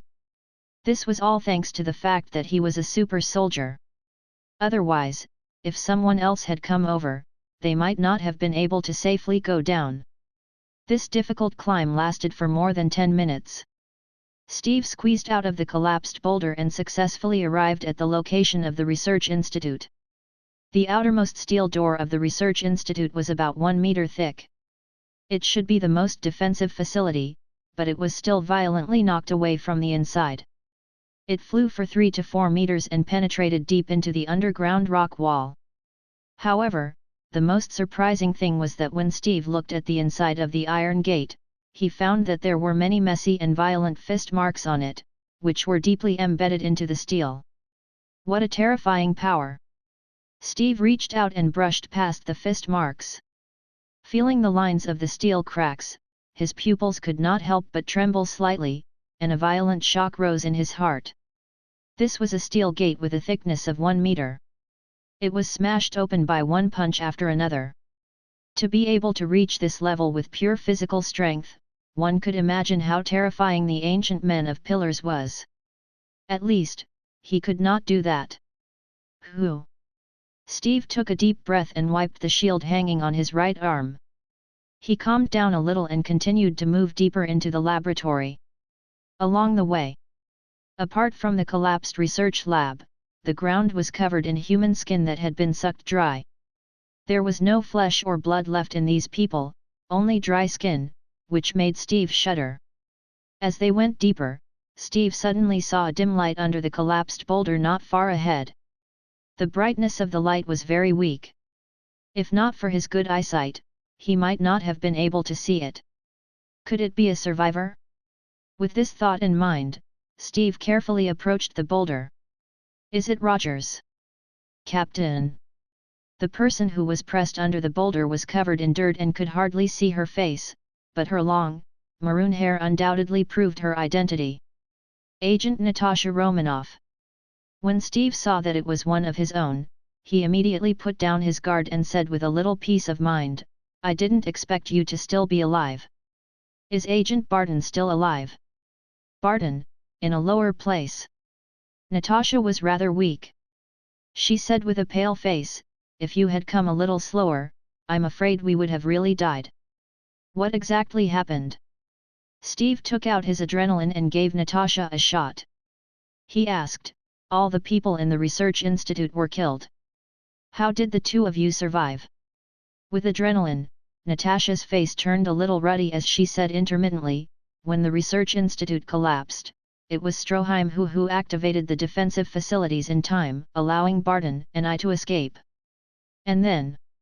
Steve frowned. Even if they could escape the initial collapse, how did they survive the hands of the Pillar Man? All the people in the research room were sucked into human skin by the Pillar Man. Only Natasha and Barton survived. He wanted to know why. Because of a vow. Natasha looked bitter and said, I played some tricks with Barton and let one of the warriors named Wamolyu think that we can surpass him in a month, so the other party let us go and agreed to duel in 33 days. Steve looked a little strange. Did they really believe this kind of lie? Yes, but... Natasha sighed. There was a hint of sadness in her eyes. They left a ring with poison on the major artery of my heart and Barton. The antidote can only be obtained after defeating them. Chapter 281, The Allure of Longevity. Barton and Natasha were quickly rescued. Although their injuries were very serious, at least their lives were not in danger. With SHIELD's Black Technology Recuperation Method, it would take about half a month to completely recover. The only problem was, the man named Wamolya used some unknown method to insert the 2 poison rings into the major artery of their hearts. Even the most advanced surgery could not remove them. Moreover, the poison in the rings could not be analyzed. It seemed that the only way to save them was to defeat them and take the antidote in the lip rings, as Wamolya had said. Apart from the 2 of them, this research institute, along with Colonel Stroheim, had a total of 147 people killed in the line of duty. When more than 100 human skins were neatly placed in front of their eyes, everyone fell silent. The Pillar Man was terrifying and cruel. It was like a red-hot iron that was deeply imprinted in the heart of everyone. This was a battle of survival. Success or failure was related to the status of prey and predators, as well as the honor of being the head of all spirits at the top of the food chain. Just like 2 million years ago, when the ancestors of mankind defeated the Neanderthal, they established the current position of human beings at the top of the food chain. The Pillar Man must die. This was the thought in everyone's hearts. After reporting all the information here, they received a reply in less than 15 minutes. After being confirmed by the members of the 3 major council, they jointly signed the highest level command, demanding that they capture the man of the super ancient race Pillar at all costs. That's right, it was capture. Moreover, the higher UPS had specifically warned them that they must be the living Pillar Man. When he heard this order, Steve was so angry that he almost went crazy. The rest of the people were also dumbfounded. Capture? In the face of a terrifying race that treated humans as food. They didn't think about how to destroy the other party, but asked them to capture them alive. Steve suppressed his anger. He grabbed his communicator and asked loudly, "Fury, I need an explanation. When you asked me to come over, you didn't say that." "Captain Rogers. I can't do anything about it." Nick Fury said with a tired face, "I swear I have tried my best, but this is an order from the council." F***ck. Steve frowned and said angrily, "What the hell are these bastards trying to do? Long life." Nick Fury sighed.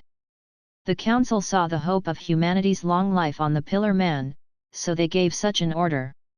Steve gritted his teeth and said, "But don't they know how dangerous the Pillar Man is? No one can refuse the temptation of immortality, especially when it is within our reach," Nick Fury said faintly. Perhaps the so-called pig teammate referred to the politicians who paid attention to the corpses and disregarded life for their own selfish desires. In the face of the temptation of immortality, things like life, morality, and laws were simply too cheap. This was not the first time, and of course, it would not be the last time. Sometimes Nick Fury felt tired. He clearly knew that the danger factor was very high, but there was a group of pigs sitting on top of his head. They repeatedly probed around on the edge of death, and after they were done, they let him wipe his butt. Everyone fell silent for a moment. Although there was only a difference of 2 words between capturing and eliminating the 2, the difficulty was like heaven and earth. If one wanted to capture the living body of the Pillar Man without using a fatal weapon, who knew how many lives would have to be sacrificed to do so? Steve gripped his communicator tightly and said unwillingly, "But I can refuse to carry out this mission, right? I suggest not." Nick Fury understood what he was thinking and sighed, "The Council controls the world's greatest power. The result of resisting them will only be worse."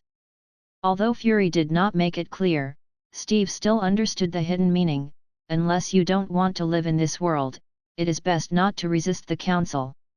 "I didn't expect to meet such a disgusting group of people after sleeping for 70 years. Steve hung up the call weakly, a look of disappointment on his face. This was not the first time he had experienced such a situation. Back in World War II, there were many similar politicians who ordered him to complete missions against his will with all kinds of selfish requests. "We need to make a plan." Steve looked around and found that everyone was suppressing their anger. He said helplessly, "First of all, Coulson, come and gather all the information about the Pillar Man that we already know." The special operation team led by Rumlow could not access information about the Pillar Man in terms of authority, but now that they were about to fight with such a terrifying creature, they had to be familiar with all the habits and weaknesses of the other party, so it was very necessary to gather information. "No problem." Coulson took a deep breath and suppressed the anger in his heart. Currently, there are 3 men who know the Pillar. They are at least 100,000 years old or even older. Their flesh and bones can be squeezed and deformed at will. Secondly, the Pillar Man also has a strange ability called flow. It is known that Wamolyu and the group of 3 can use this ability to launch a powerful storm attack. The collapse of the underground research room is because of this ability of Wamolyu. Other than the above points, everyone must pay attention to not touching the skin of the Pillar Man. Otherwise, they will devour and assimilate it like food. Wait. Hearing this, Rumlow could not help but frown. You only mentioned their strengths. What about their weaknesses? Unfortunately, we still don't know the weakness of the Pillar Man. Coulson sighed and shook his head. Currently, there was too little information about the Pillar Man, and he could not find the weakness at all. Steve pondered for a moment, and his brain worked wildly. The biggest problem we are facing now is how to find these 3 men of the Pillar. Coulson, Melinda, do you have a way to track them down? This is not a problem, Captain Rogers. Melinda May smiled. If we mobilize the Heavenly Eye system, we'll be able to find their tracks very soon. The Heavenly Eye system was born based on the massive network and cameras around the world. It was the predecessor of the Project Insight that Pierce had carefully planned to use to search for the traces of the 3 Pillar Men. It could be said that it was not too easy. Steve, who had been asleep for 70 years, obviously did not have a deep understanding of modern technology, so he was somewhat skeptical. Melinda didn't explain too much. She directly turned on the computer she carried with her and inputted the characteristics of the Kars, Isidisi, and Wamolyu into the system. Then, she used the dozens of satellites in the nearby orbit and instantly began a huge search. Mobile phones, ATM machines, surveillance videos, driving records, and so on. All electronic devices that could be connected to the internet and had cameras became part of the Heavenly Eye system at this moment. Everyone waited patiently for a few minutes before the Heavenly Eye system found the Pillar Man. Found it. Melinda narrowed her eyes and said, "They took an international flight and left Italy. They officially arrived in America this morning." Everyone? Chapter 282, Future. Wait a minute. Steve Rogers suddenly raised his hand and interrupted Melinda. He asked in surprise, "You said they were on an international flight?" Melinda explained, "According to the analysis of the Heavenly Eye system, the Pillar Man swallowed 3 ordinary people and then transformed into their appearance. He used this identity to successfully get on the plane. 3 ancient creatures from tens of thousands of years ago, it was already shocking enough to learn how to take a plane. What was even more shocking was that they actually bought first-class cabins.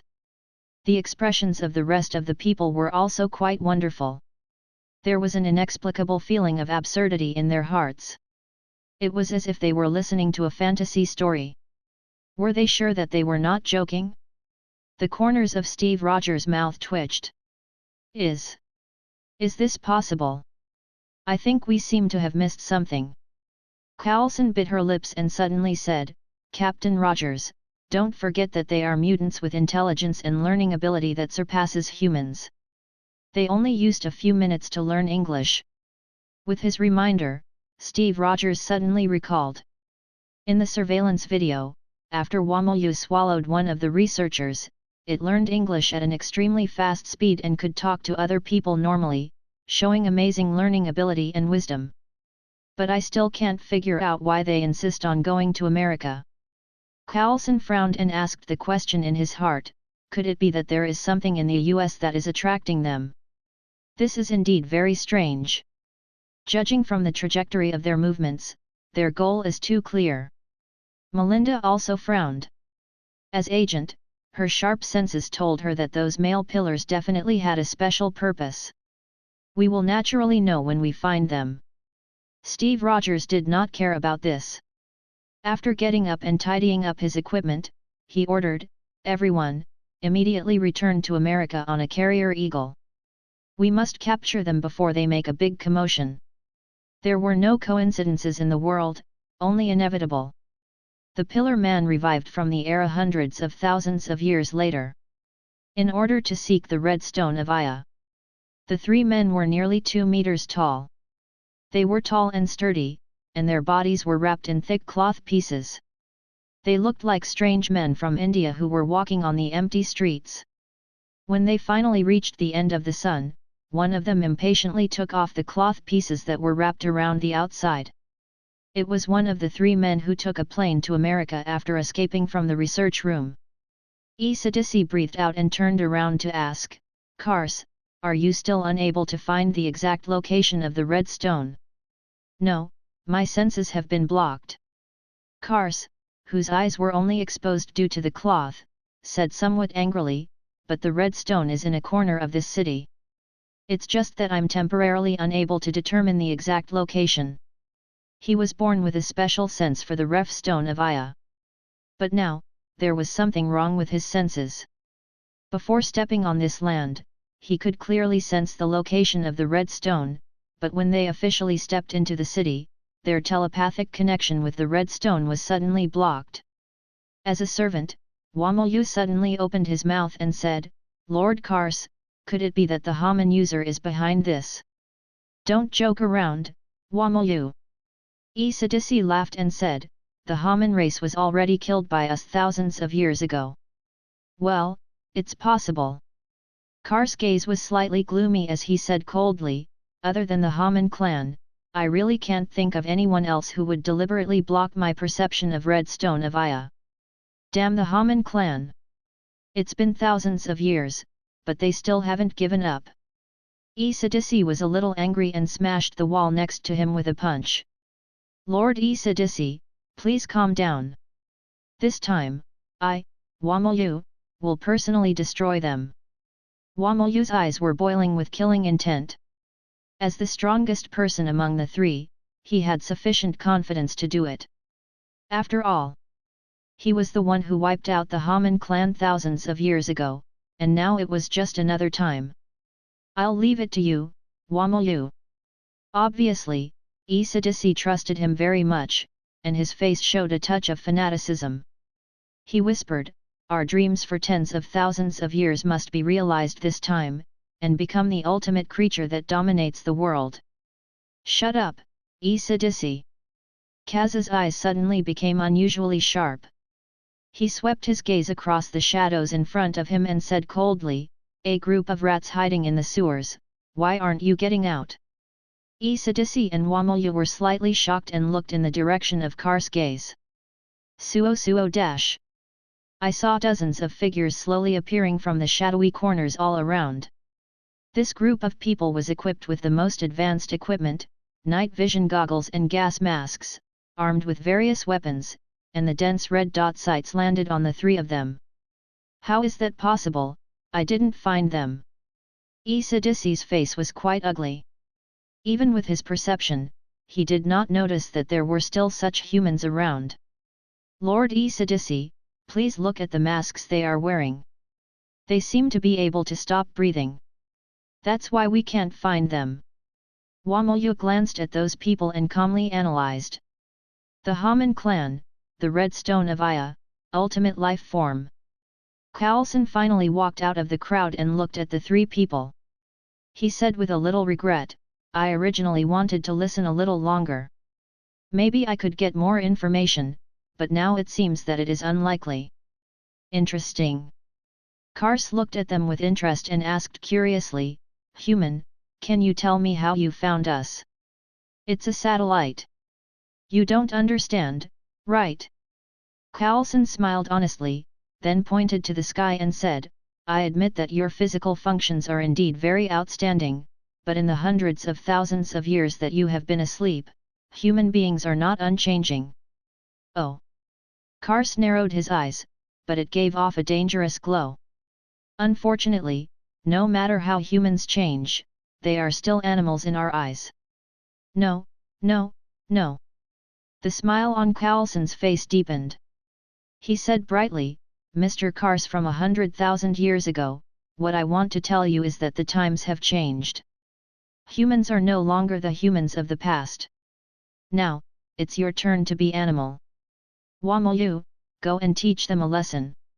A murderous intent burst forth from Kars' cold eyes as he said cruelly, let them experience for themselves who is the king at the top of the food chain. Yes, Master Kars. Wamayu responded respectfully, then turned around and walked towards the crowd. Coulson looked at them calmly, raised his right hand high, and then waved it down fiercely. One word came out from between his teeth. Fire. Chapter 283, Repression from the top of the food chain. Fire. Following Coulson's command, everyone raised their guns. Judging from the statistics of the Pillar Man, their bodily functions were far beyond that of ordinary creatures. Not only were they able to control their bones and muscles at will, but their recovery speed after being injured was also astonishing. Therefore, when they attacked, they only needed to pay a little attention to avoid the head and heart and other fatal parts. In any case, the requirement of the council was only to capture the Pillar Man alive. There was no requirement for the complete Pillar Man. Compared to capturing the complete Pillar Man, it was obviously much simpler to cripple him. These weapons had undergone special modifications and had been filled with strong anesthetic and tranquilizers inside the bullets. Once they entered the body, they would quickly spread throughout the body. In just a few seconds, an elephant would faint. Just as Coulson had said before. My lord, the times have changed. The humans now are no longer the barbarians from tens of thousands of years ago. Instead, they have conquered the Sea of Stars and are the overlords at the top of all the food chain. In front of the weapons invented by the modern humans, 3 backward creatures from hundreds of thousands of years ago can only be beaten. Boom boom boom boom boom. Countless bullets swept through the air, stirring up scorching waves of air. Clusters of lethal tongues of flame shot out from the black muzzle, like fireworks in the night sky, bursting out a series of deafening roars. The dense bullets rained down on the 3 men of the column. However, under the endless barrage of attacks, a scene that almost caused everyone present to drop their jaws. Foolish human, don't even think about harming Lord Isidisi and Lord Kars in front of me. A hint of ridicule appeared on Wamayu's face, and then his arms suddenly rotated, releasing 2 violent storms. Wind flow technique, divine sand mist. Whoosh! Whoosh! Whoosh! The joints of the arms that were spinning at an extremely high speed brought about a gale. They formed 2 terrifying white hurricanes that were like roaring dragons that repelled all the bullets that were shot at them. Then, before Seireitei and the others could react, 2 white dragons whistled over. The hard cement floor on the street, as well as the utility poles and glass windows on the side of the road, were all cut into fingernail-sized pieces by these 2 dragons. The gravel was wrapped in the wind pressure and rushed to Seireitei and the others. The fierce wind howled, and the flying gravel left a bloody mark on Coulson's face. He couldn't help but change his expression. He subconsciously took a step back and shouted for help, Captain Rogers. The next moment, Steve Rogers descended from the sky and faced the 2 dragons charging at him. Like an ancient dragon warrior, he raised his shield, which was full of honor. 2 roaring storm dragons came head-on, slamming into the shield of the Captain America. Clang! When the visible shockwave hit the indestructible shield, it was as if millions of sharp blades of steel sword were slashing at it, causing countless sparks to fly and explode in everyone's ears along with the sound of metal clashing. The huge sound wave made Coulson and the others cover their ears, and their faces showed a painful expression. They felt as if their eardrums were about to be shattered. A moment later, the wind and waves dispersed. What a terrifying attack power! Steve Rogers slowly put down his shield. His arm trembled uncontrollably, and his eyes could not help but reveal a hint of shock and horror. If not for this golden shield, which had an almost indestructible and energy-absorbing characteristic, he would have been knocked dozens of meters away by the two storms, or torn to pieces by the wind pressure on the spot. The Pillar Man was indeed strong. I must not be careless.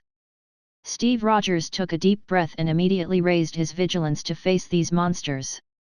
I didn't think that a human would be able to withstand my divine sand mist. Evidently, Wamolyu had not expected this to happen. He was slightly surprised. This was the first time in tens of thousands of years that someone had been able to receive his ultimate skill head-on. Wamolyu, take a good look. The one who will receive your attack is not this human, but the shield in his hand. Isadisi crossed his arms in front of his chest and said proudly. I know, Lord Isadisi. Wamolyu licked his lips, a burning desire to fight rising in his eyes. But he is the first human to take the divine sand mist. I want to play with him for a while. Is that okay? Ha ha, ha ha. Isadisi laughed loudly when he heard this. You are still the same as before. Wamolyu likes to toy with humans who think they are strong, and then give them the greatest despair. No, Lord Isadisi. Wamolyu shook his head. I only respect the warrior. I can feel from the aura that he is emitting from his body that he is a pure warrior. As a veteran of the Second World War, Steve Rogers had the purest ideals and dreams. The persistence that flowed from his body and the aura of a battle-hardened warrior fascinated him. He revered fighting, enjoyed fighting, and longed for victory. He was a true warrior. The temptation of ultimate creatures was even greater than a hardy battle in front of Wamolyu, so he suddenly had a desire to defeat the man in front of him. Just like the unyielding Haman warriors from tens of thousands of years ago, the only way for him to feel the pleasure brought by the battle was to flow, roar, and boil again. Knowing the battle style that Wamolyu revered, Kars and Isadisi did not blame him for it. I understand. Kars patted the dust off his body and said lightly, I'll leave this place to you. Wamolyu, let's go find the red stone first. You can come back to us after you deal with them. Isadisi laughed and joked, don't play for too long, Wamolyu. Lord Isadisi, Lord Kars, please rest assured. Wamolyu's face revealed a hint of joy, and he said with a strong fighting spirit, I will finish them off very quickly and then find you. Steve Rogers shouted, everyone, launch an attack to stop the target from escaping the encirclement. Sniper, break their legs. To prevent any accidents from happening in this operation, non-lethal weapons could not cause effective damage to the Pillar Mans. Steve Rogers had set up 2 layers of encirclement in advance. Rumlow was in charge of the second layer of encirclement, and all of them were equipped with heavy weapons. 5 of the best snipers, once they found out that the Pillar Man was trying to escape, they would immediately shoot at their limbs. Bang! Bang! Bang! Bang! On a tall building in the distance, a Barrett M82A1 anti-equipment sniper rifle roared. The 12.7mm armor-piercing bullet was pushed forward by the huge kinetic energy. It was like the deadly sickle that Death God was waving its sword. It tore a vacuum tunnel in the air and rushed straight to the 3 of them. There was no panic on Kars's face at all. A bone blade popped out from the outside of her arm, and under the faint reflection of the moonlight, it shot out a rainbow-like gorgeous color. Flow of light, radiance blade. Kars raised her bone blade, which was as dazzling as a rainbow, and then swung it towards the incoming bullet. Dang! Everyone suddenly heard a crisp metallic sound. Then, they saw that 12.7mm armor-piercing bullet was forcibly split in half by a 7-colored ray of light. Coulson, who had witnessed this scene, was so shocked that his jaw almost hit the ground. What did he see? That monster actually used a bone sword that popped out from the outside of his arm to split the 12.7mm broken armor into 2 halves. Chapter 284, Warrior's Glory. Do you think this is over? No, not yet. In the face of the dense bullets fired by the soldiers, Kars did not stop. The speed at which he waved his arm was almost like a blur. Countless bullets were cut open by Sword, who was shining with rainbow light, and fell to the ground one after another, making a crisp sound like a wind chime. These sounds, in the ears of Shield and the others, undoubtedly filled their hearts with despair. Coulson's face was full of bitterness.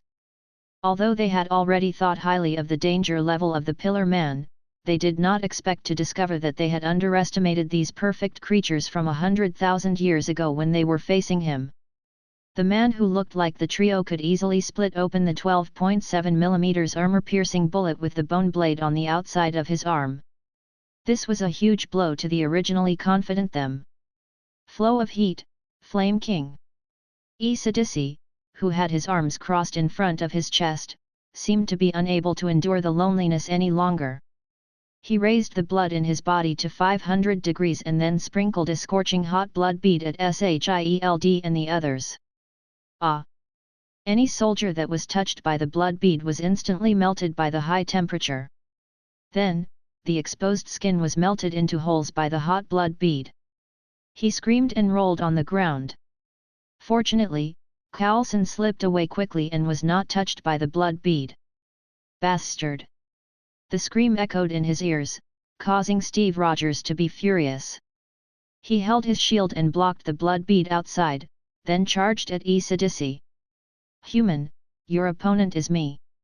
Wamilyu flashed to appear in front of Steve Rogers, and he swung his huge fist at the shield.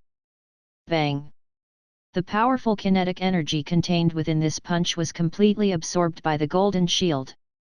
It was reflected back by the golden shield, causing Wamilyu to be forced back several steps by his own strength. Good chance! Steve Rogers' eyes lit up. As he ran forward, he forcefully turned around and threw the shield with the help of the centrifugal force. Woo!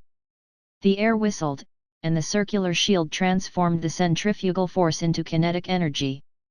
It spun quickly and crashed into Wamilyu. This was a commonly used move by the Captain America.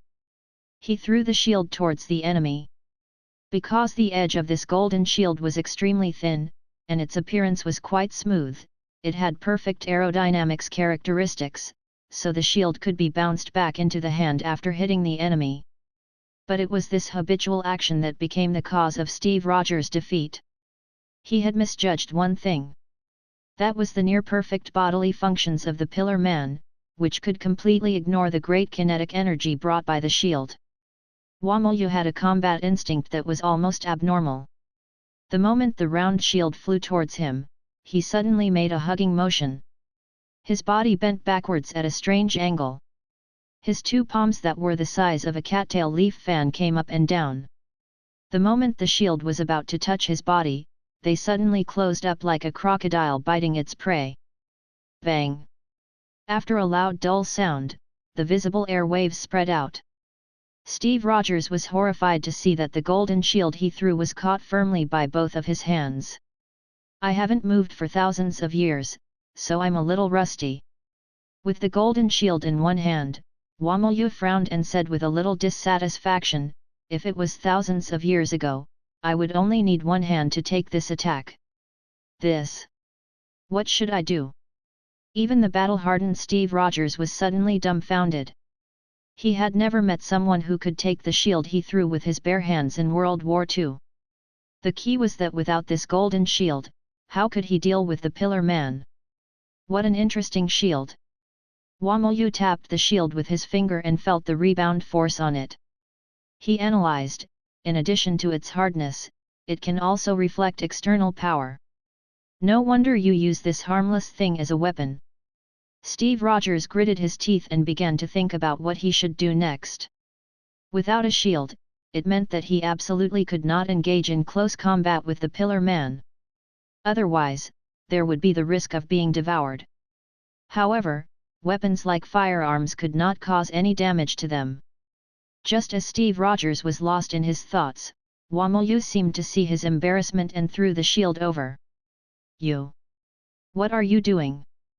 Steve Rogers widened his eyes, almost unable to believe that the other party had thrown the shield back. "This is your weapon." Wamolyu crossed his arms in front of his chest, his arrogant expression showing on his face. His eyes were filled with fighting spirit. "I admire powerful warriors, so I am willing to give you a challenge to my glory. Pick up your weapon and show me your bravery, human." At this moment, although he knew that the other party was an enemy, Steve still could not control himself and felt a hint of admiration for Wamolyu. "Come on, human."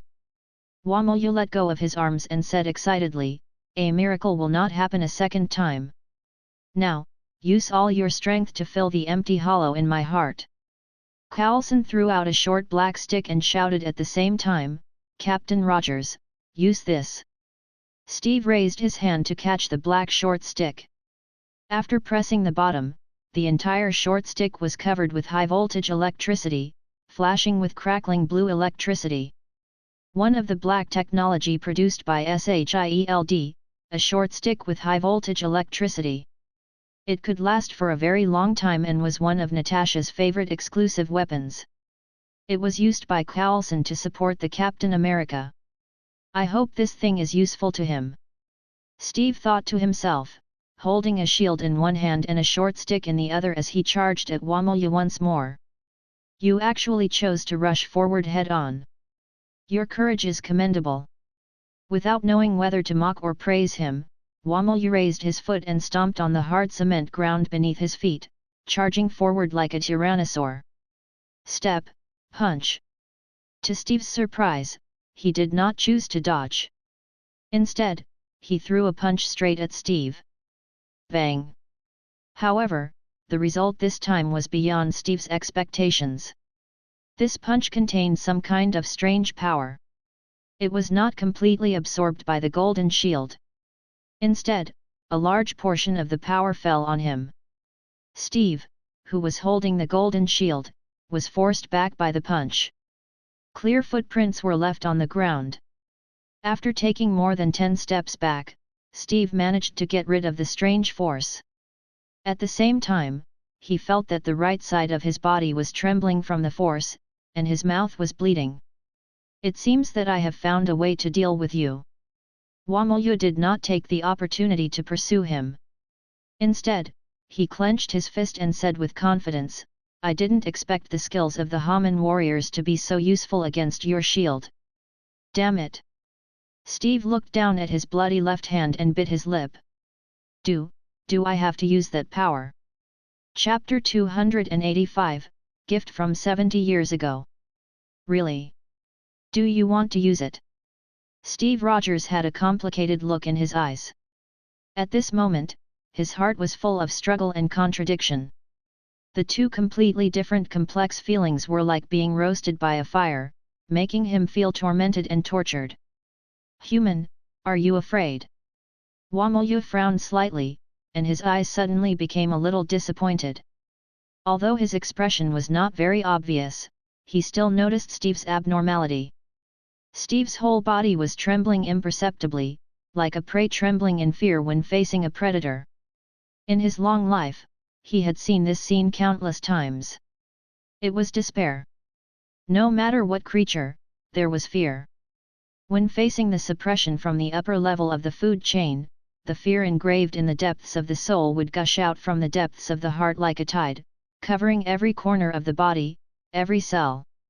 Even the strong-willed Haman clan warriors could not avoid the nature of these creatures, especially after experiencing the overwhelming strength of the man of the column. Many Haman warriors collapsed from despair, finally giving up their dignity and kneeling to beg for mercy. It was precisely because he had seen so many people who groveled and only wanted to live that Wammu was even more eager to meet a respectable and noble warrior. Originally, he had high hopes for this human in front of him and hoped that he could bring him a hearty battle to activate the heart that had long been silent, but now it seemed that he was going to be disappointed again. "You disappoint me too much." Wammu suddenly lost interest and felt as if he was tired of playing with it. He turned around and planned to leave this place.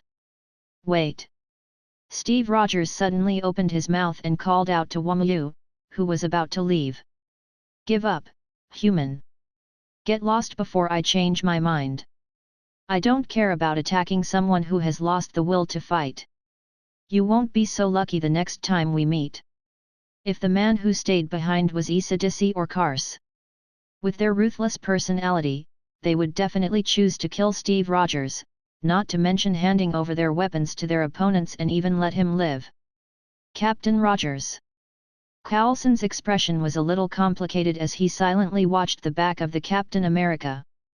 Everyone saw the gap between humans and the Pillar Man.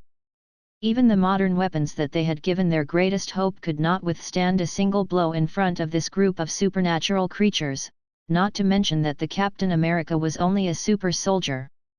In essence, he was still a human. On one hand, he hoped that the Captain America would not be impulsive and save his strength for the future battle, but on the other hand, he was a little selfish. He hoped that the Captain America would take out some courage and not accept the charity of Wamolu. The remaining Shield and the others all held their breaths, waiting for this legend's answer. But no matter what he chose in the end, everyone could accept it. You have misunderstood one thing, Wamolu. Steve Rogers took a deep breath. His eyes, which were originally filled with hesitation, gradually became firm at this moment. The reason why I am trembling, is not because I am afraid, but because I am hesitating whether it is worth it to do it. Trembling, stopped. Not only did his gaze become more determined, but his entire temperament was completely new. From the inside to the outside, he exuded a strong sense of confidence. These sudden changes made Wamolu's two thin golden eyebrows raise. He was a little surprised. Human, you seem to have become more confident. Is it because you have found a way to defeat me? That's right. Steve Rogers' eyes were like swords as he looked straight into Wamolu's eyes. He said word by word, the method to defeat you has always been there.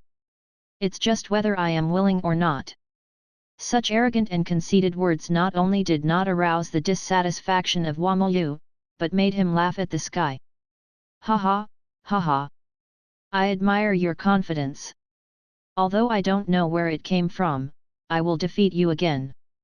Coulson, help me with something. Steve Rogers calmly gave the order. Take everyone and leave this place immediately. What? This order made Coulson confused. He thought of a bad premonition and said in surprise, Captain, do you want to sacrifice yourself to save us? There is no need for that. Wamu crossed his arms in front of his chest and said disdainfully, I can promise you that I will spare these people's lives. Listen to my orders, Coulson. Steve Rogers lowered his head. A hint of violence had appeared in his eyes. He suppressed a desire that was about to burst out. He said in a low voice, I won't sacrifice myself to let you leave here. It's only because I don't want to involve you in the next battle. Captain Rogers. Coulson was slightly shocked. He felt an ominous feeling from his body. He swallowed hard and nodded solemnly. I understand. Everyone, retreat immediately. Agents who were still able to move, supported their injured companions and followed Coulson to the other end of the street. Wamu did not stop them. His eyes were always fixed on Steve Rogers, and his expression was rarely dignified. It was not until everyone had retreated, and they were at least 1,000 meters away. Finally, they're all gone. Steve Rogers finally raised his head. His ocean blue eyes were filled with violence, and the air around him seemed to be boiling, emitting an extremely unusual and terrifying pressure. The moment that Wamolu met his gaze, his heart trembled violently as if it had been struck by a heavy blow. This feeling was different from the past. It was as if it had come from a higher dimension. An indescribable fear filled his entire body, and it was like a greedy poisonous snake was biting him bit by bit. Are you ready? Steve Rogers' eyes were red, and a tyrannical aura suddenly rose. You are the third person to be fortunate enough to see it. Buzz. The boiling air made his figure become a bit distorted. The steady flow of spiritual energy was gushing out of his body like a tide. Then, like molten lava, it gathered directly on his right arm. The shape of Steve Rogers' right arm changed. The color of his skin turned into black and red lines, spreading to the prescription on his shoulder before stopping. The overall pattern and shape were like a grinning demon. What is that? Wamelyu's pupils suddenly shrank, his face violently trembling, revealing a trace of horror. I named it, the right arm of the giant. Steve Rogers had a slightly complicated expression on his face. He clenched his right arm, which had a black base and red pattern that looked like a demon, and the killing intent in his eyes boiled. Wamelyu, a friendly reminder. The power of the next attack is completely different from before. Chapter 286, Final Move. It's connected. Steve Rogers' eyes flashed, and he exhaled loudly. It was like a thunderclap that exploded on the long street, causing the surrounding air to ripple and spread out continuously like waves. Bang! He took half a step forward with his left foot, and like a mammoth, he stomped on the originally flat ground, shattering it into pieces. Countless small pieces of gravel flew out like bullets out of the chamber, carrying the sound of the wind as they shot out in all directions. The light blue spiritual power suddenly rose up and wrapped around the black-red mark. It was like a demon was on his arm, and the air around it was like boiling water, emitting surging hot air waves.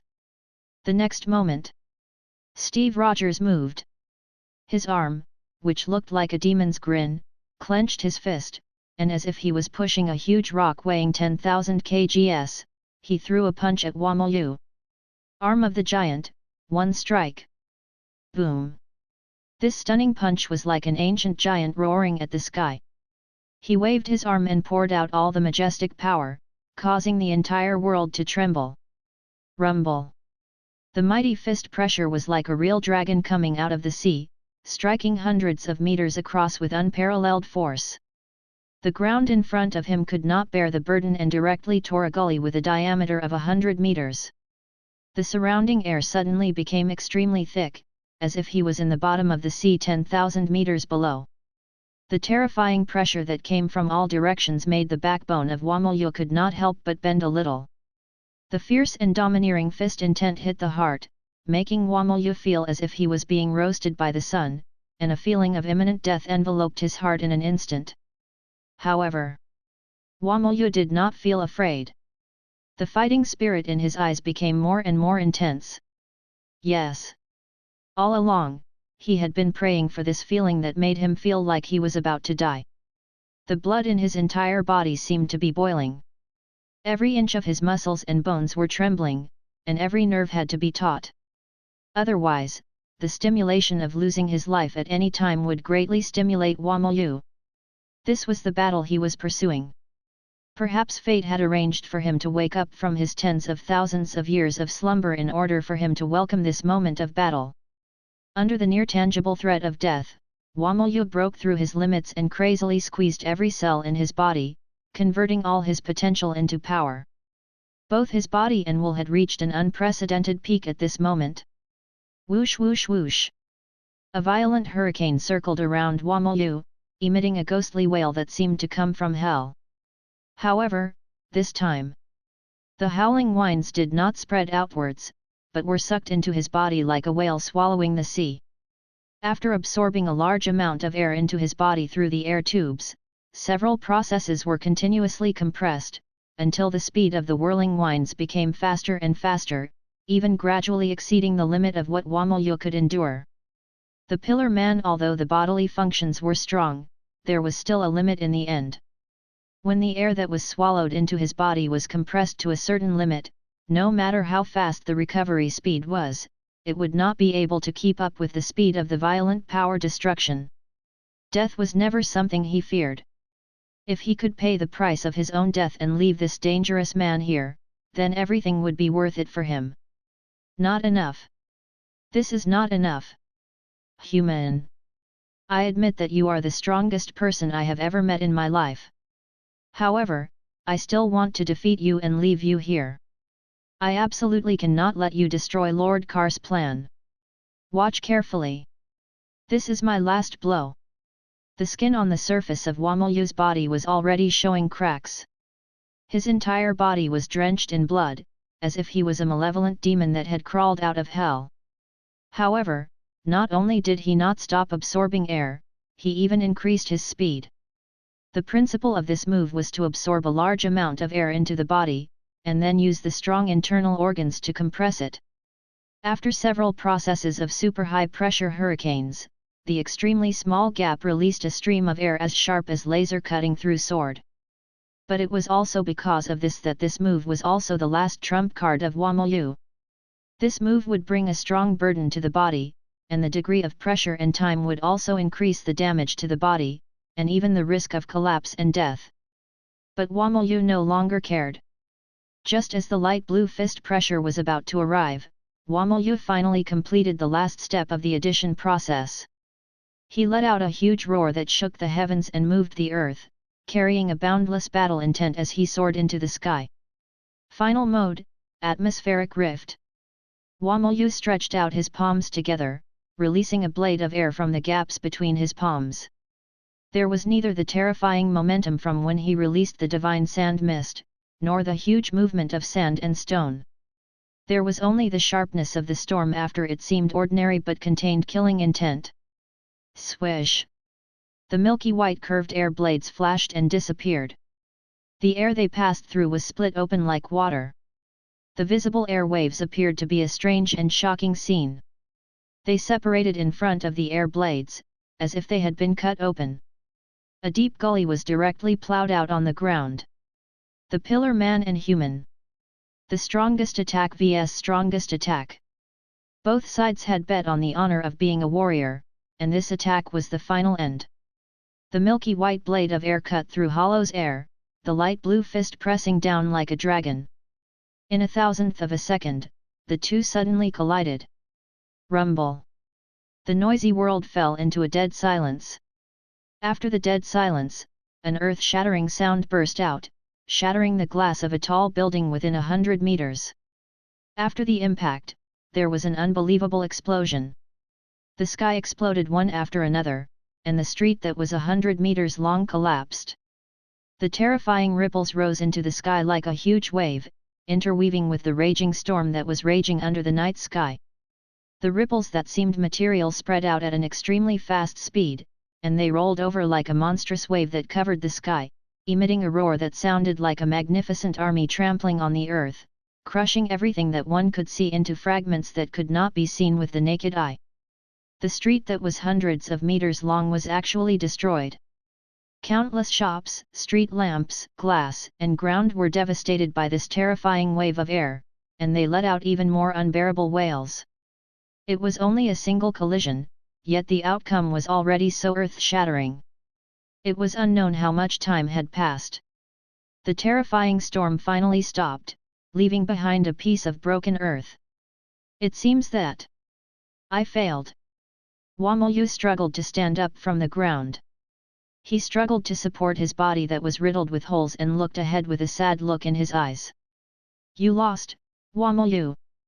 Steve Rogers slowly put down the shield in his left hand and suddenly felt a little complicated. Even though the white atmospheric rift was extremely sharp, the remaining power of the shield was completely absorbed by the golden shield and did not cause any damage to him. On the other hand, it was Wamelyu. He collapsed because he used his final move and was in a state of near death. It was clear who won and who lost. Chapter 287, Gone with the Wind. This was a battle. It didn't matter if the process of the battle was magnificent or not, it only depended on who the outcome of the battle was. Even with the help of the giant's right arm, Steve Rogers was still scared to the point of breaking out in a cold sweat when he faced the final counterattack of Wamelyu. If not for this vibranium shield, the best outcome for both sides would have been to perish together. Well done. Wamelyu raised his hand to wipe away the blood on his face. The fighting spirit in his eyes did not decrease at all, burning like a ball of fire. But the battle between us is far from over, human. Yes, the battle was not over. At least before he fell, this battle would not end. Whoosh whoosh whoosh. The strong wind gathered around Wham and was swallowed by the straw in front of his chest. It was obvious that he was planning to use atmospheric rift again.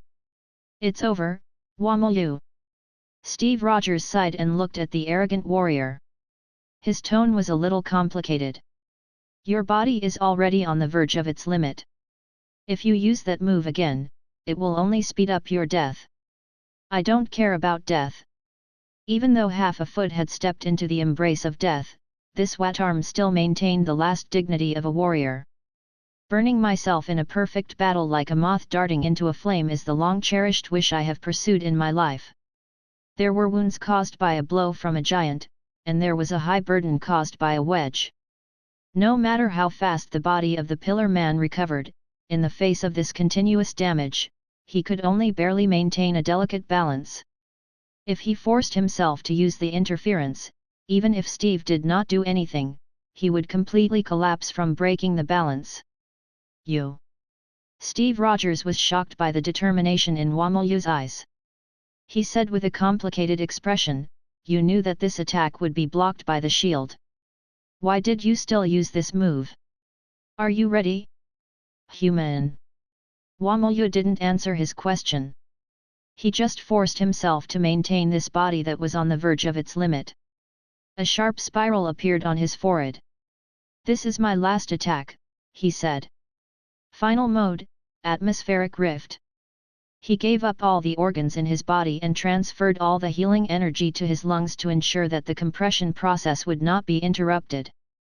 After the intense compression of air in his body, the super high temperature produced by friction made his body unable to bear it. The collapse started from the organs in his body and spread at an extremely fast speed. This process was very painful. It was as if he had gone through thousands of swords cuts, cutting himself to pieces, but even so, Wamolyu did not shout. Then again. Wamolyu sharpened the air in his body through super high pressure, followed the sharp spiral on his head, and released it at Steve. Atmospheric rift. This was the final flow of the faith of this proud warrior. Boom! A milky white spiral blade burst out, instantly breaking through the thin air around it, and issued a sharp, ear-piercing whistling sound as it swept across dozens of meters like a stream of light. It was speed. At this moment, Steve suddenly understood. Why was it that despite knowing that this move could not break through the defense of the vibranium shield, he still had to use this move at the cost of his body collapsing? If the previous move had strengthened its sharpness, even steel would be as fragile as a piece of tofu in front of it.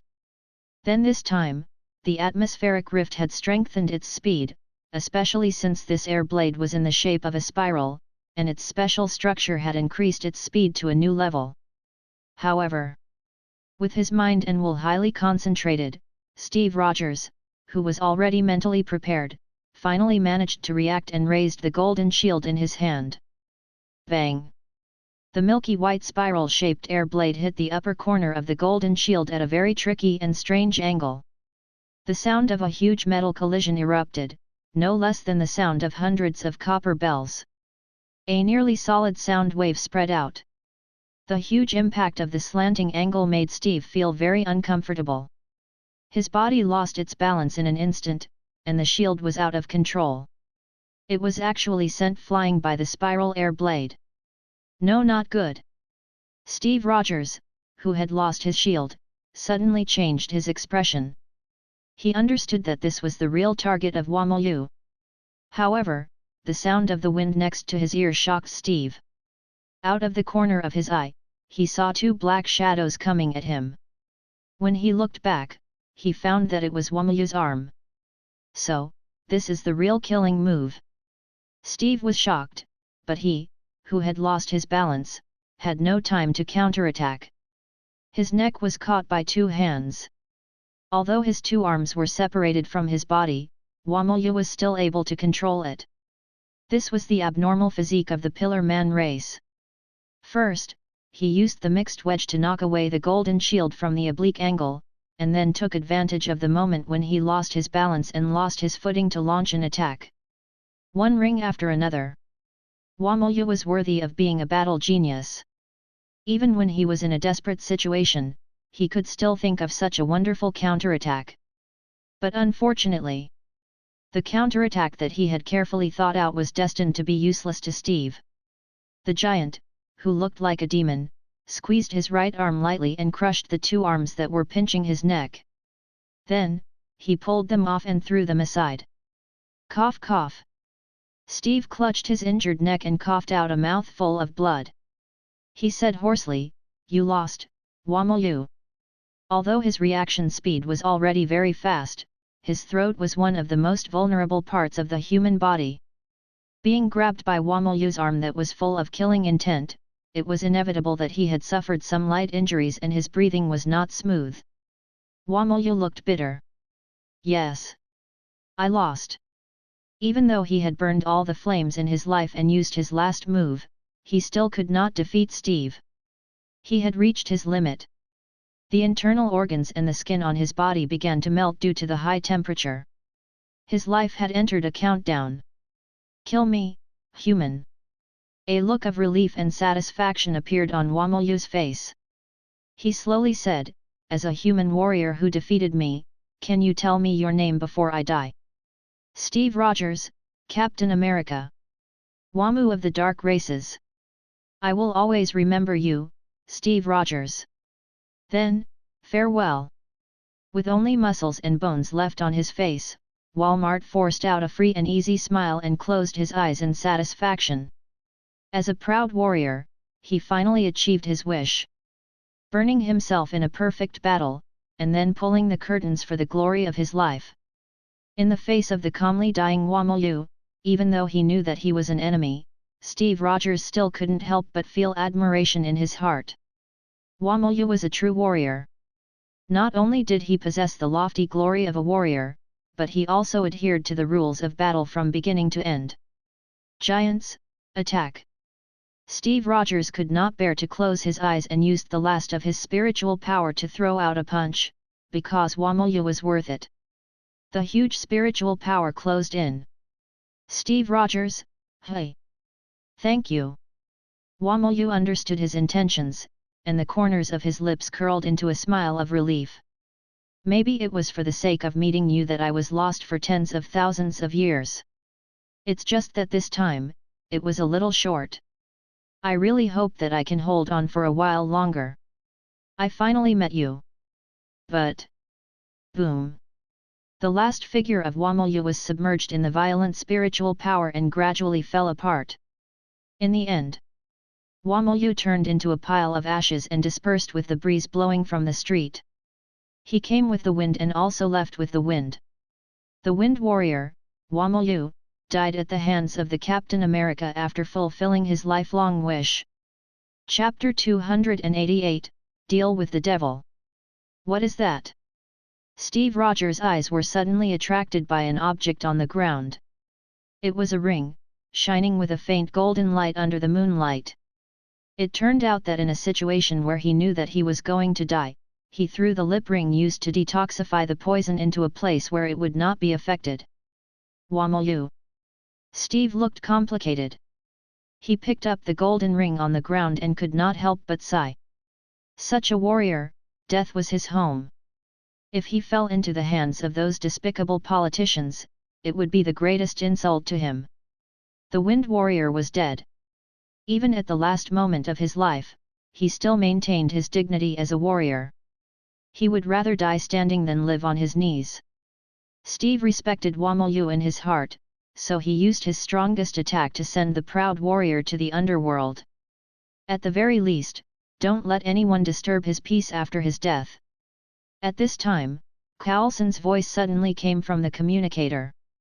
"Captain Rogers, how are things on your side?" "I'm fine on my side." Steve took a deep breath and put away his complicated feelings. He asked, however, since Wamolyu is dead, the task of capturing the living body can only be left for the remaining two pillar men. "Dead, dead." After hearing the news, Coulson was shocked. How terrifying was the pillar man?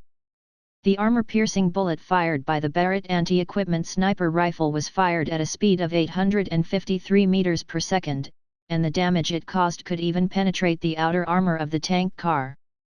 However, it was split in half by the Pillar Man.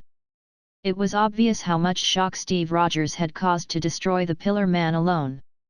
Steve did not want to dwell on this topic, so he changed the topic and asked, "How are the two of them?" "We are tracking them." The environment on Coulson's side was very noisy. He could even hear the loud roar of the propeller. It was obviously from the helicopter. He shouted at the top of his voice and said quickly, "Judging from their route, the target seems to be the Statue of Liberty. Captain Rogers, if you can still move, please come and support us." "I understand." Steve hung up the communication and sighed with a slightly bitter face. He did not have any extra strength. He had used up all his physical strength and spiritual energy to use the 2 hits from the giant. It was very difficult for him to still stand, let alone support them. But he still agreed. Because he was the Captain America, anyone could fall, but he could not. The Statue of Liberty.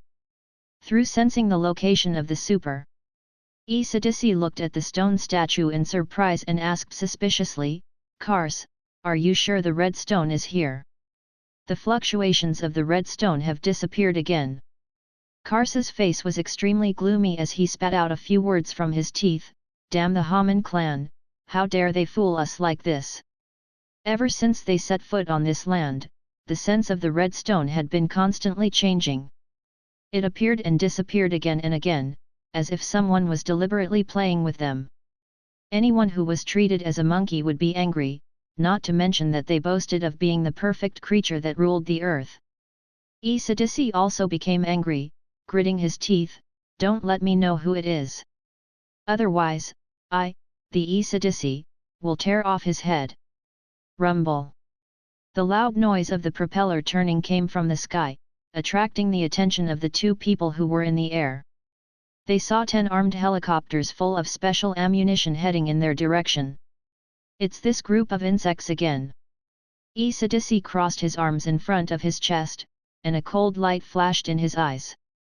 He said, "Kars, let me get rid of them." Kars narrowed his eyes slightly. He observed the height of the helicopter and shook his head. "There's no need to go. Seireitei, we can't touch that height. It seems that these humans came prepared." Seireitei was so angry that he gritted his teeth and said unwillingly, "Damn it, are we just going to watch them like this? Let them be proud for a while." Kars sneered and said, "When we become ultimate life form, even Earth can't stop us." It was fine if he didn't mention it, but when he mentioned it, he became angry and said unhappily, "But now we can't even find red stones, what can we use to become ultimate life form?" This obviously poked at Kars's sore spot. He said with an ugly expression, "I can be sure that the red stone of Aya is somewhere in this stone statue." While the 2 were discussing, a human suddenly appeared in the open space in front of them. The person was wearing a white double-breasted military uniform and a wide white cloak. His long golden hair fluttered in the breeze and a pair of emerald green eyes were looking at them with a scrutinizing gaze. The moment Coulson, who was sitting on the armed helicopter, saw the person through the telescope, his expression changed several times. He could not suppress the shock that surged in his heart. He grabbed the communicator and shouted, "All helicopters, stop attacking and evacuate immediately. Repeat, stop attacking and evacuate immediately. Commander Coulson." The pilot obviously did not react. He looked at Coulson, who was full of men, and asked doubtfully, "Now is the best time to attack. Why should we retreat?" "Because." Coulson bit his lips, his pupils shrank to the size of a needle, and he said in a trembling voice, that person is the Quincy of the New York War, Hashwalth." Quincy, Hashwalth. He believed that everyone who participated or heard of this name would have a deep impression of him. After all, the few destroyed streets were still in the process of rebuilding. The Pillar Man could not fly, but this man could. If this touched his bad luck, with the speed of the helicopter, it would be killed by an arrow in minutes. It was obvious that he was looking for death, but not many people would do it. Noticing that the helicopter had suddenly left, Kars frowned slightly. He felt that something was wrong. However, Kars did not care about this. He said impatiently, "Human, who are you? Is this what you're looking for?" He slowly opened his palm, and on it lay a pure red gem. Red stone of Aya. *2. The gazes of Kars and Isidisi were instantly attracted by this perfect red stone. The red stone of Aya that had been searching for tens of thousands of years finally appeared in front of them, becoming the target of the ultimate creatures. At this time, it was as if it were close at hand. The strong temptation drove Isidisi. He said with a ferocious expression, "So it's you, damn Haman clan. You dare to play with us? Go to hell." Isidisi did not care much and directly rushed to Hashwalth.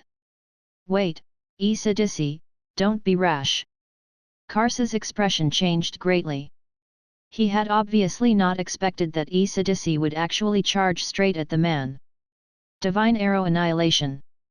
With no expression on his face, he flicked his finger at Isidisi who was rushing over. Shua! An azure beam shot out from his fingertip and instantly pierced through the space between Isidisi's eyebrows. Ah! There was a hole in between Isidisi's eyebrows, and then his pupils dilated slightly, and his life breath suddenly disappeared. The so-called perfect creature, amazing recovery speed, excellent physical skills, these were like a big joke in front of the power of the Quincy. Dead, dead. Isidisi's sudden death shocked Kars, who took several steps back as if he was struck by lightning. "Kars, right." Throwing the red stone over, he said lightly, "I'll give you this red stone. Do you still need the stone mask?" The red stone of Aya was right in front of him, but with the example of Isidisi, Kars did not dare to pick it up at all. He said warily, "You. What are you trying to do? Do you still need to ask?" He looked at him with a faint smile and said, "Of course it's to turn you into an ultimate life form." Chapter 289, Evolution. Hucky. Hucky. Kars' breathing became rapid, and his eyes revealed a thick look of greed. The opportunity that he had been waiting for tens of thousands of years was right in front of his eyes. Strong desires kept emerging from the bottom of his heart. He was like an evil devil, whispering in his ears and using a bewitching voice to lure him into picking up the stone. In the face of such a huge temptation, Kars finally held back and forced herself to calm down. It was not because he had given up on his dream, but because of the means of this mysterious man.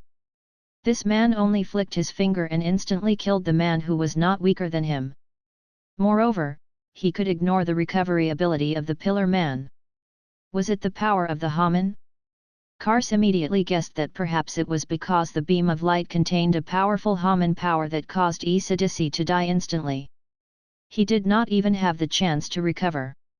However, when he thought about it, he felt that something was wrong. He had seen countless Haman warriors before, but none of them had the power of Haman that was comparable to the beam of light just now. Moreover, even if it was really Haman, unless the strength of the Haman was at the level of solar light, there was no way it would be possible to kill Isidisi one blow. The energy emitted by the beam of light gave him a special feeling that was hidden in calm and violent, as if it was natural to restrain him. The key to becoming an ultimate life form is right in front of your eyes. What are you still hesitating for? Kars raised his guard. Not only did he not pick up the red stone on the ground, he instead slowly moved backwards. He asked, "Who are you? What is your purpose? Why would you help me evolve into an ultimate life form?" His personality was different from the other two Pillar Man. He was obviously more cautious. Therefore, before he figured out all of this, Kars would never pick up the red stone. Even if the hope of evolving into a ultimate life form was right in front of him, as if it was his reach, he would not risk his life. 3 consecutive questions made Hashwalth more impatient. "These questions have nothing to do with you. I'll give you 2 choices, Kars." "What 2 choices?" Kars said warily. He raised 2 fingers and said lightly, "First, evolve into an ultimate life form. Second, I'll help you become an ultimate life form." The corner of Karsa's mouth couldn't help but twitch.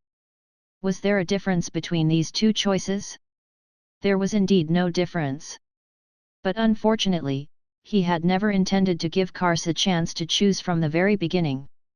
The ultimate goal of these 2 choices was to induce Kars to evolve into an ultimate life form. As for the process in the middle, whether or not Kars was willing was not important. What was important was the result. "I don't have time to waste on you." A cold light flashed through his eyes. He raised his left foot and lightly stepped on the ground.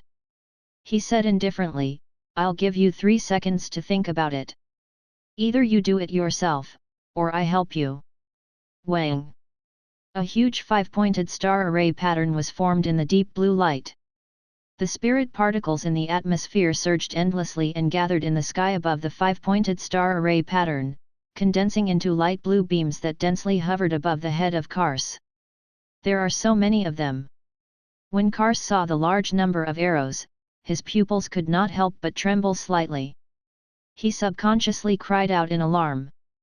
Originally, he had thought of using the sharpness of his flow of light to cut off the arrows that were flying towards him and then take the opportunity to escape. But now, his plan had failed before it could even begin. The energy contained within each arrow was no less than the one that had shot and killed Seireitei before. Coupled with such a large and dense amount of arrows, even if he were to put his life on the line to use the flow of light, it would be impossible for him to block all of them. However, if he were to be hit by one of the arrows, it was possible that he would lose his life just like that of Seireitei. 10. The countdown to death began. Karsa's pupils shrank to the point of a needle, and they were still trembling violently. He felt as if his heart had been gripped tightly by an invisible hand. Even the surrounding air had become thinner and thinner. He had to work even harder in his lungs before he could absorb the air into his body. 1. The number suddenly jumped from 10 to 1. Karsa's tense nerves suddenly snapped at this moment. Her eyes were filled with shock and astonishment, as if she was questioning. "What about the numbers of 9876543 in between you?" However, Kars had no time to think. Her slowly raised finger reflected in his pupils. A cold killing intent pierced into his heart like a sharp blade. Subconsciously, Kars shouted, "Wait! I agree. I'm willing. Don't attack." "Very good. I like sensible people." Throwing a knowing look at the red stone on the ground, the meaning was undoubtedly very obvious. "Am I being sensible? Aren't I clearly being threatened by you?" Kars wanted to cry but had no tears, and he felt bitter in his heart. In the past, he had always been the one who stood at the angle of the strong. This was the first time he had stood at the angle of the weak and felt the feeling of being oppressed. He asked, "Where's your stone ghost mask?" "It's here." Kars reached his hand into his chest and pulled out a stone mask. There was a groove in the middle of her eyebrows for placing gemstones. After confirming that there were no mistakes, he looked at the dim horizon that was about to break and said lightly, "The sun is coming out. You can prepare to start." "Yes." Kars was in a very complicated mood. He embedded the gem into the stone ghost mask and put it on his face. This scene was clearly what he had been looking forward to for a long time, but being forced by someone made him feel a little strange, and even a little uneasy. The only thing that made him happy was that as long as he could evolve into the legendary ultimate life form, he would have the power to resist this guy. Ultimate life form. This was an existence that was above the entire earth. Time, early morning, 6 o'clock. A ray of dazzling white light, accompanied by the rising sun, emerged from the distant horizon, illuminating the darkness of the entire world. "It's here." His eyes narrowed as he observed the changes in Kars. Wang! The light emitted by the sun shines on the red stone of Aya, and after hundreds of millions of reflections inside the gemstone, which are free of impurities and pure, it turns into a huge hot and majestic energy, which gathers together like a vast ocean. The dazzling seven-colored light was like a burning flame, enveloping Kars completely. The extreme sun energy continuously washed over the perfect physique of the Pillar Man. Under the impact of this vast energy, the cells experienced destruction and restructuring at an astonishing speed. After countless rebirths, the cells gradually evolved to a higher level. Chapter 290, The Ultimate Life Form. Kaka. A crisp sound of porcelain shattering rang out, causing the stone ghost mask and gem to shatter and fall to the ground. Kars slowly stood up from the ground. Her long purple wavy hair fluttered in the morning breeze. Her strong and tall body appeared exceptionally beautiful under the sunlight. Her angular muscles and face were as perfect as a sculpture in ancient Greece. It was as if she was the greatest masterpiece with both strength and beauty. After tens of thousands of years, he finally achieved what he wanted. He was truly standing under the sun, bathing in the sunlight. Kars. He had already defeated the weak point of the Pillar Man, the sun, and evolved into a super creature that stood above the entire earth. On the several armed helicopters that had long distanced themselves from the goddess of victory, even Coulson couldn't help but reveal a look of greed and envy when he saw Kars's almost perfect and fascinating body. This feeling came from the depths of the human heart, yearning for higher-level creatures. Is this power of the ultimate creature? Kars closed his eyes and carefully felt every cheering cell in his body. Endless power flowed between his limbs and bones. At this moment, he was like a god walking in the world. The energy and life of all living things, the process of life evolved from 9 billion years on Earth, all the genetic factors and memories were recorded in his cells. With just a small thought, he could turn him into any living creature. First, he was invincible. Second, he would never age. Third, he would never die. Fourthly, he had the ability of all living things in the world and was far above other living things. The so-called ultimate life form was the special characteristic of all living things on the earth, and it was the other type of God that was above the entire earth. In layman terms, it was easy to understand. That was, from the moment Kars became the ultimate life form, his own existence was equivalent to the life of the entire earth. While Kars was immersed in the glory brought by the evolution, his intoxication was interrupted by a sudden clap. Congratulations .. Hashwalth clapped his hands expressionlessly and said calmly, "You've finally become an ultimate creature." Human. A hint of gloom appeared in Kars's eyes.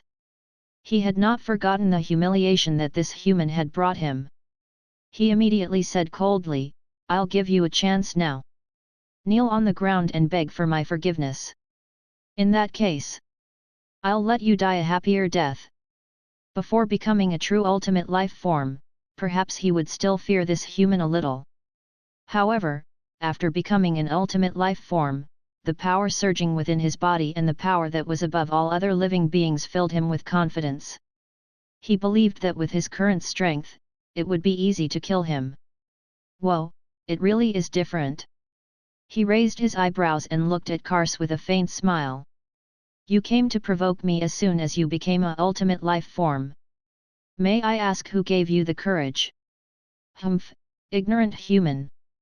A sneer hung on Kars's face. He raised his right hand and said, "I'll let you experience just how terrifying ultimate life form are." Gulp gulp. Kars's right hand seemed to melt. The cells reorganized at an astonishing speed and then turned into a living squirrel. "Oh my god!" Coulson, who was secretly observing the scene on the helicopter, was shocked beyond words when he saw this scene. What did he see? The palm of the Pillar Man had turned into a squirrel. If this discovery was in the scientific world, it would cause a huge wave and even overthrow Darwin's theory of evolution. Because of his existence, it completely denied the principle of biological evolution. Too terrifying. This was the power to create life. Kars was like a god in the Bible. Coulson couldn't help but break out in cold sweat. The Pillar Man had completely escaped their control and stepped into an unpredictable and terrifying level. It was a forbidden realm that humans could never touch. But then, something even more shocking happened. The squirrel was still constantly cracking and multiplying at an astonishing speed. 1 became 2, 2 became 4, 4 became 8, 8 became 16. In the blink of an eye, it turned from a squirrel to thousands of squirrels. It was like a brown wave, making chirping noises. Then, like a tsunami, it charged towards. The neat stone slabs on the ground were crushed by the teeth of these squirrels. Even the steel bars with astonishing hardness could not escape. Under the horde of squirrels with bloodshot eyes and a ruthless and crazy aura, anything that stood in their way would be eaten up. Ha ha ha ha, die, human! A cruel look appeared on Karsa's face. She could not wait to see the scene of this damned human being bitten to death by a squirrel. These squirrels were made from his cells. Even steel could not stop them, let alone a human. Not bad. Looking at the swarm of squirrels, there was no panic at all. Instead, he calmly pushed up his glasses and said indifferently, in terms of material, it is barely qualified. Puff, puff. When the beast tide approached within 10 meters of. With an indifferent expression, he walked towards Kars. One after another. As he gradually moved forward, spiritual power erupted with a heavy pressure as he rose, causing the beast tide to forcefully stop its attack. It turned around and continued to collapse and explode, dyeing the surroundings into a scarlet hell. This is impossible. This scene made the confident Kars suddenly turn pale. His pupils uncontrollably shrank and trembled, and an indescribable chill ran down her spine and into his brain. Don't be afraid. His eyes flickered with a glimmer that made one's heart palpitate. Then, he said the most terrifying words in the calmest tone, because soon, I will make you a true ultimate life form. Run! Run! The instinct of all creatures was deeply trembling in fear. The sixth sense that surpassed all living things was now like a buzzing sound in his brain, frantically reminding him to quickly escape from this man. Without a moment of hesitation, Kars controlled the cells in his body to transform his arms into wings of birds. Then, he abruptly flapped his huge black wings, transforming into a streak of light that fled into the distance. Su! In just the blink of an eye, he had already flown dozens of meters away from where he was. Every time the black wings flapped, they would bring up a huge gust of wind, pushing Kars like a rocket to escape at an extremely fast speed. Get out of my way! In order to run for his life, Kars shot the black feather as a bullet when he encountered a helicopter. The feather was as hard as the shell of an armadillo after hardening. Moreover, it was able to use the air in its body to accelerate and eject it. Its might was definitely no less than a bullet. Boom! A helicopter could not dodge in time and was directly hit by the black shell. While the pilot was shocked, those shells turned into a man-eating squirrel, crazily attacking all the life in the range of sight. Help! Help! Finally, after the pilot was bitten to death, the helicopter exploded in the smoke and flames. Chapter 291, Data Collection. Kars had escaped. Perhaps even he himself had never imagined this scene. He had clearly become an ultimate life form, possessing a powerful strength that was above the entire earth, and even all life. But in front of that man, he was still as weak as a newborn baby. No. To be precise, it was weaker than a baby. If that man wanted to pinch him to death, it would not be more difficult than him wanting to pinch a human to death. The instinct that was engraved in the deepest part of biological DNA was survival of the fittest. Even if it was for an ultimate life form, it was no exception. Moreover, due to the characteristics of all life forms, Kars' perception of danger was sharper than anyone or even an animal. That was why he turned around and ran without hesitation. Kars aimed the spearhead at the helicopters, as if to vent his anger, but also to show his strength. He flapped his huge black wings and flashed across the sky like a bolt of lightning. Attack! Attack! Fire! Be careful, don't let him get close. space, calling for support, calling for support. The target creature has evolved, unable to be captured. Repeat, the target creature has evolved, unable to be captured. Seeing the crash of the helicopter, the rest of the helicopter pilots broke out in a cold sweat. They did not want to be bitten to death by a group of damn squirrels. They adjusted the angle of their bodies and fired the M230 chain machine gun hanging below the body. After aiming at Kars, they fired at full power. Boom boom boom boom. The 30mm machine gun bullets whizzed over, forming a dense net of fire in the air, filling up all the space available for evasion in Kars left and right. A carpet bombing, a full-fledged attack. This was both the most familiar battle strategy in the US and the only battle strategy they were proficient in. The pilot of the Apache armed helicopter was fully confident that no living creature could escape their fire net, even if the enemy was an ultimate creature. However, their hope was destined to fail. From the moment he evolved into an ultimate life form, Kars was no longer the same as he was before. Even if it was 30mm cannon bullet, he was fearless. He was fearless. Searching for gene storage. Searching for suitable template. Evolution. The complicated biological system that the Earth had spent 900 million years to evolve, the genetic information factor was kept in Kars' cells. His brain could analyze the most suitable biological characteristics for the current situation in a very short period of time, and then stimulate the cells in his body to evolve. And in nature, the hardest creature was the armadillo. The shell of ordinary biological armadillo was covered with biological grease, which could not only bend the angle of bullets, but also withstand the impact of bullets head-on. Ultimate creatures were above all creatures, so the black shell that Kars used to defend against machine guns came from the armadillo, and the hardness of the defense was several times stronger than the armadillo itself. The outer layer of feathers gradually turned black and hardened, forming the shell of an armadillo and covered with lubricant oil, causing all the bullets that hit it to slant their angles. Kars was covered in a black shell, forcibly resisting the dense firepower net, flapping his two huge wings, rushing to the front of an armed helicopter at an astonishing speed. GLA. An Apache armed helicopter was actually split into two by Kars' black wings. Moreover, the cut surface was extremely smooth, as if it was cut apart by a laser. F***CK. F***CK. This scene stunned Coulson, and he subconsciously blurted out a curse. The other pilots were so shocked that their eyeballs almost popped out. One had to know that the armor near Apache's cockpit was equipped with titanium alloy. It was able to withstand the direct attack of the 33mm high-shot cannon, but it couldn't even block Kars' wings. After eliminating the unrealistic ideas of making his opponent submit and becoming research material, Coulson was forced to accept the most impossible idea, which was that Kars really became a god above the entire earth and even life, as he said. Weak and lowly humans. Kars finally found a trace of confidence and showed a calm and proud expression.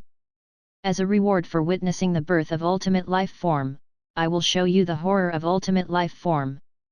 Seeing that the man did not chase after him and instead gave him sufficient confidence, Kars could not wait to share his joy of becoming an ultimate life form to this group of humans. As for whether these humans were willing or not, that was not within his scope of consideration. Search. Evolution. In just a breath's time, Kars had completed his evolution once again, and this time he chose the creature with the greatest power in the natural world, the mantis shrimp. The mantis shrimp could punch in a 51-second, and its fastest speed could reach 25 meters per second. It could create an empty cavity and sparks in the underwater environment. When such a terrifying ability was placed on a person, the destructive power would be unimaginable, let alone the ultimate life form. Kars' arm was covered by a red shell, and his forelimbs were like shrimps, tightly contracted in front of his chest. Then, like a spring, Kars' forelimbs bounced out at a speed that could not be captured by the naked eye, and punched at the helicopter that was dozens of meters away from him. Bang! The moment he punched out, a huge cavity appeared in front of him. As the airflow collapsed and shrank, the high temperature generated by the friction was like a roaring flame dragon, carrying a rolling storm and roaring, and the helicopter was instantly smashed into pieces. Rumble. It wasn't until the entire body was blasted apart by the flames that the sound of the punch rang out together with the sound of the explosion, echoing in the air like a thunderbolt in the clear sky. The extremely fast punches continuously struck, blasting out giant cavity in front of them. In the blink of an eye. Out of the 10 Apache-armed helicopters, only Carlson was left alone. Watching Kars catch up with the helicopter and retract his front limbs, Carlson's expression changed and he lamented in his heart, "I'm really dead this time." It was not that they had never thought of jumping off the plane to escape.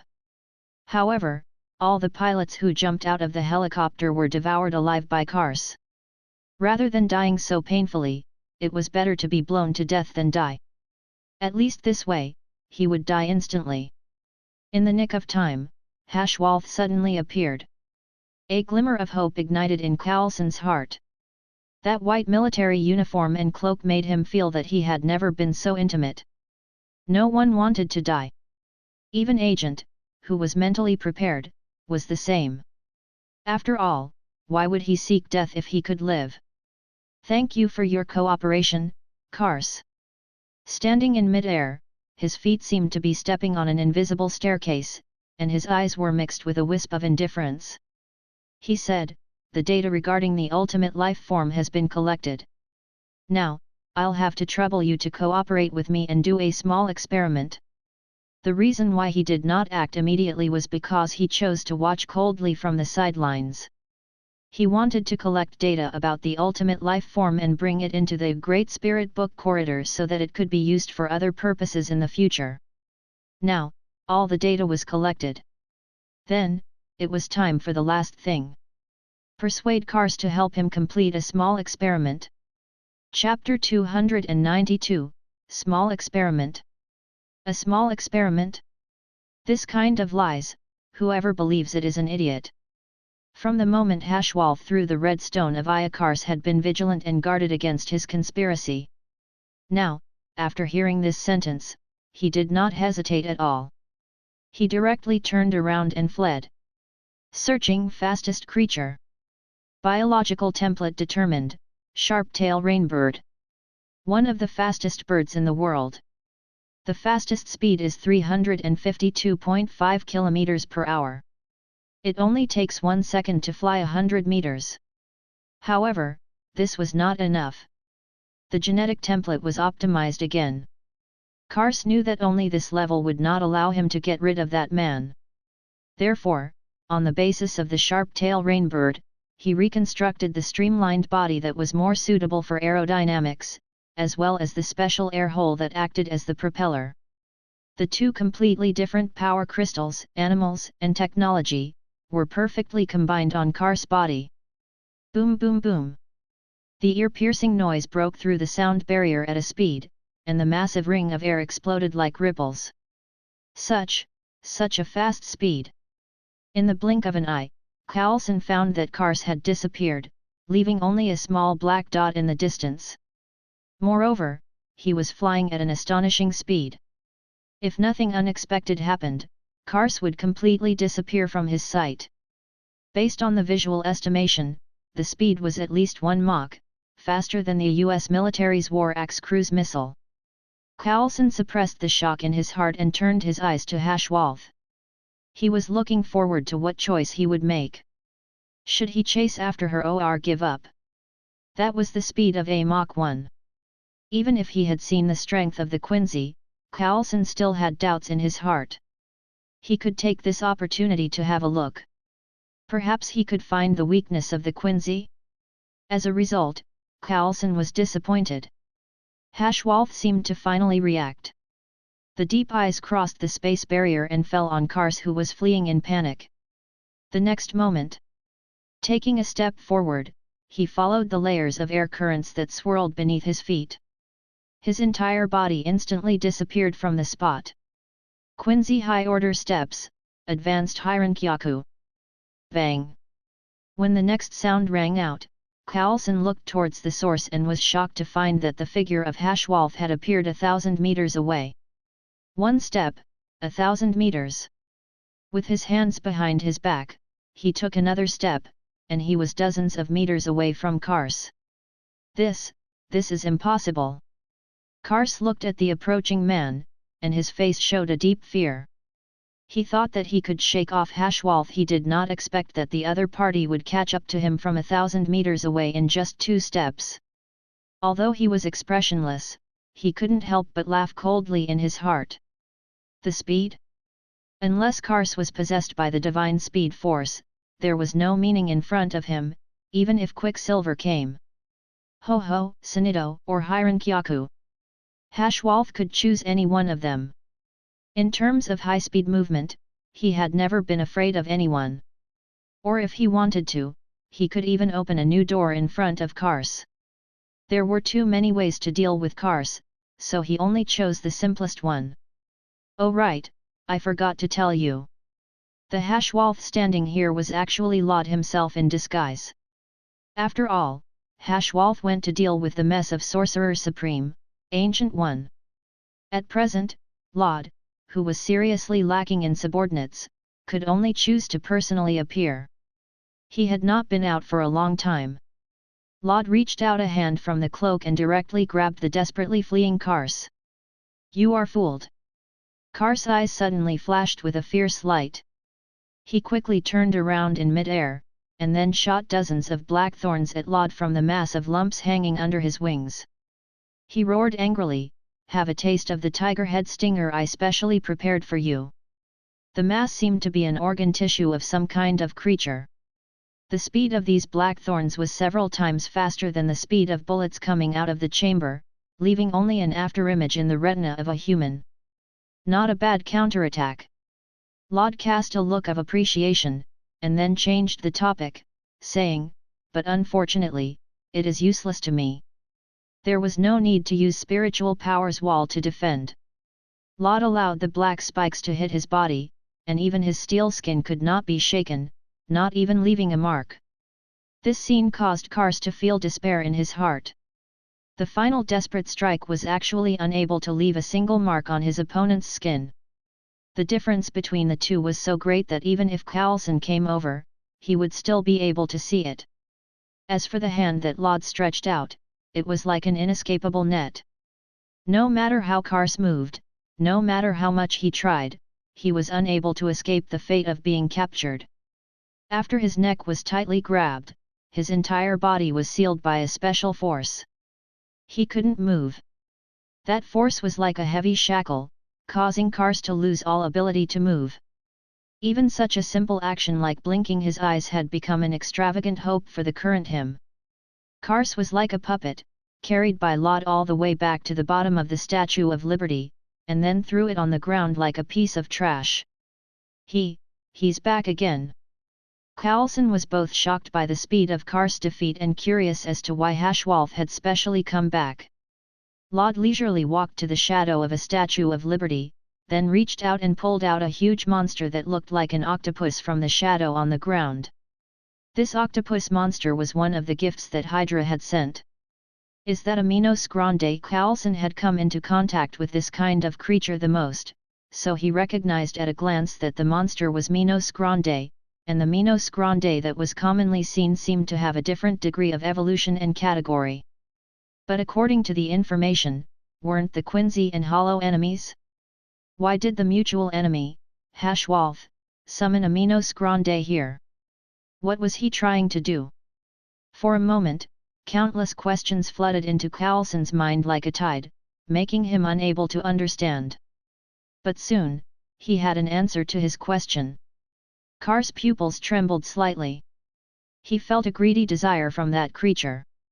When he wanted to devour other creatures, he would have the same desire. In other words, this monster wanted to eat him. Kars, your chance has come. Lod narrowed his eyes and said indifferently, either be devoured by it and become bait, or devour it to evolve once more. As soon as he finished speaking, the octopus-shaped hollow wiggled its tentacles and rolled up Kars, who was lying on the ground, unable to move. Under the latter's eyes that were filled with fear, it stuffed him into the mouth at the top. Chapter 293, The True Ultimate Life Form. But, damn it! Kars. I am unwilling. I am a ultimate life form, how can I die in such a place? See. Curse you! No! Kars screamed in despair, directly piercing through the silence of dawn. No matter how hard Kars struggled and tried to evolve the cells in his body, he could not escape from the mouth of the octopus-like hollow. His lower body was crushed by the sharp teeth around the mouth and swallowed into his body bit by bit. The plan of hundreds of thousands of years had fallen through in one day. In less than 10 minutes, the joy of becoming an ultimate life form welcomed the darkest moment of his life. The Pillar Man clan, who regarded humans as livestock and allowed them to slaughter and devour them, had now become food for Hollow. Their status had suddenly changed from predator to prey, which made Kars, who was in despair, feel an inexplicable sense of absurdity. So, this is the feeling of them. With only one head left, Kars suddenly remembered all the creatures he had devoured. Would they be like him before they died, full of unwillingness and resentment, and thirst for life? The life force of the ultimate life form was so huge that Kars, who only had one head left, could barely keep himself alive and conscious. But that was it. If there was no external interference, he might be able to regenerate other limbs like a gecko. However, the sharp teeth around the monster's mouth were closing, and it would grind and break his hard skull in a moment.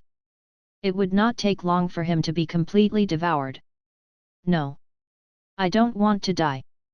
When the sharp teeth were about to grind the hard head, a strong desire to survive suddenly burst out in Kars' eyes. I am an ultimate life form, an immortal existence. How can I die in such a place? I, Kars, will not die. Just you wait. Even at the end of hell, I will crawl back and take revenge on you. Facing Kars' bitter curse before he died, Laud nodded and said, Okay, I will wait for you to take revenge on me. The premise is that you can still live. Ho! From the wriggling mouth of the octopus hollow, there was a disgusting chewing sound. The hard bones and flesh were fully ground red blood, flowing down along the tentacles that were full of suction cups.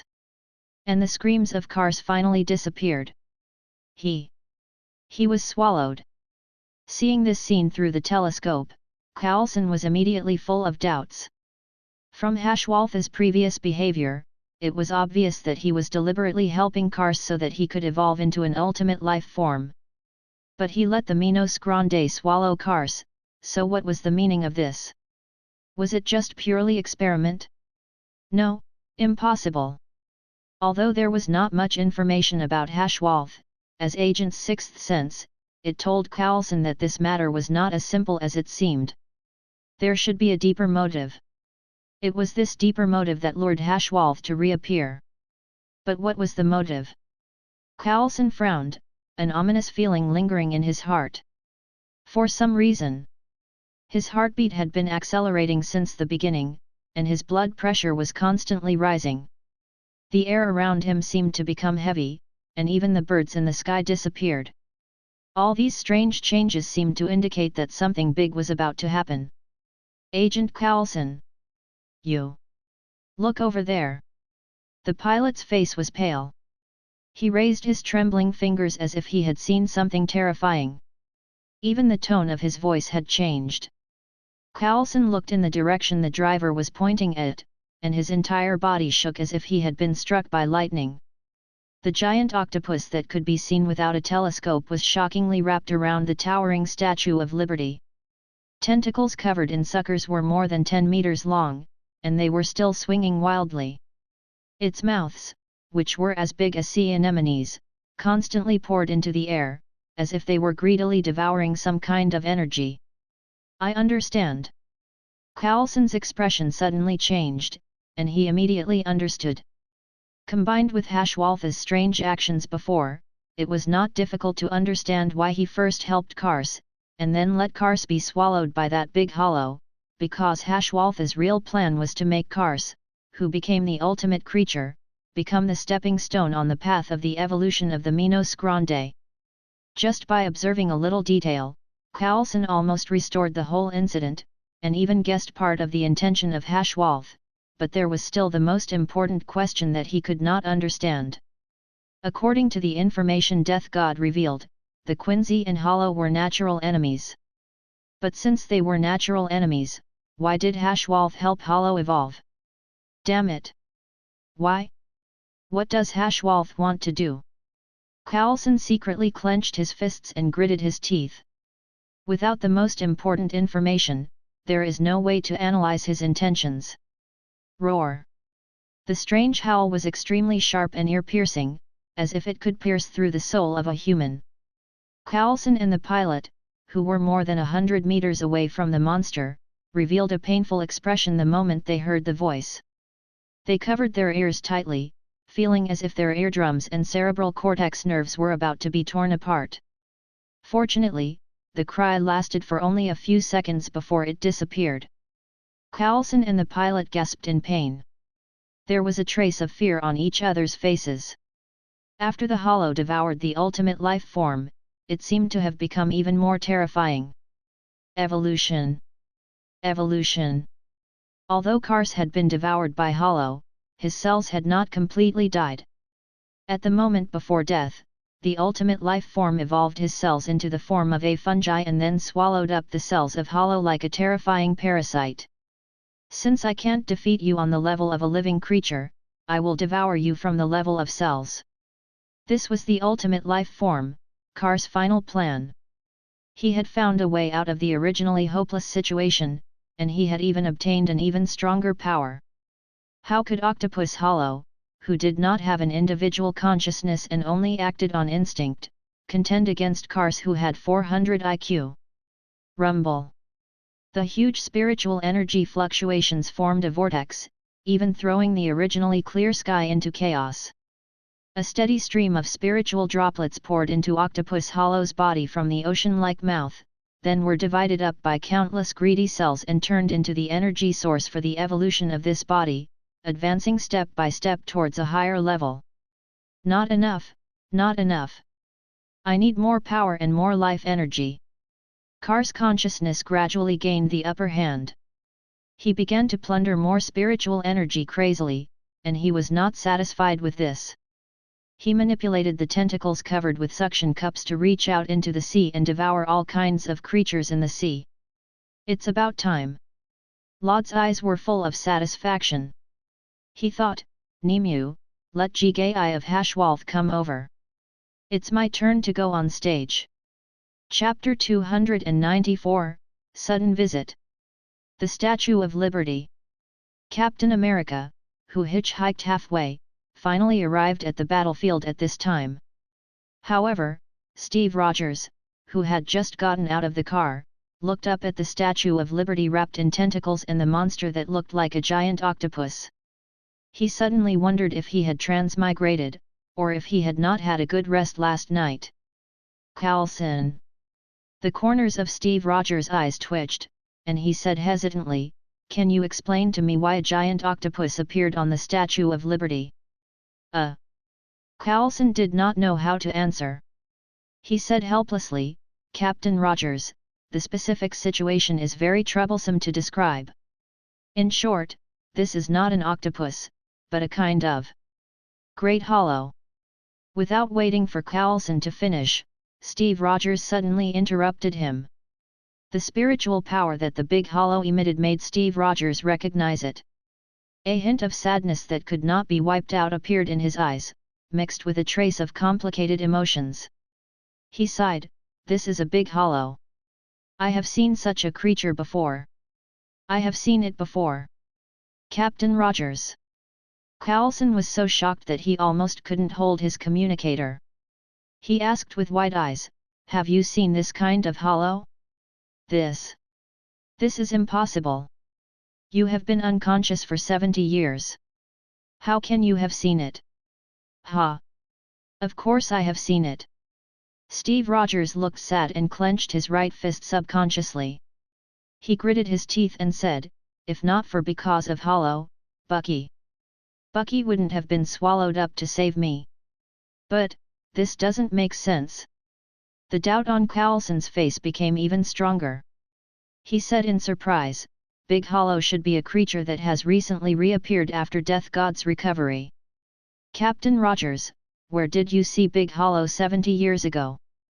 Steve Rogers took a deep breath and said a name that shocked Coulson to the extreme. It's Hashwalth. Boom. This news was no less than a heavy bomb, and it directly set off a monstrous wave in Coulson's calm heart lake. It turned out that 70 years ago, Hashwalth the Quincy was already preparing for their comeback. Coulson immediately realized. They all ignored one thing. After the 1,000 Years' War between the two sides, when Soul Society had no choice but to seal the world, the remaining Quincy, what shocking conspiracy were they planning? Hashwalth. Everything originated from this man, laying down an ambush that had lasted for thousands of years like a grass snake. Now this man no longer hid himself, but really stood in front of the curtain. Did it mean that his plan had already been completed?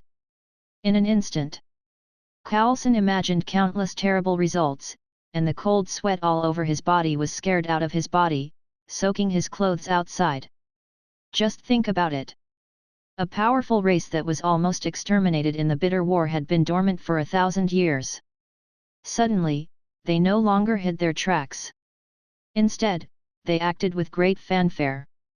They were exposed to the eyes of the enemy. It could only mean that they no longer needed to hide themselves. They were bound to launch a vigorous counterattack. Was it really just an accident that Hollow and Death God appeared in the human world again? Perhaps. Behind all of this seemingly coincidental event was this man named Hashwalth, secretly manipulating the development of the entire event. No. I have to report to the director. Coulson was drenched in cold sweat. In the face of the powerful Quincy, they could only cooperate with Death God to ensure the safety of the human race. Evolution, evolution, evolution. The biological genetic factor that was evolved from over 900 million years in the ultimate biological cells of the Earth just happened to become the best partner of the ability infinite evolution. The two were almost perfectly fused together. Together, they urged the Big Hollow to step forward step by step from Jillian. As for the massive amount of energy required to evolve, one came from the light of the sun, and the other came from the spirit particles in the atmosphere. As the massive amount of energy surged in, the form of the octopus gradually changed. The spiritual power that filled the air suddenly surged. The calm sea surface was swept up with ripples, and the clear sky was covered by dark clouds. The heavy pressure seemed to be material, causing the Statue of Liberty beside her to be covered in cracks. It looked like it would collapse at any moment. Who dash? In the howling wind, there was a mixture of killing and violence. A human-shaped creature appeared from the mouth of the huge octopus. Its familiar purple hair fluttered in the wind, and a pair of eyes full of arrogance and resentment stared straight at the. Ha ha ha! I didn't expect it. Kar's eyes flashed with resentment, and he laughed savagely. Not only did I, Kars, not die, but I also obtained greater power. The current me has already surpassed the ultimate height and become an invincible existence. Pa. To Kar's surprise, Hashwalth was still expressionless, looking abnormally calm. He nodded as he clapped and said, "Not bad, not bad. You really did not disappoint me. Let me congratulate you in advance. Invincible. Mr. Kars." For some reason, when the word invincible came out of his mouth, it made Kars feel a bit of ridicule and contempt. Although he didn't know where the confidence of Hashwalth came from, there was a terrifying power surging in his body that was hundreds of times stronger than before. This made Kars full of confidence at the moment, and he felt that everything was empty. You will regret letting me obtain this power, because it will be the root cause of your death. Kars licked his lips and grinned. I will let you experience the feeling of being devoured bit by bit. Let's talk about it next time. He pointed to the back of Kars and said indifferently, I think you should first think of a way to deal with those nosy fellows. Meddling in other people's business. Kars was slightly stunned. He felt a strange movement behind him and subconsciously turned his head to look. Wang dash. White spiritual mist filled the surroundings, and an ancient, deep red arched door slowly appeared. That is, what is it? Kars widened his eyes in surprise. He was sure that there was no such door here before. It's a door. Carlson, who was 100 meters away, said subconsciously. That was Soul Society's unique Senkaimon. Its appearance meant that a death god had arrived in this world. Creak dash. As the ancient, deep red wooden door opened, the white spiritual mist became denser. Dash. A sound that was like the collision of bells, both crisp and pleasant, suddenly echoed within this space. His eyes changed and became a little serious. I didn't expect Soul Society to send him here. Chapter 295, Kenpei Zaraki. Dash. As the crisp sound of the bell got closer and closer, a tall figure gradually emerged from the dark red arched door amidst the white spiritual mist. The man had an extremely ferocious face. A terrifying scar ran across the left side of his face from his eyebrow bone. His right eye was like a pirate from the last century, and he wore a black blindfold. Moreover, his hairstyle was very strange. At first glance, it looked like the spikes of sea urchins. At the end of his hair hung small golden bells. The sound he heard just now was from the collision of these bells. Apart from that, Carlson also noticed one more thing, which was the white feathered embroidery on this man's body. Although the two cuffs had been torn off, he had only seen this special white haori on the Captain Winter Monarch. In exchange, this fierce-looking mysterious man was Death God, a captain rank. Oh no! Even the captain has appeared. Carlson wiped the sweat off his forehead. The matter had completely exceeded his control and was running towards an unpredictable place. Your Kenpei. Hashwalth's calm expression finally changed slightly when he saw this man. A trace of seriousness flashed in his eyes as he said, could it be that Soul Society has no one left? He actually sent a monster like you over. Monster? Ha ha ha. Zaraki Kenpei grinned, bursting with an extremely oppressive gaze, like a beast choosing to eat, said, you are the real monster, the head of Stern Ritter, Jugram Hashwalth. I miscalculated. Pushing his glasses, he frowned and said, I thought that Soul Society would let other captain come, but I didn't expect it to be you, a beast. These are not important. Zaraki Kenpei's eyes flashed with bloodthirsty light, and the corner of his mouth showed a smile, slowly pulling out the long sword at his waist. Any plan is fine. I just want to fight to my heart's content with you right now. Zigh. When the long body of sword was pulled out of the sheath, the rough mouth of sword, which was full of sawtooth, was slowly revealed, and it made a slightly harsh sound between the collision and friction. A broken sword. Even Steve Rogers, who had never made sword, could tell that this was a broken sword. With such a broken sword full of saw teeth, could he really defeat that terrifying man and this huge Aegis? This was not only the idea of Steve Rogers, but also the idea in Carlson's heart. Even Kars laughed out loud and ridiculed loudly, take such a broken sword, even if I stand and let you cut, you can't kill me. Only Hashwalth looked slightly dignified, and it seemed that he was quite afraid of Zaraki Kenpei. He said lightly, your opponent is not me, but this Aegis. It.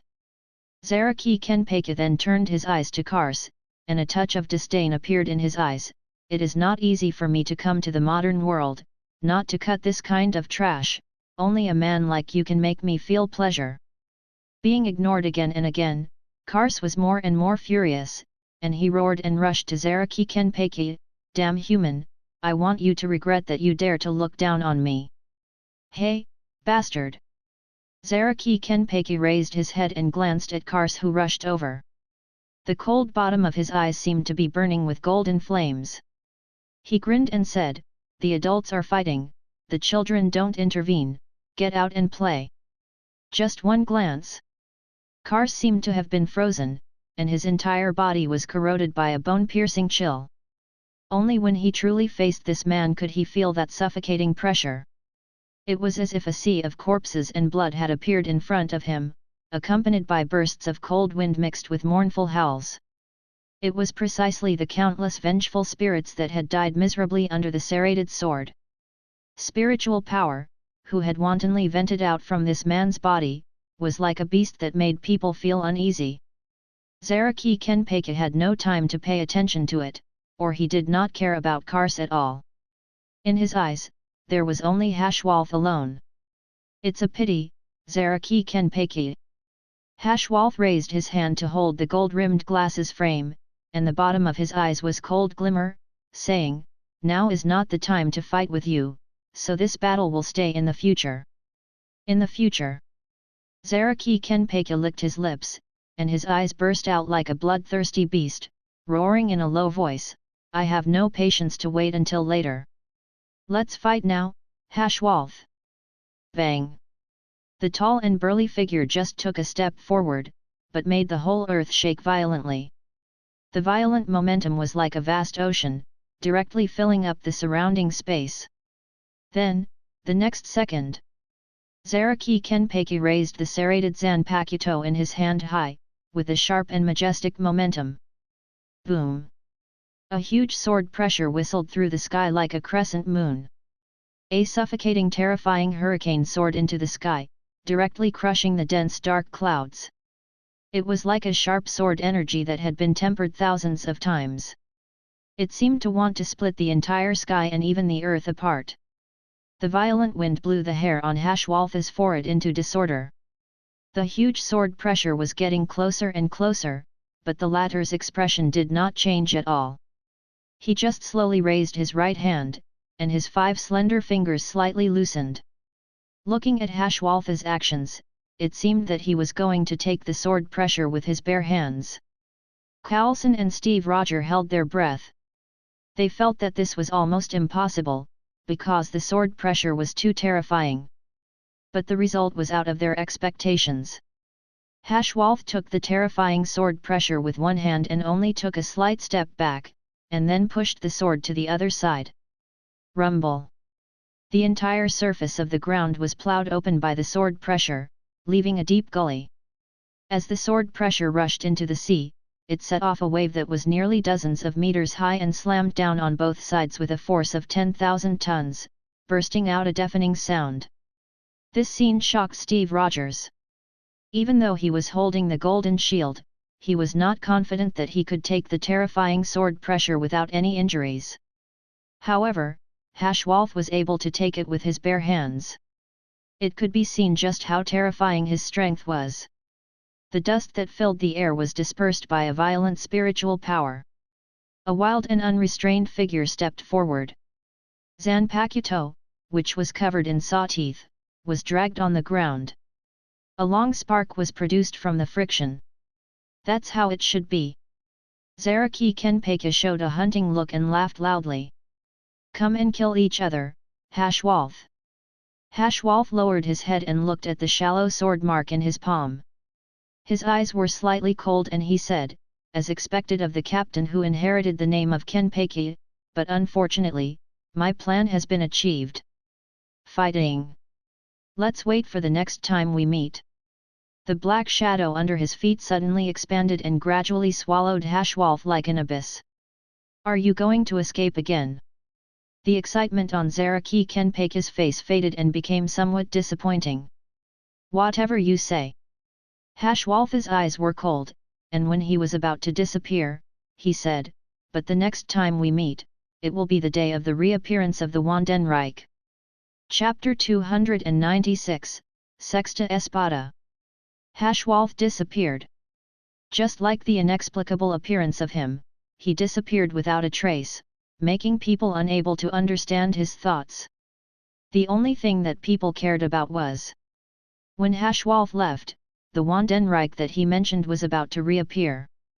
Although he didn't know the meaning of this name for the time being, Steve Rogers still subconsciously imprinted the Wandenreich deep in his heart, because he always had a feeling that he might meet them in the future. Tisk. He actually ran away. Zaraki Kenpeka twisted his neck and then locked his eyes on Kars, who was on the side. Since Hashwalth slipped away, then I can only reluctantly cut you. After all, it was hard to come out. If I don't cut something, I always feel something wrong. What was he saying? It wasn't harmful, but it was extremely insulting. Even Kars, who had stopped due to fear, instantly lost all his rationality when he heard this. His scarlet eyes stared straight at the wild figure and he said angrily, "Arrogant human, don't think that you will win. I was just not serious just now. Now, I will let you experience the horror of ultimate life form." Oh! Zaraki Kenpeka carried the serrated blade and provocatively hooked his index finger at Kars. He said with a lack of interest, "Then please let me see the so-called ultimate life form you speak of. Don't let me down." Whether it was ultimate life form or Ajitya's, it was all the same. He didn't care what the enemy was, he only cared that the enemy couldn't be cut down. Go to hell, arrogant human. Kars was completely dominated by anger and subconsciously used Zero. Buzz. A huge scarlet energy burst out from the octopus front and enveloped Zaraki Kenpeka figure. But Zaraki Kenpeka just raised his hand and easily caught this Zero. Bang! After Zaraki Kenpeka crushed Zero with his bare hands, the violent energy surged around his body and set off the rolling airflow, but the disappointment in the latter's eyes was heavier. What a trash! If you are only at this level, you are not even worthy to die under my sword. Damn it! Kars felt a surge of grievance in his heart and roared unwillingly.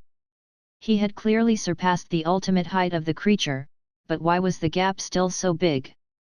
Forget it. Zaraki Kenpeka felt dull, carrying Zanpakuto full of saw teeth to Kars. Sure enough, you can't have too much expectation for the scum. It's better to quickly cut you back to Soul Society. A terrifying killing intent that was enough to suffocate people, like a huge wave, rushed over. With every step that Zaraki Kenpeka took, the ground was constantly cracking and collapsing. The tall Statue of Liberty was crumbling, and even the sea surface hundreds of meters away seemed to be repelled by an invisible force, forming a huge concave pit. The huge black cloud layer gathered in the sky and gradually shrouded the shadow on the earth. No! Don't come over!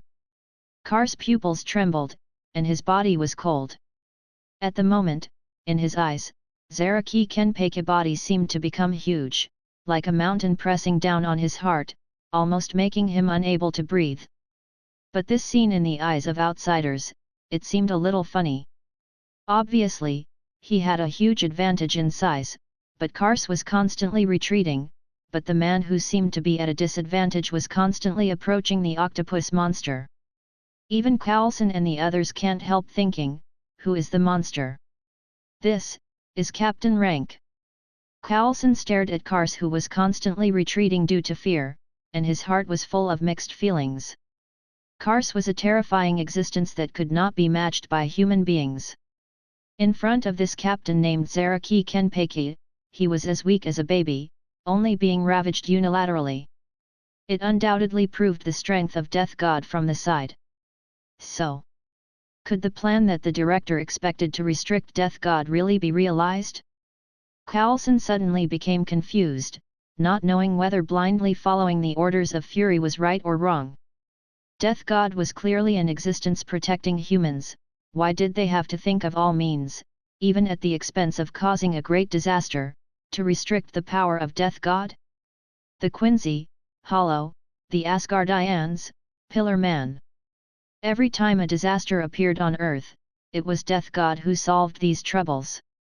Then what was the point of everything they did? Carlson clenched his fists and looked at the wild figure. His eyes were somewhat lost and he subconsciously muttered to himself, Director Fury. Maybe the wrong person is us. Death God is not an enemy, but our protector. At this moment, the thoughts in Carlson's heart quietly changed. still not planning to attack. Zaraki Kenpeiga carried the serrated Zanpakuto and said, "In any case, both sides are dead. Why don't you try to attack? What if you win?" This sentence seemed to arouse Kar's desire to live. He let out a furious roar that was on the verge of desperation. It was like a solid sound wave setting off rolling airflow, accompanied by a huge spiritual power filling the space. "Die for me!" Kars manipulated the giant tentacle of the octopus and launched a fatal blow to the figure. A little bit of it, but it's still not enough. Looking at Zaraki Kenpeiga that fell from the giant tentacle, he casually raised Zanpakuto and slashed out. Chi! Zanpakuto seemed to be full of saw teeth, but sword's blade was extremely sharp and easily cut the tentacles. The violent spiritual power spread out like mercury. Wherever the sharp golden spiritual power passed, everything was like being torn apart. The devastated ground shattered and collapsed under the spiritual power of Zaraki Kenpeiga. The power of the golden slash did not decrease after cutting the tentacles, like a cold waning moon emitting a fatal cold light, directly splitting half of Kar's body, and then passing through the sea level and disappearing at the end of the field of vision. Just one strike. The insufferably arrogant Kars was seriously injured and on the verge of death. Half of his body was shattered under the sword's edge. Death. It was like a dark shadow that wrapped around Kar's heart. It seems that it has ended. Zaraki Kenpeiga carried the bloody serrated sword, and the bell at the end of the tail collided with a crisp sound, step by step toward Kars, who was eroded by fear. Time had never been so painful. Kars could only watch helplessly, and the horrible man was approaching him. Escape? Stop messing around! In front of this man's terrifying spiritual power, Kars could not even breathe freely. Finally, Zaraki Kenpeiga came to Kars, who slowly raised the sword blade in his hand and then slashed it down. At this moment, something happened. He saw that the jagged sword blade was about to cut down and take away Kars' life, but it was suddenly blocked by the back of a hand. Dang! Sword's blade cut on the back of his hand, bursting out a string of white sparks. Hey! Zaraki Kenpeiga frowned slightly and looked at the person who suddenly appeared in front of him. The light blue short hair was wild and flamboyant, hanging down a few strands of bangs to the forehead. The sky blue eyes were unruly, and the eyes were printed with the lake green eyes. The white mask was arranged in a beast tooth shape on the right cheek. "Nice to meet you, Death God." The man's back burst out a strong spiritual power, directly sending Zaraki Kenpeiga flying, and then his hands in his pocket, proudly said, "Let me introduce myself, I am Espada number 6, Ryūjin Jakka." Chapter 297, 3 Major Powers. The situation on the field could be said to be changing rapidly. Kars, who was supposed to die under Zaraki's Zanpakuto, was saved by the arrogant youth who suddenly appeared. Moreover, this mysterious and arrogant youth showed his strong strength when he first appeared. Not only did he easily block the fatal blow, but he also released a powerful spiritual power from the back of his hand, sending that peerless madman flying. But compared to this, what caught Carlson and Steve's attention even more was the bone mask on the young man's face, as well as the fist-sized hole in his abdomen. These two things were the symbol of hollow. In other words, this arrogant young man who claimed to be Sexta Espada, Ryūjin Jakka, although he had the appearance and body shape of a human, he was a real hollow. This was the first time Shield and even the entire human race had seen hollow in a completely new form. If one ignored the mask that remained on the face and the hole in his abdomen, his appearance would be no different from that of a human. Could it be? Carlson's face was pale, and his pupils dilated slightly. An unbelievable term slowly emerged from the depths of his mind. Vasto Lord. Although Death God had casually mentioned it before, Shield still kept the relevant information in his heart. As the main person in charge of this kind of event, Carlson naturally remembered it in his heart.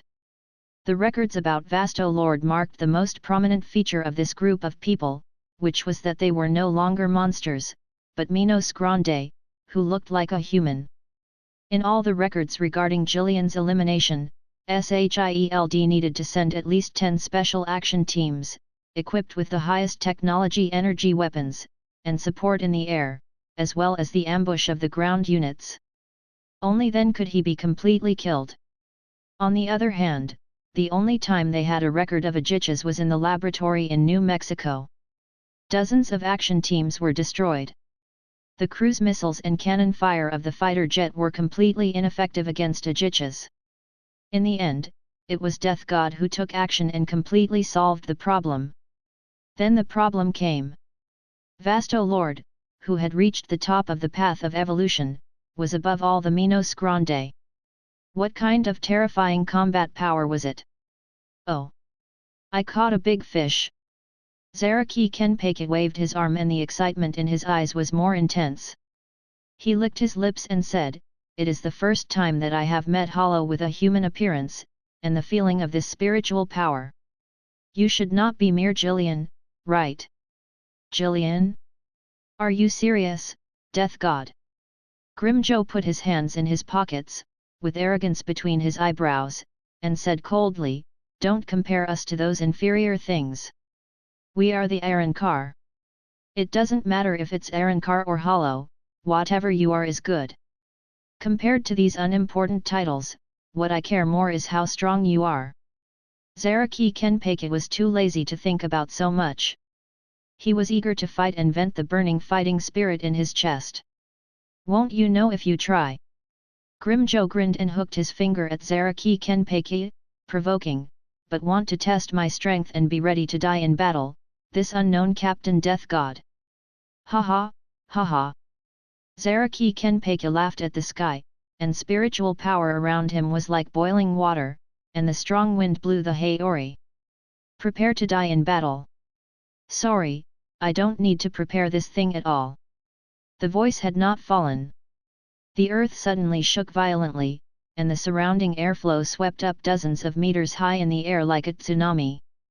In the roaring wind, a wildly released figure rushed forward with a terrifying explosive momentum. Woo!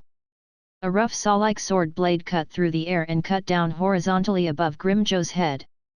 Spiritual power, which was flowing on the sword blade, wantonly vented out, like a tsunami that destroyed the sky and the earth, which made Grimjo's arrogant eyes slightly restrained, and even faintly felt the tingling pain from his skin.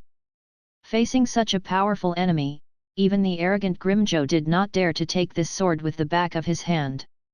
Instead, he decisively pulled out the long sword at his waist, from the bottom up, an arc of light and the falling sword.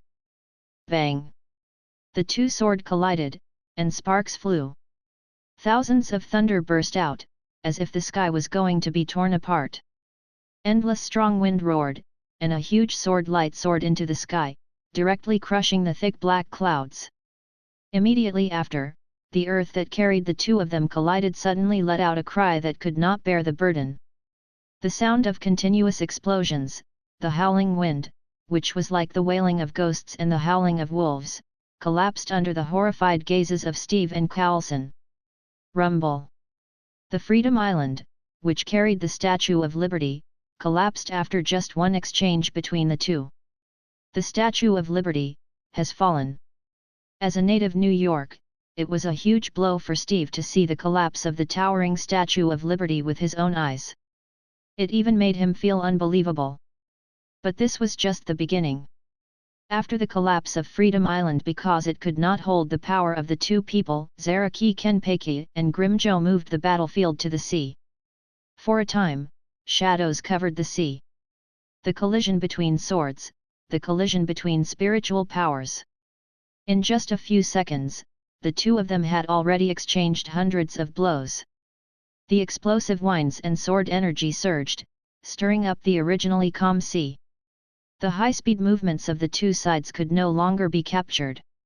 Only the sparks of weapons colliding could be vaguely seen. The vibration waves wantonly crushed the entire street. The speed of the exchange was completely beyond the limits of human retina capture. Even if they used the highest pixel delay, they could not capture the sword shadows that collided in the air. Is this all you have? Death God!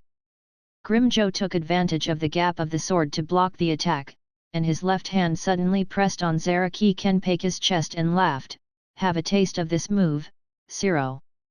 After the scarlet-red evil energy gathered and compressed in the palm, it was blasted out almost at zero distance.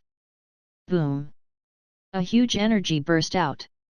The terrible shock wave with a destructive aura, pushed Zaraki Kenpaki body over the sea like a comet, leaving a huge gully, and directly hit the shore closest to New York City. "No, not good!" Carlson exclaimed. The thing he was most worried about had happened. At first, he was worried when the two fought. Although there were few people near Freedom Island, it was still too close to New York City. If the battlefield moved to the city, the damage would be unimaginable. Unexpectedly, his conjecture came true. Chapter 298, What Lies Under the Blindfold? Rumble. The helicopter carried Captain America that fell on the sea and followed in the direction of Zaraki Kenpaki. That was Bartley Park. This park was located in the south of Manhattan. It was a commemorative park established during the Second World War. There were many people who watched the light on weekdays and the people who participated in commemoration, and today was coincidentally Sunday, when the park was the densest. And the avenue near Bartley Park is one of the 5 largest streets with the densest flow of people in New York. Not only are there many historical buildings, but it is also the residential area of the rich and powerful. The most important thing is, Bartley Park is not far from the Empire Building. If Zaraki Kenpaki and Grimjo start a war here, the loss caused is almost unimaginable. Setting aside the destroyed buildings, it could be foreseen that at least 1,000 or more people would die under this disaster. What Carlson could think of, Steve Rogers had no reason to not think of. The two of them almost turned pale at the same time. It seemed that the crowd was wailing under the collapsed ruins. "We have to stop them." Carlson clenched his fists and almost crushed his teeth. His brain worked wildly, trying to find a way to stop them.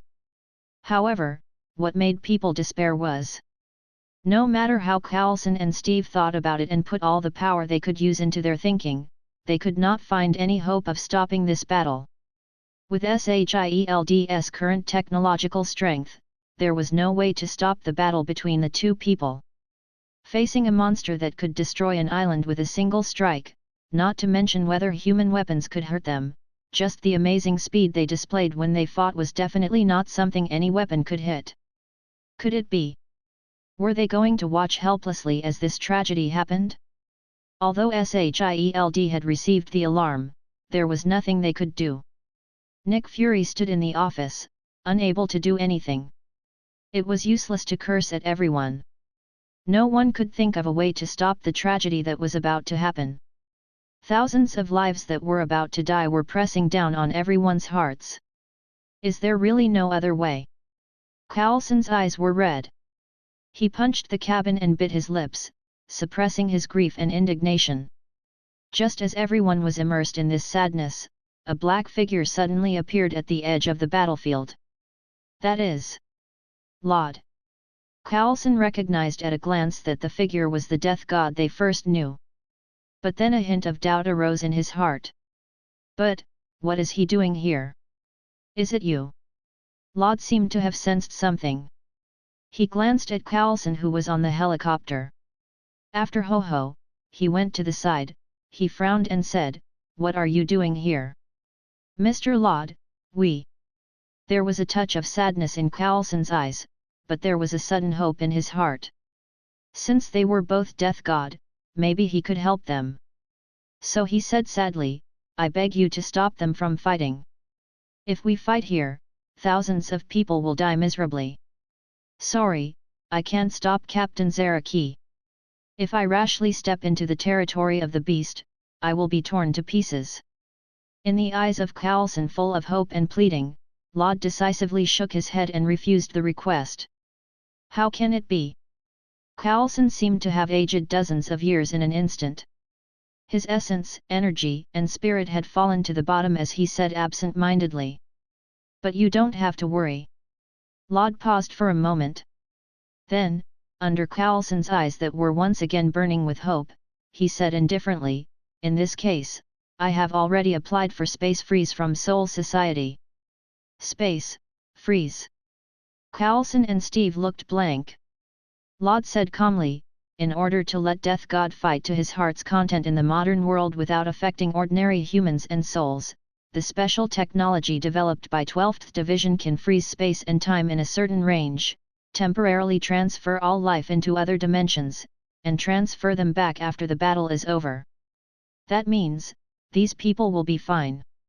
Coulson and Steve widened their eyes, and their hearts were filled with ecstasy. That's right. Laud nodded slightly and said, as for the damage caused by the buildings during the battle, it will be deducted from Captain Seireitei later, so you can be at ease. Good guy. Another battle subsidy? The corners of Coulson's mouth twitched slightly. Why didn't I see your battle subsidy for the damage caused by the last New York War? But after thinking about it carefully, Coulson decided to rot in his stomach. At the side, Steve Roger looked straight at Laud, as if he wanted to ask something, but in the end, he hesitated for a moment and did not ask. Mr. Laud, aren't you going to help this captain? Coulson, who did not have any worries, immediately said worriedly, I think he is not this Hollow's opponent. He was sent flying so far and was injured. He was injured too badly. He will lose if this continues. Steve followed up with his opinion and said worriedly, and why didn't he dodge? Why did he have to use his physical body to block an attack that he could have avoided? As the two said. From the looks of it, Seireitei Kenpeiga did not have the upper hand, and the flesh on his chest was charred, and he was also cut several times by sword. The blood kept flowing out, dyeing the shattered ground around him red. Don't worry. Laud was very calm, and he chuckled. This is the usual style of Seireitei captain, but even if the injury is heavy, he will not fall. For the words of Laud, Steve and Coulson were skeptical. You are so weak, Death God. Grimjo broke out the powerful spiritual power while constantly suppressing Seireitei Kenpeiga. The chaotic sword light flashed, the heavy force made Seireitei Kenpeiga constantly retreat, and his body added a lot of sword injuries. Even the Haori and the Death Tyrant suit were cut into pieces. Next swing, I will send you on the way, the weak Captain Death God. Grimjo growled, and after the sound approached Seireitei Kenpeiga, he released sword's blade with his bare hands, and his right hand held sword. Feeling the approaching death, Seireitei Kenpeiga stepped back slightly, but the right eye blindfold was accidentally sent flying by sword. The next moment. Boom! Seireitei Kenpeiga, after the eye patch was sent flying, seemed to break the silence, and instantly burst out a far more than the past spiritual power, and the golden flames around him rose up. The golden spiritual power, in the fierce friction with the atmosphere, formed a huge human skeleton. The dark eyes were like a demon, staring at Grimjo ruthlessly. Seireitei Kenpeiga himself seemed to not notice this amazing change, his eyes burning with a blazing golden flame, raising the long and rough sword in his hands full of saw teeth, and the explosive spiritual power was condensed on sword's blade. Slash! It was a simple slash, but it erupted with an aura that could destroy the heavens and the earth. The moment the sword slashed down, the dazzling golden light suddenly tore apart the sky, and the surging air waves created a vacuum zone, and the stirring power cut everything in all four directions into pieces. The blazing golden light was like an ocean, and it let out a deafening roar, drowning Grimjo's figure in it. Chapter 299, Resurrection. For a time, the heaven and earth within a radius of several thousand meters were enveloped in a blazing golden light. A series of sword pressure of heaven and earth accompanied by a heavy and sharp aura swept across the sky. It crushed the clouds and tore the earth apart. It caused rolling winds and thunder to surge endlessly, turning into waves and waves that surged and roared, drowning everything that one could see in their line of sight in the midst of spiritual power which had destroyed heaven and earth. This terrifying process lasted for dozens of seconds before it gradually calmed down. Gulp. Carlson wiped his sweat and swallowed his saliva with lingering fear. He was glad that they had the protection of Lod. If not for Lod helping them block the aftermath of this attack, this helicopter would have been swept into the storm and torn to pieces on the spot.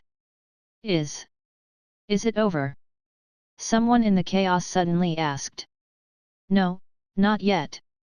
Lod dutifully acted as a commentator and shook his head. The Arrancar's spiritual power hasn't disappeared yet. The battle is far from over. He took that kind of attack head-on. Is he still alive? Steve and Carlson, who had just calmed down, immediately jumped to their throats again. They looked at the area covered in smoke in disbelief. Sure enough. After the dust was blown away by spiritual power, the arrogant and unruly figure was revealed. It was the culprit who had provoked the battle, Ryūjin Jakka. A large amount of blood sprayed out like a spray and splashed on the ground near Ryūjin. In a close distance, the frontal attack was blocked, and even though Arrancar had the outstanding defense of Yara, it left a deep wound on the chest, and even the beating heart inside could be seen. This kind of terrible injury, if not for the special constitution of Arrancar, I am afraid that he would have died long ago. Tch. Zaraki Kenpeki raised his hand to touch his right eye and found that his eye patch was picked up. The look seemed to be a little disappointed. What a stupid guy. It's all your fault that you took off my blindfold. I couldn't control my strength properly. Hucky. Hucky. Hucky. Ryūjin forced himself to stand up, his chest heaved violently, and he let out a heavy breath like pulling a bellows. Under your blindfold, what kind of mechanism is hidden? Mechanism? Zaraki Kenpeki sneered and said, I disdain to use this method to win the battle. It is just an ordinary blindfold. An ordinary blindfold.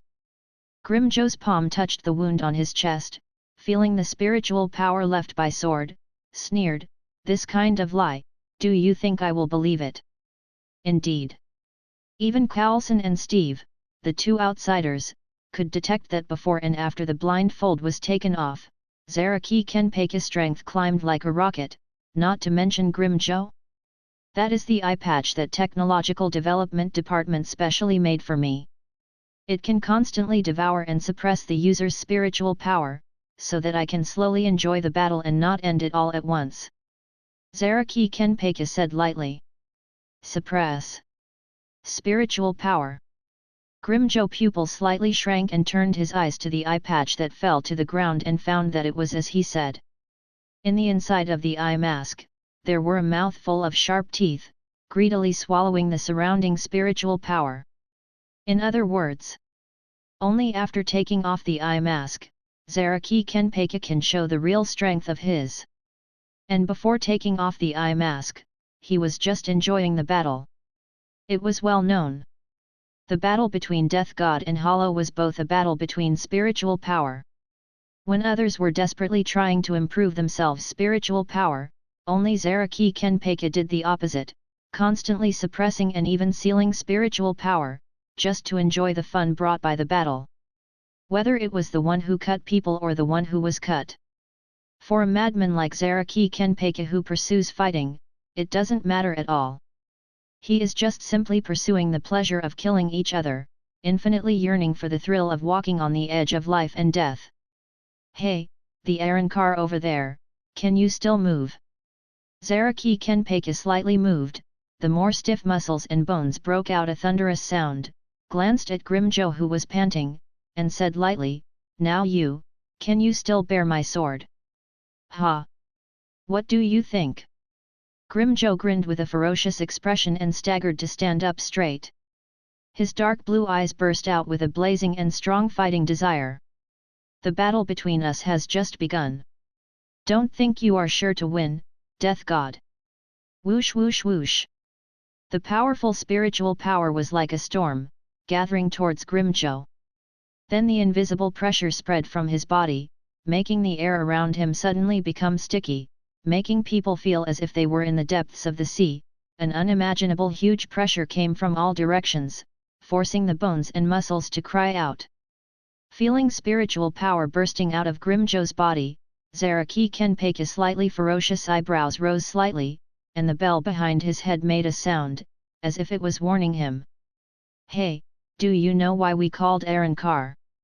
Grimjo slowly opened the posture and pressed a hand on sword's blade, and the blue pupil seemed to burst out, and the sharp killing intent was constantly gushing around. "I am not interested in playing the guessing game." Zaraki Kenpaki did not answer his words, indicating that he was not interested in this. "Anyway, it is just some hidden power. And the sword at your waist, no matter how you look at it, should not be a simple decoration, right?" "Ah. I guess so too.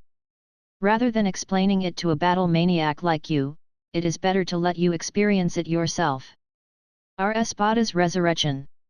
Only when you experience the unforgettable horror will you regret being our enemy." Grimjo reluctantly stood up and then spat out a white-hot breath. Boom!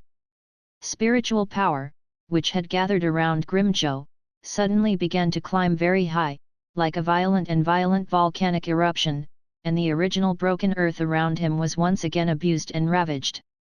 The devastated ground cracked, and the explosive energy spread out like a gale sweeping the fallen leaves, sinking the surrounding ground several meters deep, raising a huge blue storm, directly making the whole world and even the space tremble faintly.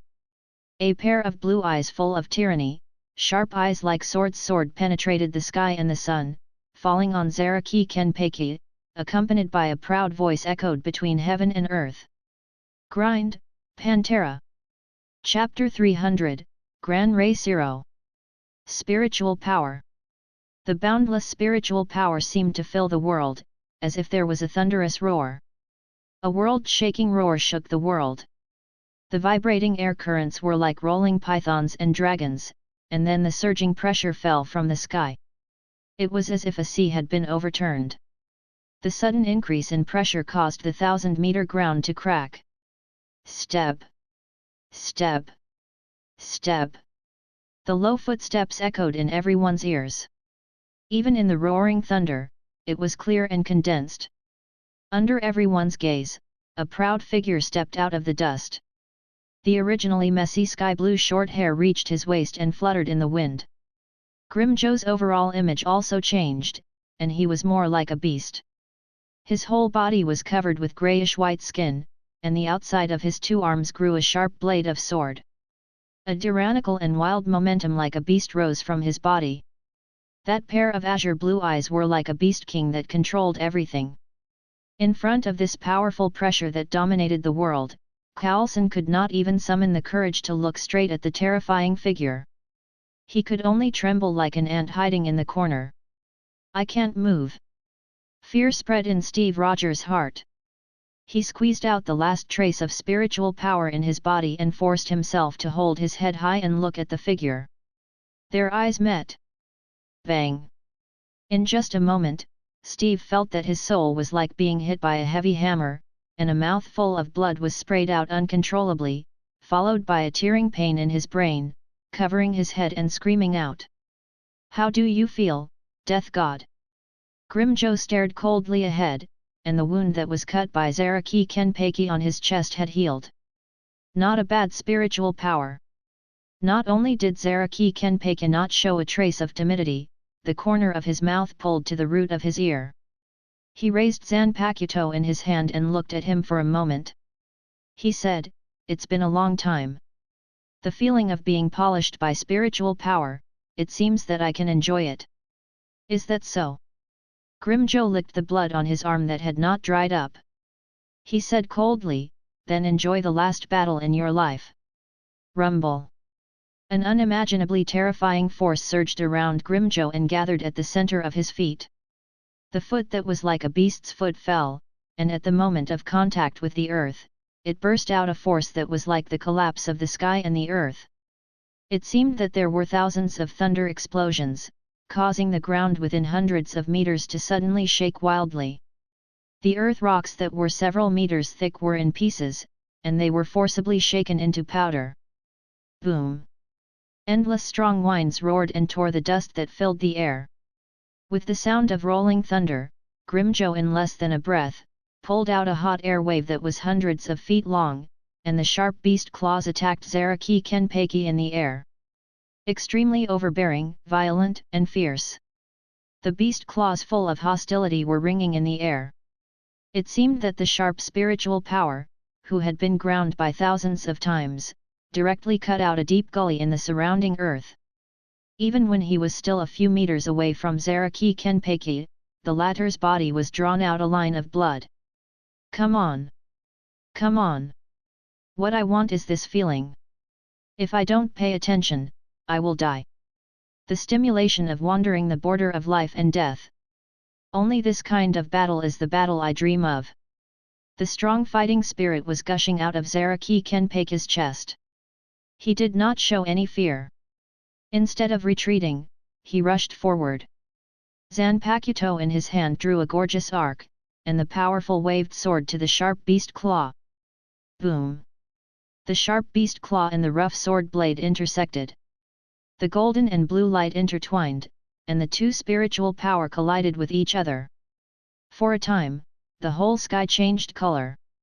The ground began to crack from the feet of the two people, bursting out a huge wave of air visible to the naked eye, like a dragon rushing straight into the sky. Dust scattered. The sharp beast claws left two huge tearing wounds in Zaraki Kenpeki chest, and the parts of the left shoulder bone and right ribs were broken. The blood gurgled out from the inside and dyed a large piece of land under the body. On the other hand, Grimjo, he was not feeling well. Once again bearing the slash of Kenpeki, his chest was almost directly torn into two by sword's blade, the wound was only a few centimeters away from the heart, and a large amount of blood splashed out from it. Come again! Zaraki Kenpeki seemed to be not tired, the bitter battle and blood were like catalysts, but it made him more excited, and once again raised sword to attack Grimjo. Roar! Grimjo was not to be outdone and let out a long roar. The next moment, all the parts of the body were driven into a precise killing machine, pouring the attack on Zaraki Kenpeki like a storm. The space within hundreds of meters was filled with two people, spiritual power. The collision of sword's blade and the beast claw rang, and the howling wind howled like a sharp blade cutting everything. Even in the environment of smoke and dust, it could not stop the fight between the two people, even if the eyes could not see it, it did not matter, because the opponent's unique spiritual power had already been imprinted in the heart, like a bright light in the night. A golden slash cut through the smoke and dust, still straight to the slash without any skill to speak of. Grimjo's reaction is also quite fast, the sword blade of both arms is in the shape of a cross in front of him, blocking the slash from Zaraki Kenpeki. Dang! Dazzling sparks burst out, and the huge power contained in the sword blade directly made Grimjo staggered a step back. It became stronger again. Although Zaraki Kenpeki move is as always, there is no sword move and routine, and it is fighting with the beast-like intuition, but the broken sword blade is getting heavier and heavier. This monster in human skin is like slowly adapting to his strength. With each exchange between the two, it will become stronger than before, as if there is no end, which makes Grimjo feel fear. TCH. Originally, I didn't want to use this move. Grimjo suddenly pulled away from Zaraki Kenpeki, and there was a hint of reluctance in his eyes. It seems that we can't drag it on anymore. Let's end the battle in one move, Death God. This spiritual power. Zaraki Kenpeki slightly frowned and closed spiritual power on the sword blade. Chi La Dash. Grimjo cut the palm of his hand, and his 5 fingers gathered together. Try this, Death God. The majestic blue spiritual power, mixed with blood, crazily gathered in the palm of Grimjo. The terrifying energy fluctuation emitted from it even made the space around him gradually distorted. The next moment. Gran Ray Zero. The azure flash of light carried the power to destroy the heavens and the earth. In the blink of an eye, it tore through 100 meters of hollow space, splitting the heavens and the earth into two. Boom! The distorted space gradually recovered. Looking at the Earth thousands of meters away, under this terrifying attack, a huge rift valley was torn open.